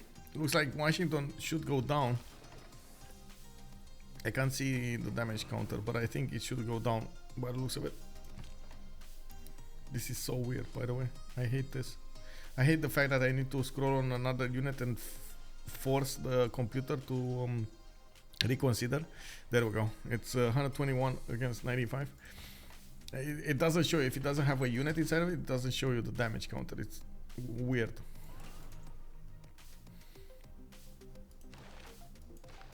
Wow, wow, climate change phase 7. Wow, it's final save, guys. Oh no. Climate change points 10 out of 8. 85% lost in the polar ice. Droughts, river flooding, storms, everything is booming. Forest fires, I mean, there's no more forest. What forest fire? Like, everything has been chopped. What do you mean, forest fire? ChucK W.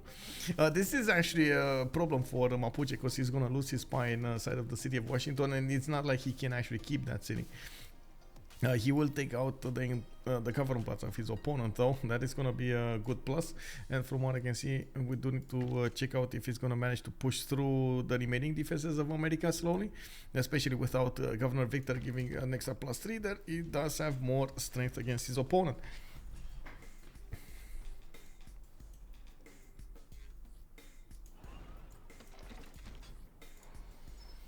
Too bad it's not apocalypse mode. I know, right? I was thinking, like, when I was saying that, I was thinking maybe they should actually do something, you know, like when you reach level 7, you get like a serious amount of chances to get not only droughts, but like hurricanes and like tornadoes and stuff like that. But I think the players just don't want to play with that, honestly.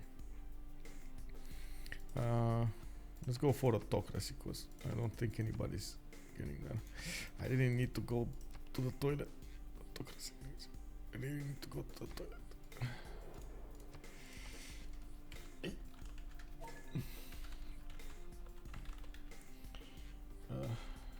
Just you.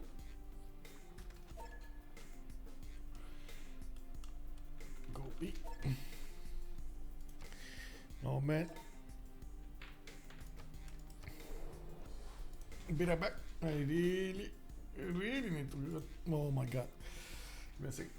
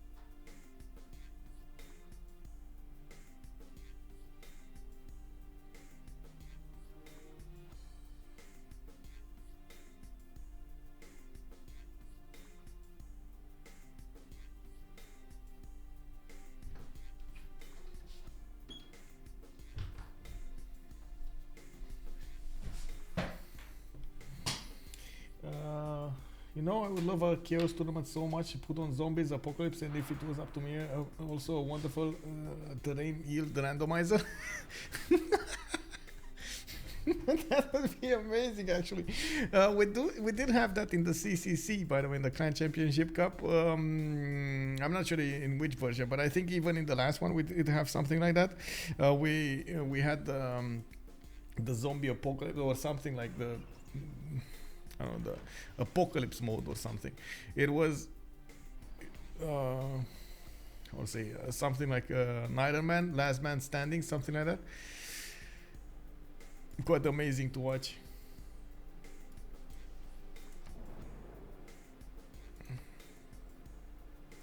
Or he can't vote. Oh, he voted A. It's fine. I vote B.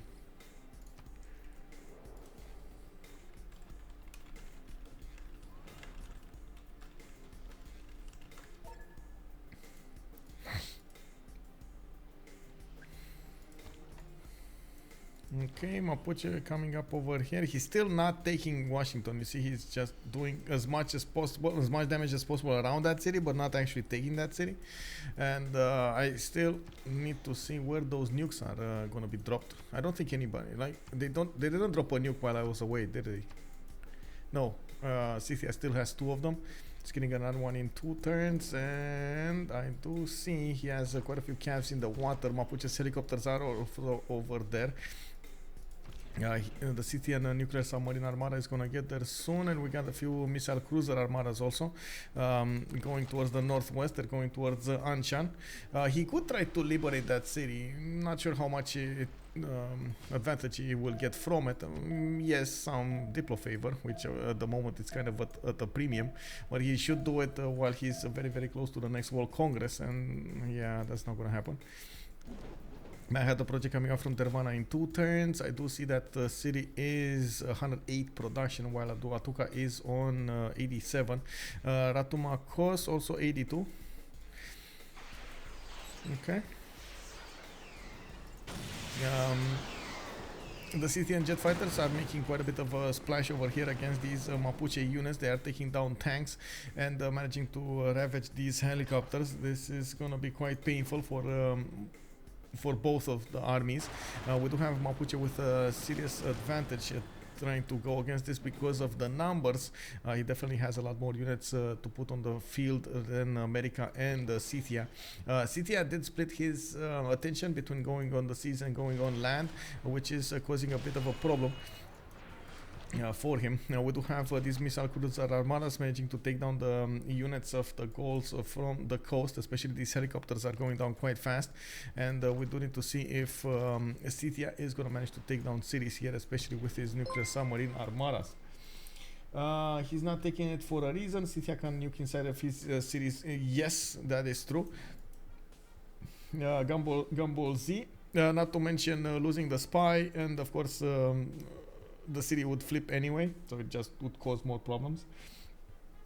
Did you watch Potatoes Maya run with randomized tile yields? My old favorite. I did not, actually. I did not. It is absolutely hilarious. I would love that kind of chaos as a PvP challenge. Well, I think you would, but the players will not. We did try to get some of those challenges, but it just didn't work out that well. Shanodo, thank you so much for the follow, sir, and welcome to the stream. Oh, nuke, he's doing it, Where is the nuke? Where is the nuke? Oh, there we go, the nuke. It's going deeper underground. That's one city raised, and Scythia over here is gonna lose his cav army after he takes that city. That radiation is gonna take out the cav. Well, he gave his life for a city. The thing is, that's not a good city, right? If he would have taken this one, the Manhattan Project would have never actually finished for the goal. And oh my god, he would have needed to actually finish that in another city, take it from scratch. That would have been such a problem for the goals. Now he is gonna get to finish it next turn. He's gonna get his own nukes, and he does have a decent amount of production to work for this. 800 production coming out from Ambiorix. Can you nuke plus liberate? That's quite liberate. I know, right? Oh, let me throw you some nukes, some candy your way, and then we're gonna need to see, liberate you to your original owner. Yeah, you have all of this beautiful land to take out now. Oh no, Dervana,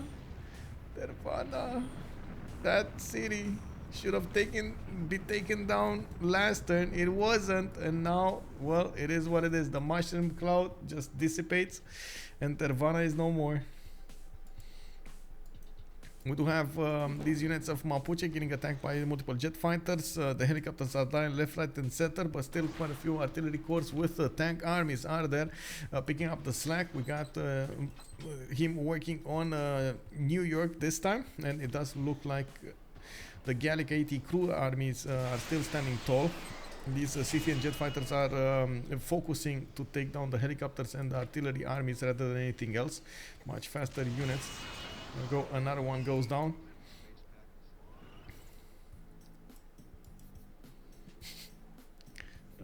What's happening here? Army tab, another nuke is available. I think he already nuked, right? He already nuked Nirvana, so this one doesn't have movement yet. Yeah. Mapuche did figure out where it is, and he might try to nuke back. American helicopters are coming up from Bandar Brunei. He got 3 of them improved, and we do need to see a Scythian aircraft carrier also this time around. He has multiple nukes coming out in 2 turns. I see Merev and Neapolis are gonna get an O and E6, so 3 nukes in 2 turns coming up for Scythia. While Gol is getting his first one in 7 turns. Oh my god, 7 turns, that's a lot of time. And also I gotta say, 1 nuke can take out so much production over here in Ratu Makos. Uh-oh.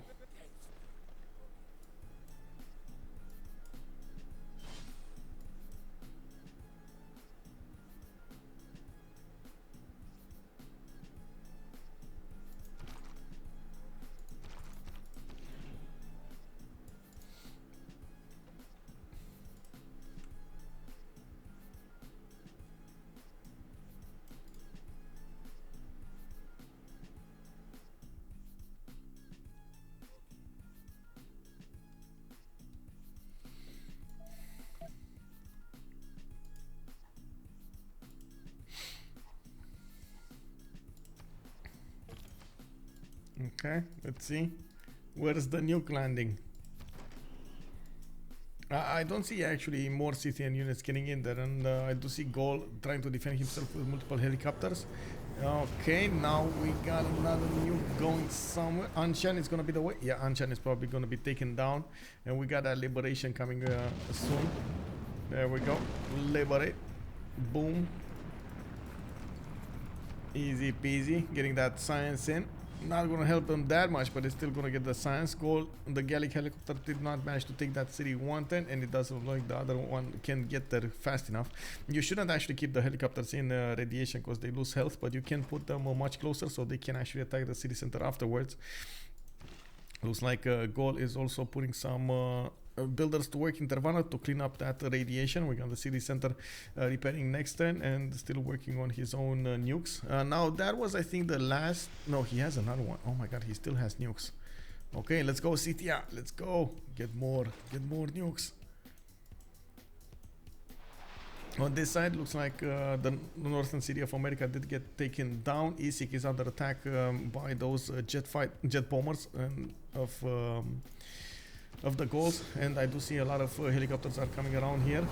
We should see a nuke. Yeah, there we go. We should see a nuke that's gonna go and take out. Oh my god, look at this. Oh no.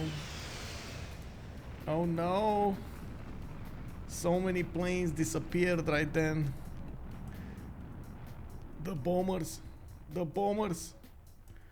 The horror. That was definitely a strategic nuke.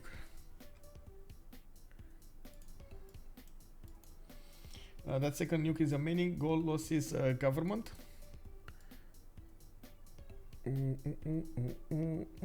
Wait. No, it's here. This is the government. Where are the missile cruisers to stop nukes on Gol? There are no missile cruisers. Never built them. Oh, this game is still definitely close. Also, Angusoslav, good evening, sir. Under the gun. Oh, hello there. A long time no see, sir. How are you doing? Very intense game, still up in the air. Who wins? Yep, it's so close. We're turning 117 and we don't know where it's gonna go. With Mapuche pushing in from the east side, America getting pressured by Gol. You can see how many planes, how many helicopters are showing up on his borders. He doesn't have that many units of his own, but he has a lot of jet fighters to help him defend this. You can see these jet fighters are tearing them apart one by one, and it looks like some of the helicopters are getting in. The city of Pokrovka, taking down, pillaging the traders here.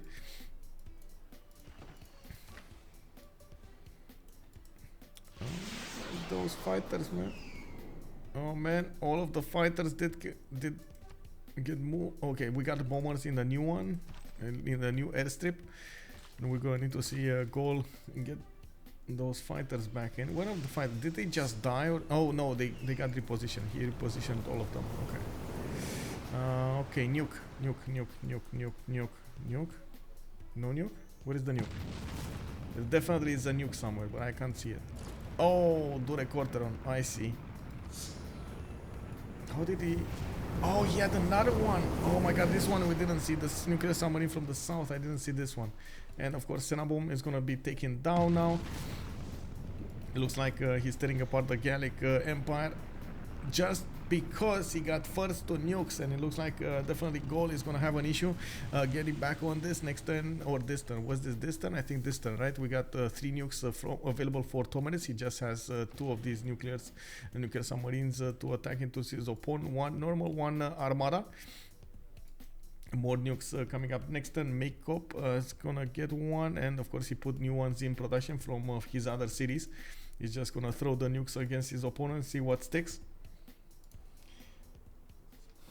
Nuke the lake indeed, yeah, because he nuked the Wonder, he lost the card. Oh, you mean that one? Okay. You're talking about let's see his government here. No more Alhambra.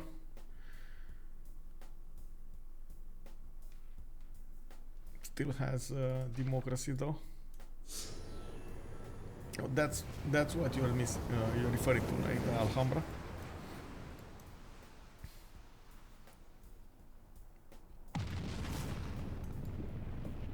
Wait. Oh, hello. What was there? Was there helicopters or AT crews, or I think helicopters, right? Well. Nuclear launch detected. That military engineer is gonna think twice to attack into that. Actually, to improve the land over there with the railroad. You don't want to do that. Don't want to do that. It kind of looks like, honestly, it kind of looks like there's an advantage for IceLuc and SoftStyle. Slowly, it's an advantage for IceLuc and SoftStyle. Like America is not losing cities fast enough, and he still has quite a few of them alive. He made a defensive stance, and without the aircrafts of his ally over here, Gaul, it doesn't look like Mapuche is going to manage to push through fast enough through this. And it doesn't seem like at the moment Gaul can put all of that firepower to bear, especially when he's getting nuked from the east side, from the coast. Oh, there's another nuke. This is, oh my god, this is the Ratumakos one. All of that production just went away, disappeared over here for Aladdin. Oh my god, he went from 900 to 600. And I don't think this actually is updated with the new numbers from the nuke, by the way. I think we're gonna see that production next turn.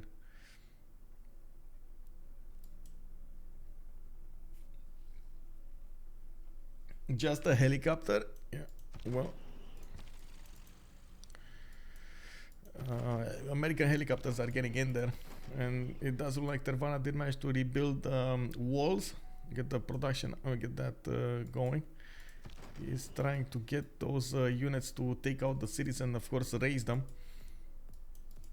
What about the Diplo win? That's not happening. They minused each other quite a few times, and now we do have Ambiorix on belly 11 out of 20. And well, I guess he didn't get Statue of Liberty. It could be 14 out of 20, but that's still like 2 congresses away from getting a win. And Noble got picked. We did have Mahaburi Temple built. I guess Potala never actually got built. That would be a 15 out of 20, yeah, Potala. And they need a straight, they actually need some way to get the Diplo favor. And you can see he's steady with the Diplo favor. Their opponents have the advantage. I think we saw one last week, Keko Beaver. This man has been hit by 7 nukes and his production is still equal to everybody else. Yeah. Oh, wait, it's still 608, so it was updated. No, America, you got excited, bro. You got excited. No, now that helicopter is gonna die. That needed to be a last move.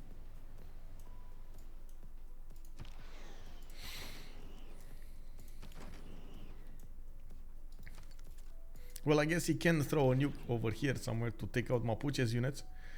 That could be a thing. Scythia, maybe? Throw one? Oh, no more nukes this turn. No more nukes. That's it. he needs to get new ones built, and it looks like his cities are also getting attacked by the jet bombers of his opponent here. America is trying to get in with helicopter, not America, sorry, the goal will need to get in with the helicopters to try to take those cities out. And Mapuche, even if he does have helicopters here, it's taking him quite a few turns to get there, like two turns to get to IceLuc, which is going to be a major problem. He's going to need to stand still on a tile there, and the city is not low enough for him to take it over with a helicopter. But he did manage to push another tile of America on the west side towards Philadelphia, while we do see there is a possibility for America to push back. He's not doing so. He doesn't want to expand the health of his units. I think this can go on for quite some time if both teams keep fighting. Yeah, well, we're gonna need to see who's gonna have the most, the strongest resolve out of them, right? We're gonna have to check that out.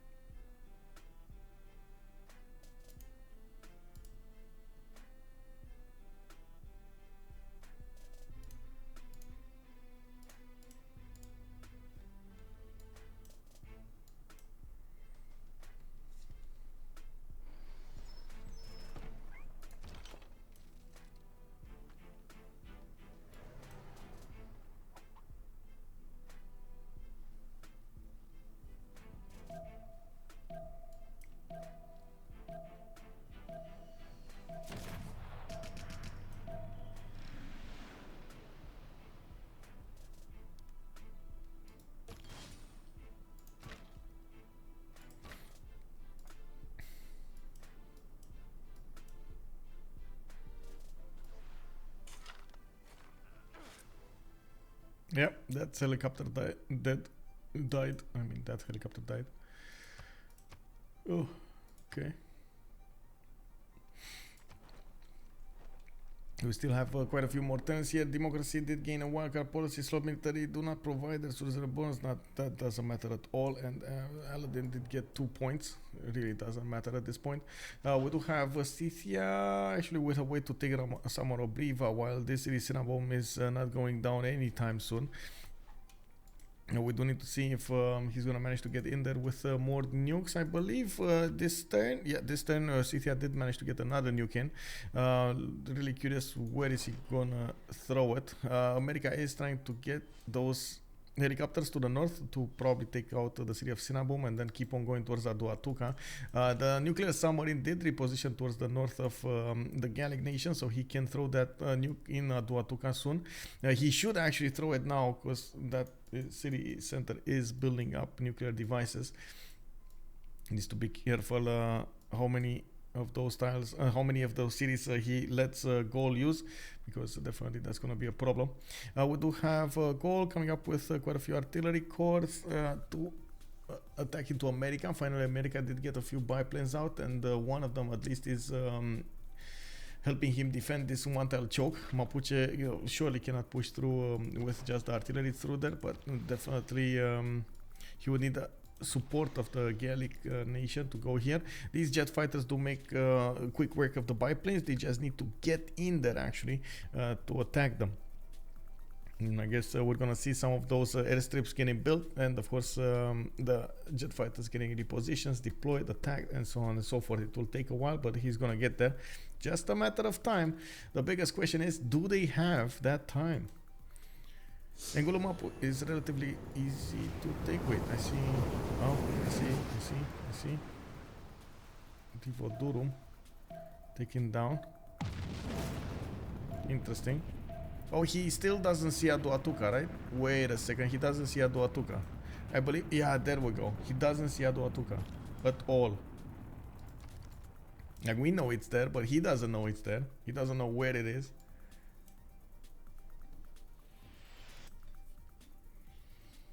Next turn, nuke will flatten America. There we go. We got a nuke. The jet bomber going in. That one turn that he allowed Gaul Oh, we got GDRs also coming around from Scythia. Looks like he's gonna have very strong cities to use, and these GDRs are gonna make quick work of the tank armies of his opponent here of Mapuche. Where units? Where nukes? Oh, okay. There we go. There we go. Now we're talking. Atuka got taken over. Okay. Still no cities though. Still no. Well, taken over. It got taken down, but still no cities taken over from Scythia. Those American helicopters are making their way to the north, and they're gonna need to take Cinnabon first, and then go towards Aduatuca. Aduatuca has a few jet fighters and helicopters on the defense here, and he's gonna try to make the most with them. He literally can guess and nuke that hex. Yeah, like he can't see it literally, but just guess is enough to know where it is. Yeah, I know. But he didn't nuke it, right? And you saw how much it mattered. He actually allowed his ally here to get nuked because of that. But anyway, you didn't know. Scythia with the giant death robot jumping into the action over here. We do have IceLuc just going in. Oh my god, with a GDR, and as you can see, he's doing so much damage against these tank armies. I mean, honestly, at this point, this might be it. They kind of neutered Aladdin here. They kind of neutered him. Ambiorix. What can he do? What do you think he can do here? We got another nuke coming up from Novio Dunum, and of course we do have more nukes coming up from Scythia as well. Let's see, but not immediately. We got 2 more coming up in 2 turns from Neapolis and Seven Brothers, and I do see more of these missile cruisers coming up on the coast. They're getting in there. Mapuche is putting his fleet on the battlefield, and he's gonna try to take out the Scythia's units. There is an aircraft carrier that doesn't have protection next to it, and I'm not even sure what. Oh, jet fighters. Okay. Jet fighters should get in there, so they managed to take out his opponent's helicopters. Those are extremely important, but it does look like Mapuche is putting a lot of defense on the east side with destroyers in the waters, battleships, and some helicopters. This is going to be quite tough for Scythia to breach, especially since he already committed his fleet to the north. Oh, another city no, he can't take that city. Oh, he needs 2 turns. He's 2 turns.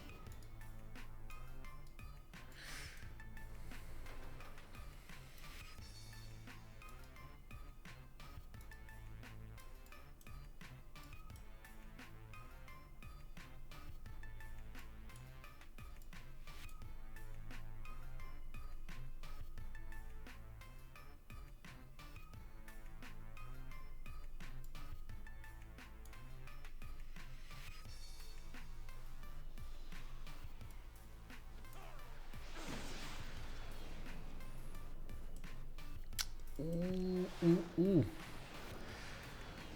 Well, that's what can I say, a strong aircraft carrier, but it's not gonna be strong enough.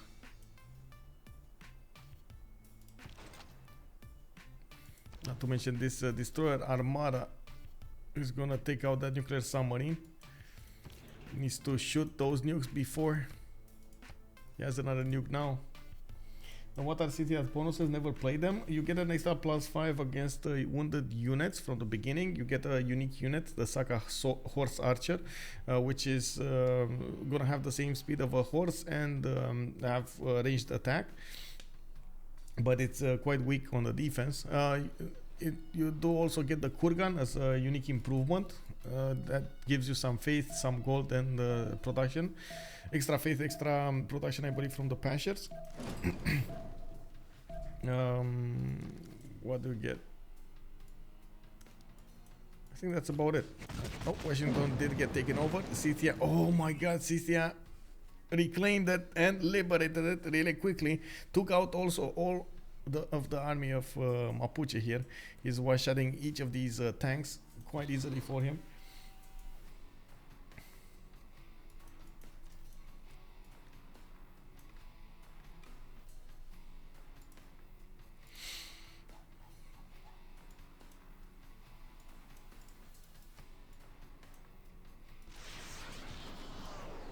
Senabom got taken down. America did go in with the helicopters and took that city down. Now we're going to need to see it probably taken over. Yeah, there we go. The Gallic helicopters are exposing themselves. But at the same time, Scythia is going to need to do something about these destroyed armadas. Does he have vision over them? No, he does not. Actually, he's not gonna know about these until it's too late. If the nuclear submarine armadas is gonna shoot, he's gonna reveal his position to Mapuche's units, and I'm pretty sure the destroyer armada is gonna try to hunt him down. We do have two missile cruiser armadas that can shoot back, but unfortunately, it's not enough strength to take down the destroyer armadas. Definitely not enough strength. What happened here? Did that? Oh my God! that aircraft carrier actually managed to survive with so little health. Scythian jet fighters are deployed here. He's gonna try to take out the units in the water of Mapuche slowly but surely from afar. The aircraft carrier needs to disappear into the fog of war, and of course new units take its place. Okay. Is he building another GDR? No. Oh, another ability of Scythia is to buy out cav units with faith. I totally forgot about that. You can buy out units with faith. Yeah, do the fighters die? The carrier? Yes. Only like it. I think if they can rebase, they will rebase. If like if they're in range. If they're not in range, they're not gonna rebase.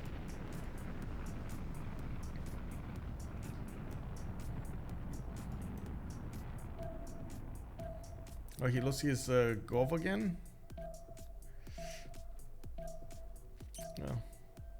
This is what it is. Is he gonna get in there?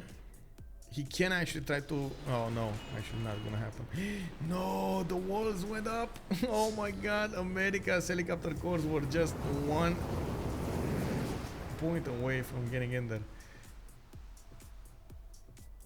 Dovio Dunum, is it? No, it's Tivo Dunum.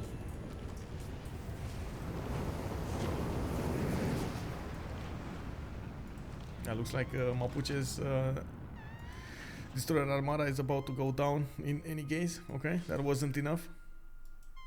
Okay. The aircraft carrier is also making way to the northeast, trying to get out, while Seven Brothers is slowly taken down. Scythia's GDR just got a promotion, or I should yeah, there we go, it did. The reinforced armor plating. He's gonna need to keep defending the cities of America here. 366 Diplo favor. They still don't have the advantage, but they're definitely going to minus Ambiorix in the next one. We do have multiple GDRs coming out from Neapolis and Kuloba, and I guess right now GDRs are the best option that they could go for. They are one-shotting all of the units of their opponent, each of the units of their opponents, and at the same time it doesn't look like their opponents do have the production to keep up with this. Or maybe I'm mistaken. Let's see. GDR actually coming up from Aduatuca in 7. This might happen. Like this, he might actually get one out. Where was the other? There was another submarine here. Did it die? No, it's still here. Okay. That's not an armada though.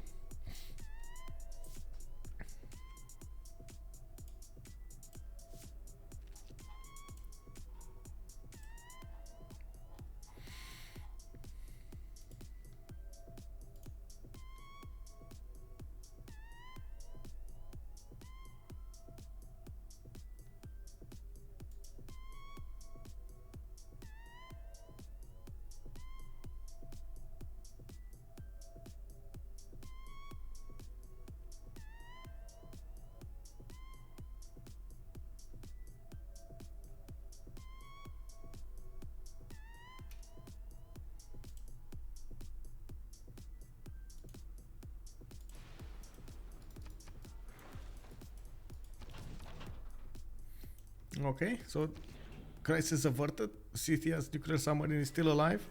We do have quite a few helicopters still alive for the goals to defend this land, and it does look like he's going for that GDR in 6. This needs to stop though. Wait. Huh? Capital? Is this the capital? No, it's rank. Oh, wait. Did you just shoot into a battleship armada defended city? ChucK. Okay. Maybe he didn't know about it or something. Anyway.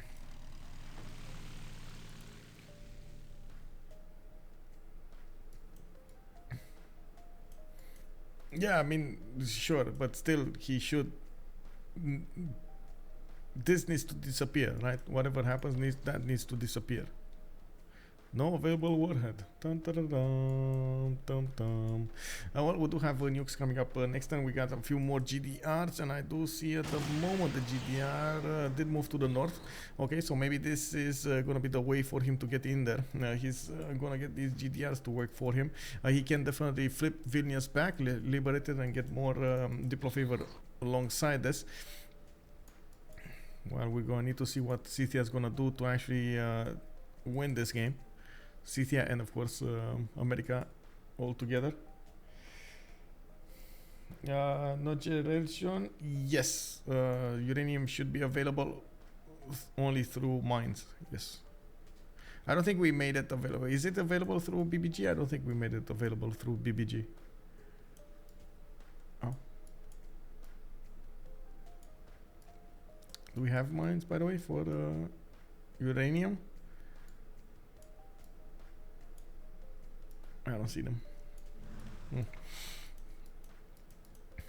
Oh well.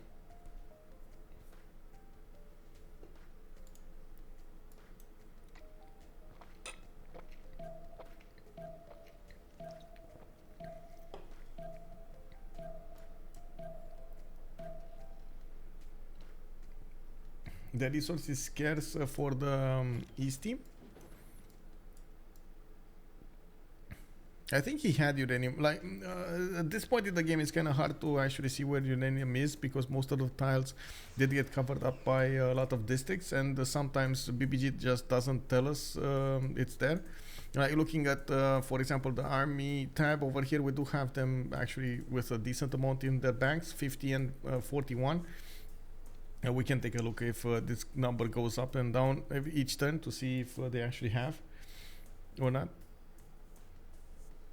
It's quite unfortunate that the icon disappears. I would have loved to see more of it, but yeah, it is what it is. Cookie versus Cookie. Thank you so much for the follow, sir, and welcome. Okay, we got another nuke coming up next time from Tervana, and from what I can see in the northeast, we do need to see CTI get out of there. Of course, repair his nuclear submarine armada. That's not going to work there. We do have CTI with an aircraft carrier, and he does only have jet fighters. I think, yeah, both of them are deployed, and they're trying to take out the units of Mapuche on the coast. They're gonna end up fighting GDRs at some point if this game goes on. We do have CT and GDRs also going towards Vilnius. Now, while America does have a few helicopters moving in from the west side, they're gonna try to take in take the cities of the Gulf from the west side, maybe liberate some, maybe try to raise some others. There was another GDR getting built here in Napolis in 2 turns. We got 2 more others from Kuloba and Pokrovka, and I do see more nukes also in the western cities. Hello. Still not managed to make use of it. Yeah. They still have a lot. That's probably one of the reasons that Go did start to build GDRs over here. I guess they're as fast as nuclear devices, and they're more useful than nuclear devices now. Nukes coming up from Ngulumapu. The production is just not going to help him. We do have ChucK over here. Oh, wait a second. He does have 611 production. His series didn't get quite nuked to the ground, and he's trying to come back into this. Okay, I stand corrected. That's a lot of production.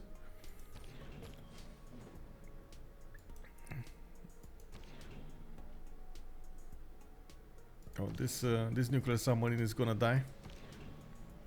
Somehow he's gonna die. He did. What is this? How is this fighter still alive? How are these fighters still alive? CTI jet fighters, no? Hello? Well, I guess this submarine is going back home. He needs the new one. A brand new one to shoot nukes with. Vilnius. Looks like the helicopter is next to it. I see them also focusing on the mines rather than the city center. Ah, there we go. He just allowed Cynthia to get it. Okay, makes sense. No, pushed out the giant death robot in the wrong direction. It would have been amazing if you would have gotten pushed out on the east side. Is Cynthia having bad amenities? That's a good question. Let's see. Yeah. He does -3, -3, -3. So does Gol. So does Mapuche. He's on -6 in the capital. Everybody's having bad amenities. It's everywhere. It's, yeah, too many nukes. Nukes losing units, a lot of them, and not only a lot of them, but a lot of them at the same time. That's the biggest issue.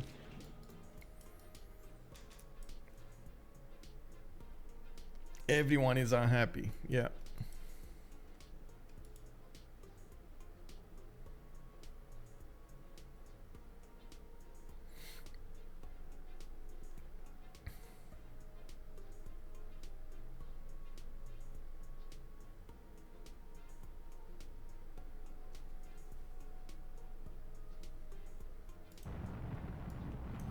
Wait. Oh, another nuke. Okay. I don't know who threw it, but I'm pretty sure it wasn't Gol. So I guess it was Cynthia. Yeah, it doesn't have any more. But Gol does have 2 of them. Okay, I'm actually curious, where is he gonna want to use them? And why is he waiting so long? Washington did manage to get the repairs going. Philadelphia also needs to repair itself after it got nuked. America's builders are there and trying to recover from the fallout from the radiation.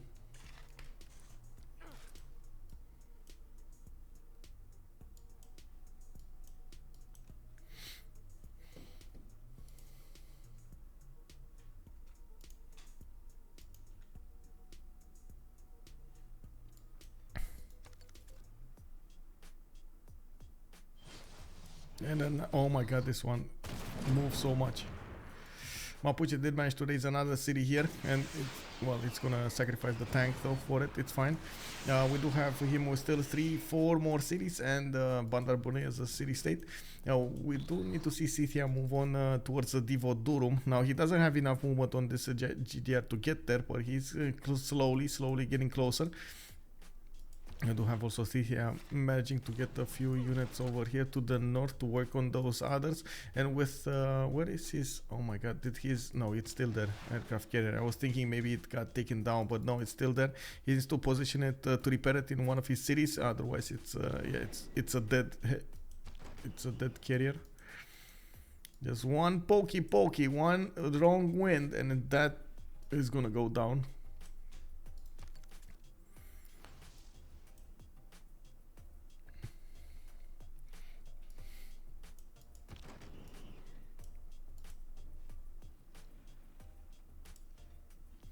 What's their win condition? I guess both team play for a war win condition. Yeah, I think at this point nobody actually has a win condition. It's basically... oh, actually, there might be a win condition. Is there a, I would say, an end game? Because at the moment it's Team 1, Aladdin and ChucK, 1667. I don't know if there's an end turn. They might have one like threshold for the end turn. Let me actually take a look at the rules. I know in the Hidden Cup, for example, we had the turn 130 as oh, it says all victories allowed, point victory after turn 150. So we might still be here for another 20 turns.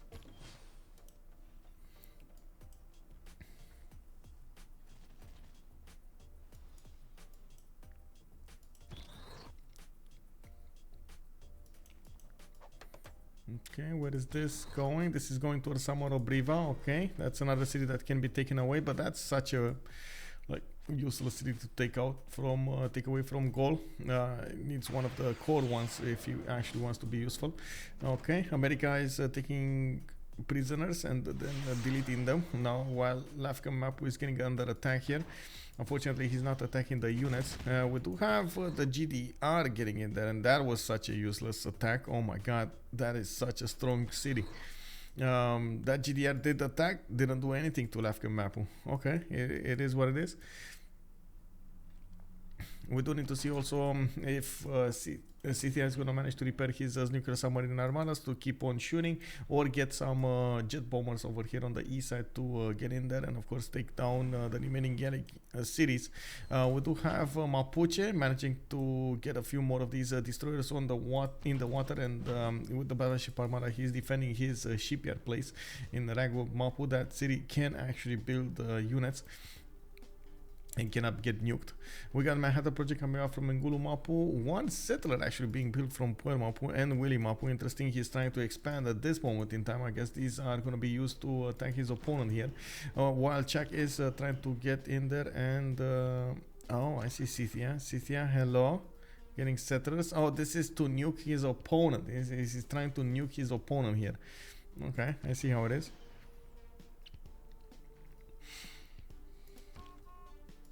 Gonna try to get a settler over here somewhere so he can place a nuclear silo so he can attack into his opponents, otherwise he can't really do so. He needs jet bombers and I don't think he actually wants to get them. Okay, more GDRs coming out, one next turn, another one in 2 turns. It definitely feels like he has an edge over gold production. We will see a lot of jet bombers coming out from Ratumakos and Tervana, and I can't really say I favor their chances against GDRs, nor do I think nukes are gonna phase off the GDRs. So the GDRs do have anti-air strength. They're very hard to attack into with planes. You can see the jet fighter basically dies. That's a 149 defense strength GDR. Okay, that's another city taken down and raised to the ground. I want to see the jet bomber damage. Can I? No, that's still a jet fighter. Come on. Show me jet bomber. Show me jet bomber. I can't. I don't see it.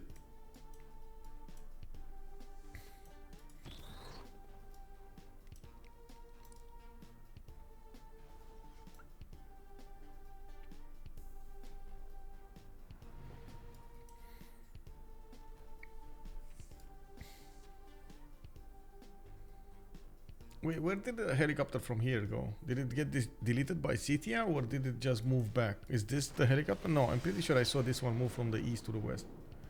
What happened to that one?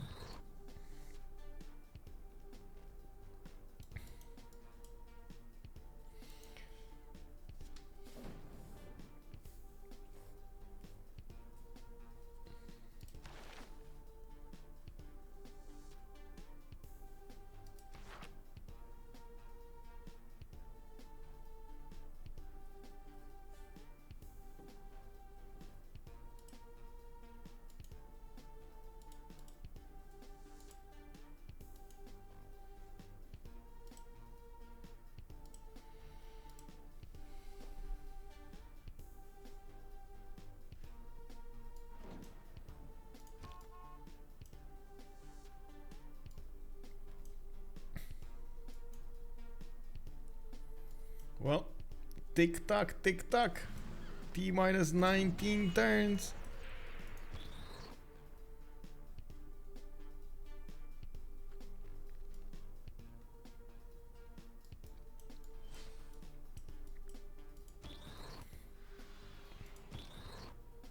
Okay, level 2 GDRs coming alive here.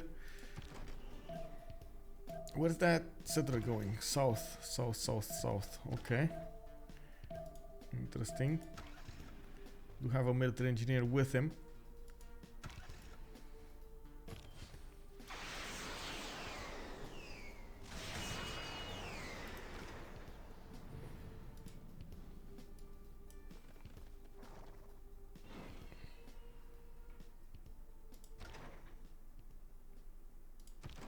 It looks like Mapuche was trying to stop this from happening. Couldn't quite do it. I'm very surprised, by the way, the GDRs are attacking into cities rather than taking down the units. It looks like Scythia might actually take over the city of Divodurum. The GDR did shoot at it from afar. It looks like that city is going down. There is a GDR coming up to defend this, and I guess the city center will be a priority. That city center is building another GDR in 2 turns, and would be massive if he manages to take it down. Let's see. More GDRs coming alive here. They're getting very quickly on the front line because of all of those railroads. Now, honestly, all of this infrastructure that ChucK made is coming back to haunt him. It's so problematic for him to stop these units.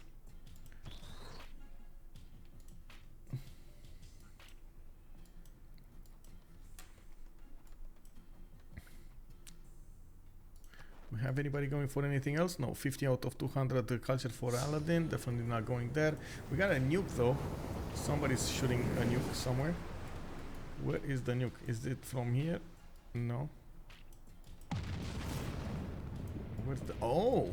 Oh! Okay, that's another city from the goals. Where was the nuke? Oh, actually, nuclear submarine armada got back some health. Start to attack back. Okay. Kept on shooting. And Scythia does still have 2 more nukes. I'm actually quite surprised we don't have nukes going back, like attacking back Scythia over here to take down that submarine. It's not like he has a lot of them. He has like only 2 of them moving around, and 1 single is an armada. That's it.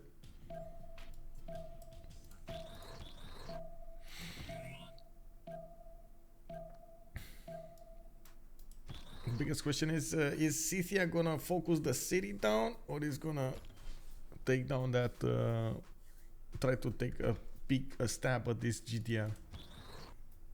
I guess the city is the much better option, isn't it? Take the city, bro. Take the city. Doesn't allow you? This is so weird. Okay. I guess it is what it is. Another nuke somewhere? Where is it? Oh, I see. Pick un Mapu this time. Okay. And another one from the same place. He has a GDR showing up there. He's gonna try to take Lafka Mapu. Now that's a much faster takeover. There we go. And raised it to the ground. That was the victor city of Mapuche.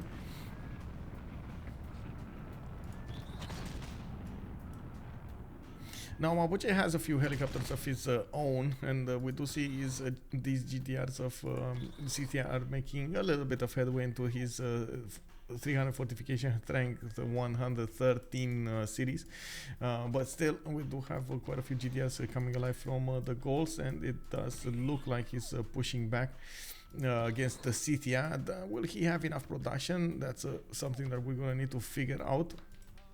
We do have a goal over here with 522. ChucK is on 505, and it doesn't look like they can actually stop Scythia's 556. That's a very, very surprising.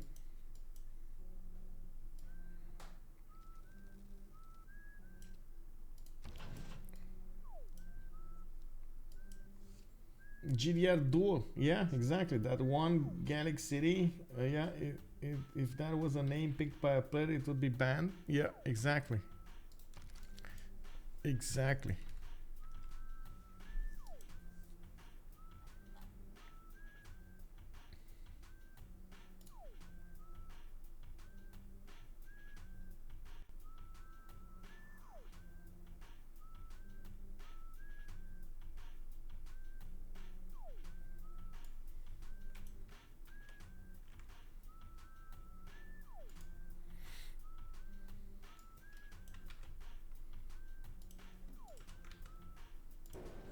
Okay, New World Congress, minus 50 is this,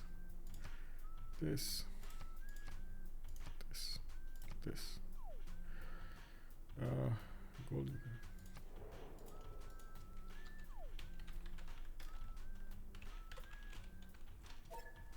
Oh, can't see.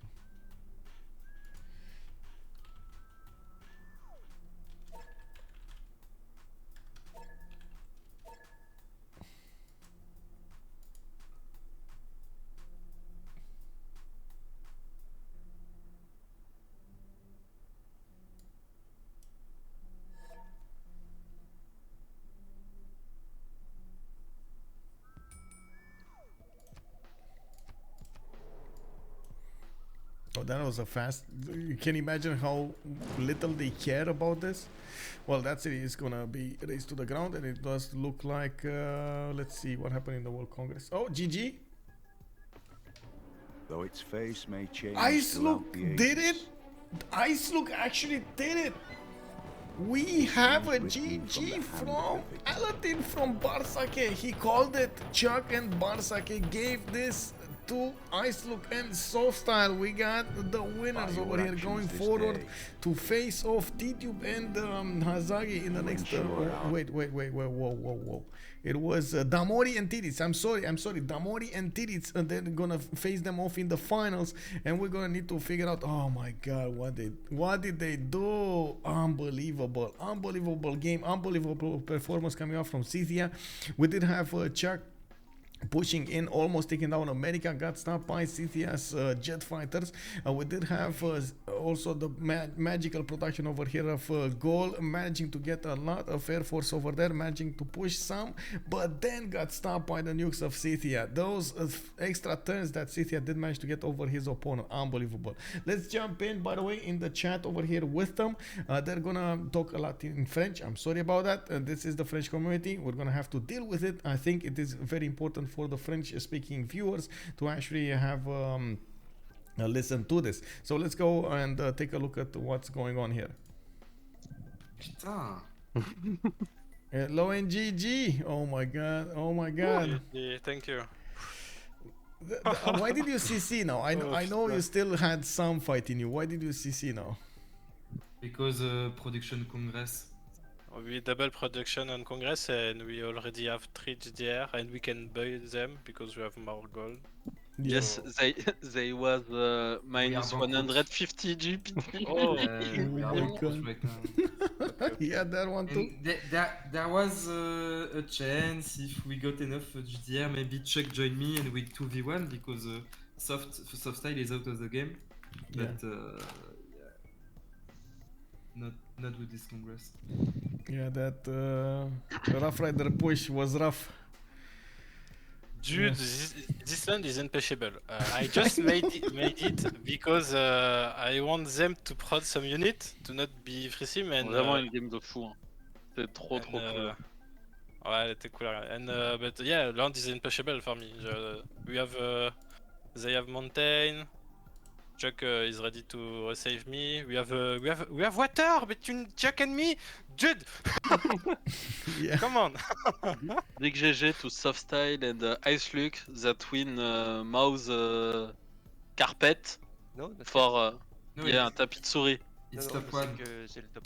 Top one. For Top the- one, you lose tapis de souris and 80 euro of credit for instant gaming, so buying games. Really nice game hein, from both of you guys. Avec. Gros, j'étais dans le petit sac à dos d'IceLuc là. Ouais, petit sac à dos, gros sac à dos quand même. Ouais, gros sac à dos petit comme vous voulez. Grosse game. Ah, tu Mec, verras, je prends le marchand pour prendre pour enlever Anchan et il y a la diplo juste derrière. il y a la diplo derrière. Ah putain. Et en plus, IceLuc, il a pas de spy level 2, hein, il a que des spy level 0 chez vous.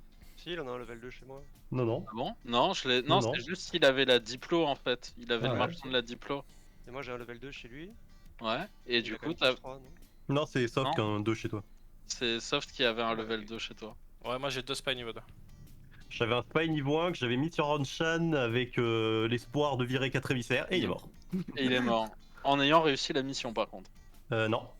Ah bon? Pourtant, il t'as a échoué. récupéré la CS le même tour du coup. Ouais, parce que j'avais des émissaires en stock et en fait je voulais lui enlever 4 et en rebalancer 4 de plus et faire un différentiel de 10 parce qu'il n'y avait plus la manie, mais il a raté. Ah, c'est dommage aussi, t'as fait démocratie into fascisme. Ouais. En fait, Ah, j'ai fait la c'était démocratie plus- pour le plus 5 dans le land avec les chasseurs, le temps de toucher les jet fighters et les fascismes. Ah, mais c'est dommage. Tu- je pense. L'inverse aurait été beaucoup mieux. Hein. Je sais, Ouais, mais c'est ce après, que je lui ai dit. mais on il m'a avait dit, j'ai bloqué pas de les... regard. On avait Il m'a bloqué dit, les j'ai pas de campements. regard, je peux pas. Du coup, je Ouais. pouvais pas avoir l'Oreca, c'était 4 tours le fascisme ou 2 tours la démo. Je me suis fait 2 tours pour avoir le plus 5 dans le land de soft avec les avions, go. C'était pas la finale? J'ai rien compris, moi j'ai cru que C'était la finale du C'était loser bracket. D'accord, ok, my bad. Du coup, vous êtes 4ème. Non, troisième. Troisième, Voilà, ok. et- Qui là Et au oh. winner bracket? Titi et Damori qui attendent sur le trône. Là. D'accord. Titi C'est Sedamo. qu'on va réaffronter du coup. Parce qu'on Bah, en les fait, a si déjà affrontés. vous avez gagné contre Bart et Chuck, là, vous êtes on fire pour Titi Sedamo, c'est facile. Bah en vrai on avait pris une game à Titi Damo. Bon je pense qu'ils nous laisseront plus Maori mais... on avait pris une game. Je sais pas, on verra bien. Moi, je suis de tout cœur derrière vous, en tout cas. Yes, bah moi il est Ouais, tard, je vais vous les laisser. outsiders. Gros jeu. Ouais, GG, bonne nuit. Bisous, Chuck. Et Bartsake, Bisous, la bonne nuit. science. Mais gros, Bonne je nuit. comptais autant que je pouvais, gros. C'est pas ma faute, il y avait Campus plus 8 et plus 6 là. Ah, moi, je pensais, tu vois, que So I do have to stop it here because I'm gonna need to catch some sleep tomorrow, 1100 my time. I'm gonna need to well take a look at the festivities over here at parades and stuff like that. So I do hope you guys enjoyed the show. I do hope we're gonna see each other in the next one. We're gonna have the next game on Friday, if I remember correctly. Let me actually take a look over here in the upcoming games. We do have the CWC games, WCG going against Civ Australia on 1930 GMT on Friday. Then we're gonna have Tranquility versus THD on Saturday and Gold by Library versus Freitos de la Vega again on Sunday. That's gonna be quite a weekend over here of action, and we're still waiting to see all of the casters for each of the games. I'm waiting to update the website as well. We do have a few of them, especially this one, of course the one from tomorrow is going to have the priority, and I believe Trinda with #K will be the ones streaming it. So keep tuning in. I do hope you definitely enjoyed it. Slay your enemies like Tommy did. Incinerated toilet. Hello there, sir, and welcome.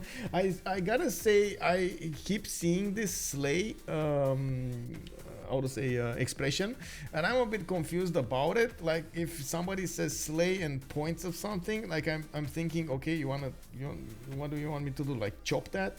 You know, like take it out? Okay, you know, like that's what it means to me. Is somebody did tell me that it means something like nice, amazing, like it's something about it. I have no idea how from slay it actually got to nice, but anyway, I guess I'm gonna need to take a look at the Urban Dictionary some more and try to get acquainted with it. Thank you so much, by the way, everybody, for joining, for the follows, for the subs, for your support, for the questions as well. Thank you also as much as possible for joining me from YouTube. If you are seeing this from YouTube as a premiere, I do hope you're going to throw it a thumbs up, and we're also going to see each other on the live stream on twitch.tv/OnSpotTV. Bonne nuit à tous, exactly. Many CMB won. It was actually the other way around. Many it was IceLuc and his teammate SoftStyle that didn't manage to get the win over here. They're going forward against Damori and Tirits next in another best of 3 series. So I also, if you're coming up from I would say YouTube, I do hope you're gonna leave a comment down below if you see something interesting during the game, or if you do want to ask something. It definitely helps me out a lot. I do also hope we're gonna see each other on my Discord. You can actually see my upcoming games over here. They are on a weekly basis, and I do try as much as possible to keep this channel updated. The upcoming games, those OnSpotTV streams, both of them are gonna have my schedule in it. And of course, thank you so much for everything. I'm gonna try to how to say to host somebody. I think we're gonna go for Veritas. I know he's playing oh, actually no, oh, we got somebody else. Actually, we got Van Branley on, so let's go for oh no, White and Dirty is in. Oh, I got it, boys, we got it. So okay, so I'm gonna close this off. We're gonna see each other in the next one, and I do hope you're gonna have a good time with some more Civilization 6 gaming. Keep watching, of course, Civ 6 content, and I do hope you're also gonna enjoy all of the Civilization 6 World Cup games. See you, bye bye.